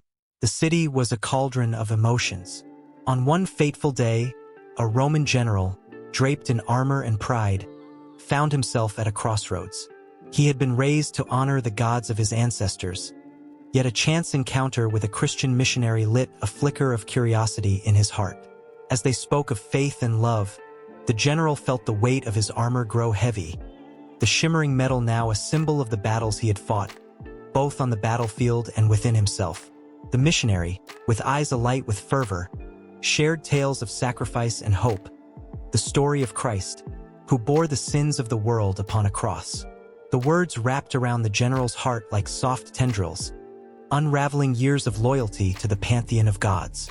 In that moment, he made a choice that would ripple through history. He laid down his sword, not just as a warrior, but as a seeker of truth, ready to embrace a new path. But the transition was fraught with peril. Darkened alleys whispered of persecution, as Christians faced the wrath of those who clung desperately to the past. The Colosseum, a grand arena of spectacle and blood, transformed into a place where the faithful would stand against the odds, courage burning bright even in the face of death. The cries of the crowd echoed like thunder, but their chants became prayers, a chorus of voices calling out not for vengeance, but for peace. It was within these crucibles of faith that the symbols of Rome continued to evolve. The eagle, once soaring high above the legions, was reinterpreted as a symbol of divine protection, a reminder that the true power lay not in strength alone, but in love and sacrifice. The laurel wreath, worn by victors in the games, became a representation of eternal life, a promise that transcended mortality. As churches began to rise, their spires reaching toward the heavens, the remnants of Rome's past intertwined seamlessly with the aspirations of a new era. The intricate mosaics that adorned the walls depicted scenes that were both familiar and foreign, angels gracefully hovering over the familiar images of gods. This blending of myth and faith stirred the hearts of the masses, weaving a rich tapestry of belief that painted the skyline of the once pagan empire. In the quiet moments of reflection, believers marveled at the transformation of their world. The old gods did not vanish into obscurity. Rather, they were redefined through the lens of love and forgiveness. The very symbols that had once commanded fear and reverence were now reframed as vessels of hope, guiding souls toward a brighter tomorrow. As the sun dipped further below the horizon, the whispers of the past lingered in the air, mingling with the sounds of new hymns rising up in celebration. The threads of history were woven tightly, yet the fabric of faith continued to expand, shaping the very essence of what it meant to believe. The heartbeat of a new age pulsed through the ancient streets of Rome, forever entwined with the stories of the past. Each symbol a bridge, each myth a stepping stone toward an ever-evolving narrative of faith and humanity. The sun set over the crumbling ruins of Rome, casting long shadows that danced across the ground like the lost souls of a once proud civilization.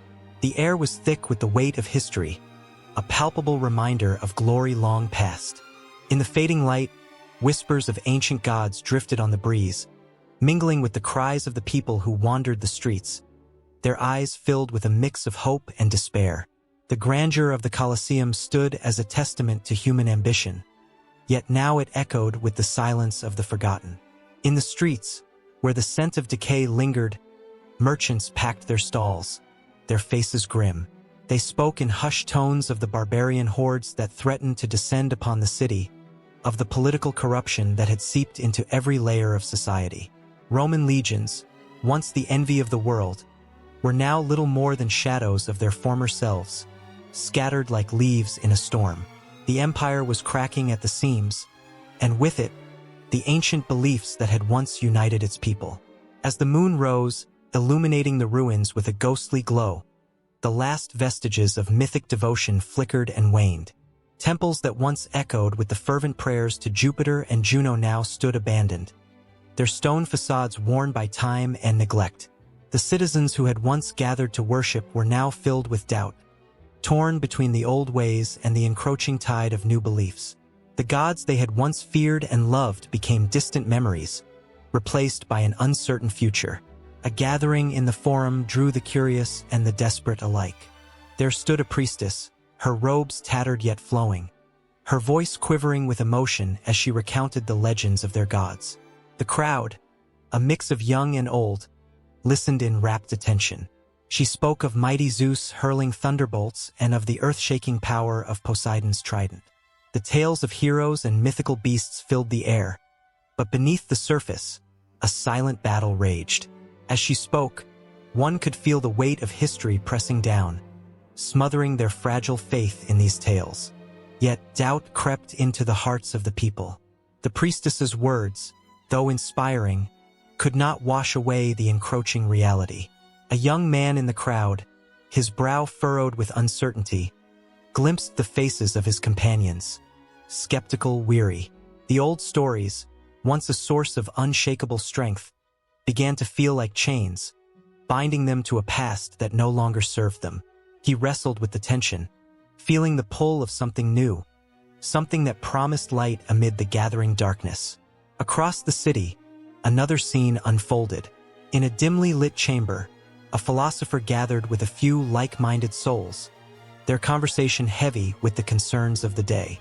They spoke of reason, of the stars above guiding their fate, finding meaning not in the capricious whims of gods, but through understanding and logic.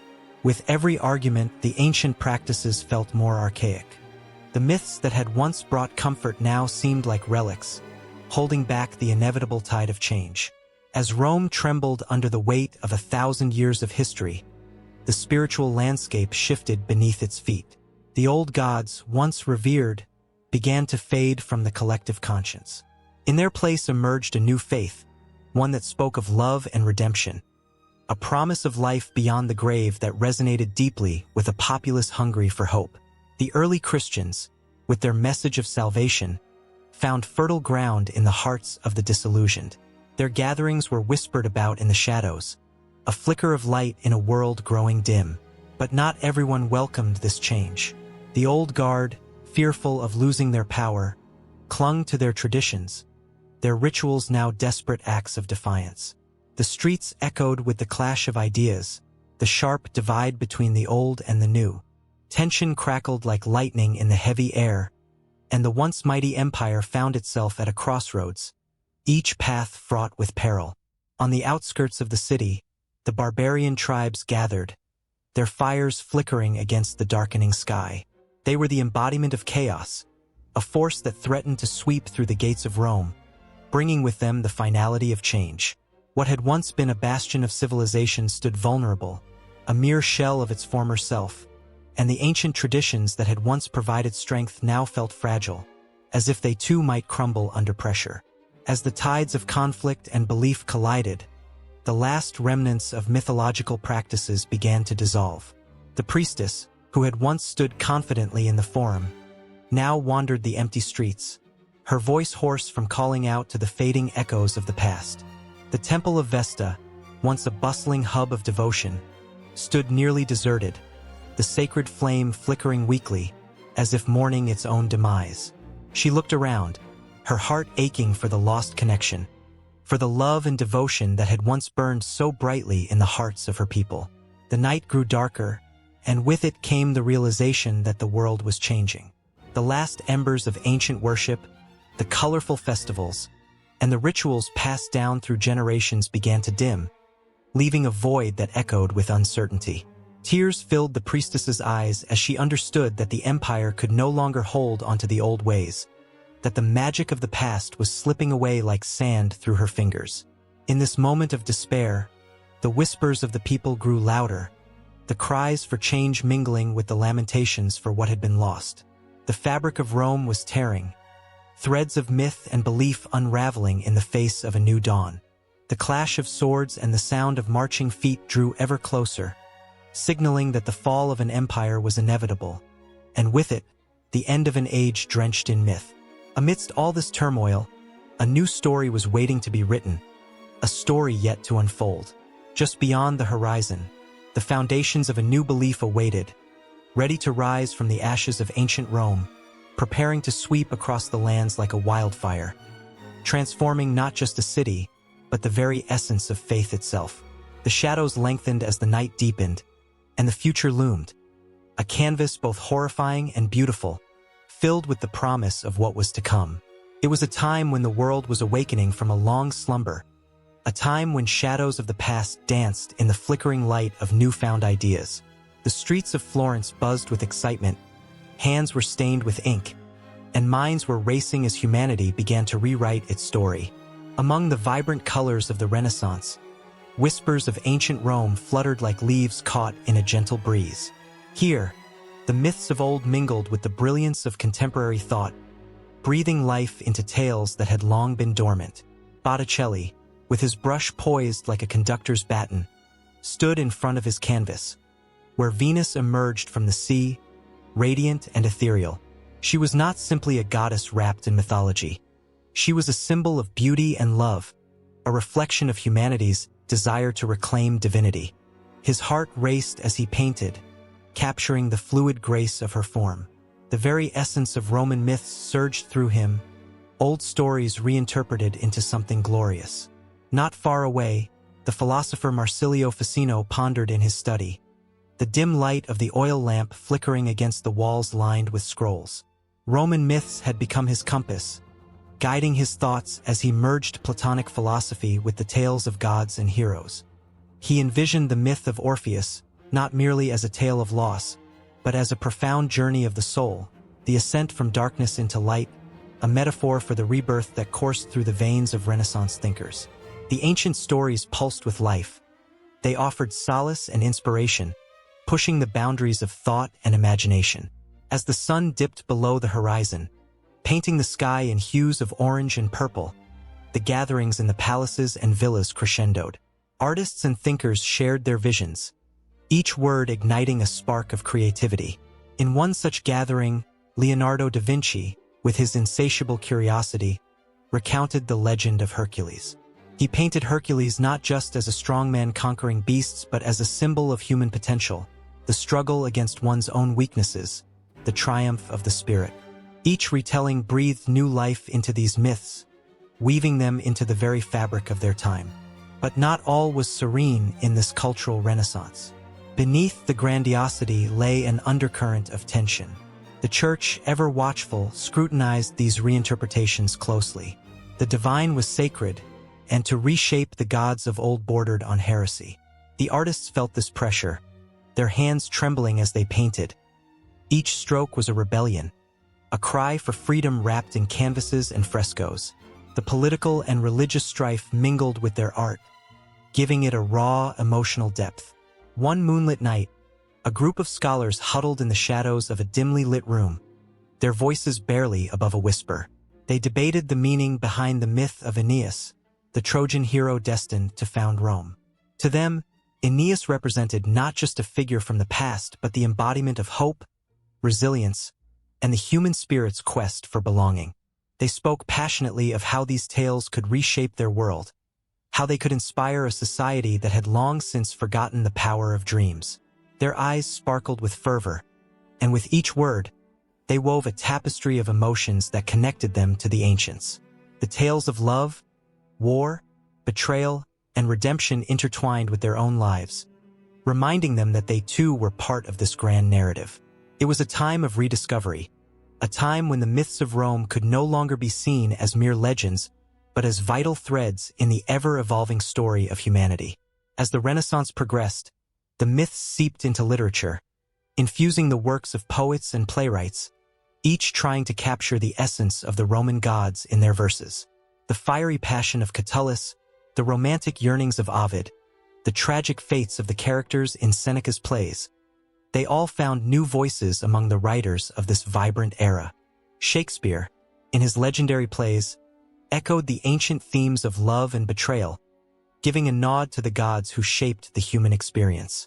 His characters were steeped in the complexity of the myths, their struggles reflecting the timeless stories of the past, inviting audiences to confront their own desires and fears. The reinterpretation of Roman myths was like a whirlwind, sweeping through the minds and hearts of people, igniting a flame that refused to be extinguished. In the bustling marketplaces, merchants spoke of gods and heroes as if they walked among them, their stories becoming a part of everyday life. The statues of Mars and Venus, once mere relics, became symbols of aspiration, reminders that the divine could be harnessed within the human spirit. And on the cobblestone streets, a little girl clutched a worn-out book filled with drawings of gods and mythical beasts, her eyes wide with wonder. Each page turned was a doorway to a world where anything was possible, where heroes could emerge from the unlikeliest of places, and where love could conquer all. Her laughter rang out like a bell, a melody that echoed the joy of rediscovery, a reminder that these ancient tales would never truly fade away. Yet, as the Renaissance forged ahead, the shadows of the past loomed. The myths that had been reborn carried the weight of responsibility. With the reinterpretation came the challenge. How could society reconcile the grandeur of these tales with the reality of their times? The dance between aspiration and disillusionment grew ever more intricate, as the artists and thinkers grappled with their place in a world that was both magnificent and flawed. A tempest was brewing beneath the surface, and as the Renaissance reached its pinnacle, the question lingered. Could these ancient myths withstand the test of time, or would they too succumb to the echoes of history's relentless march? The stories were alive, pulsing through the veins of every artist, every scholar, every dreamer, but the path forward remained uncertain. The whispers of the past beckoned, intertwining with the hopes of the present, propelling humanity into a future yet unwritten, a tapestry of endless possibilities waiting to unfold. The sun hung low in the sky, casting a golden hue over ancient temples that whispered stories of gods and heroes. Shadows danced along the cobblestone streets, each echoing the footsteps of those who once walked with giants. In every corner of the modern world, remnants of Roman mythology linger like ghosts, their tales infused in the fabric of society. It was in this sacred blend of history and myth that the true essence of Western culture began to breathe, captivating hearts and minds. Julius Caesar, a name that evokes power and ambition, felt the weight of the gods on his shoulders as he strode through the Forum in Rome. His victories were often attributed to the favor of Venus, the goddess of love and beauty, whose presence in his life ignited both passion and peril. The ancient Romans crafted intricate narratives around their deities, endowing them with human traits that made them relatable. Love, betrayal, and vengeance became the very pulse of their mythology, weaving a tapestry that would influence generations to come. In the shadows of the Colosseum, the roar of the crowd still echoed, a haunting reminder of the gladiators who fought not just for survival but for glory. Mars, the god of war, loomed large in the minds of these warriors, fueling their courage and igniting their spirits. Western culture, drawn from these intense moments, absorbed the valor and honor depicted in these stories. The thrill of battle and the quest for glory found their way into the hearts of poets and playwrights, finding expression in works that still resonate today. As the centuries unfolded, the whispers of Roman mythology drifted through the corridors of time, shaping the very essence of art and literature. The Renaissance emerged, a vibrant rebirth of ideas, and with it came a resurgence of interest in classical themes. Artists like Michelangelo and Raphael infused their masterpieces with the grandeur of Roman deities, creating visual narratives that sparked awe and reverence. The muses of inspiration danced in their minds, reminding them of the profound impact of Apollo, the god of music and poetry. The beauty of the human form, celebrated in both sculpture and painting, echoed the ideals set forth by Roman mythology, capturing emotions in a way that transcended mere representation. But the influence of these ancient tales extended beyond art. The very language we speak carries the weight of Roman storytelling. Many English words and phrases have roots in Latin, the language of the Romans. Terms like virtue and justice were once embodied by figures like Jupiter and Minerva, guiding moral compasses and societal values. The echoes of their wisdom persisted, shaping how people understood concepts of right and wrong, ultimately weaving a moral framework into the culture of the West. Yet, the influence of Roman mythology was not limited to language and art. It crept into the realm of governance and law, as leaders sought to emulate the ideals of ancient Rome. The concept of the Republic, with its focus on civic duty and participation, echoed the principles established long ago. The stories of great statesmen and their struggles, much like those of the legendary Aeneas, who journeyed across the seas to found a new home for his people, found a place in the hearts of those who yearned for democracy and justice. The legacy endured, transforming the fabric of society as citizens looked to the past for guidance in shaping their futures. But beneath the surface, another layer of influence simmered.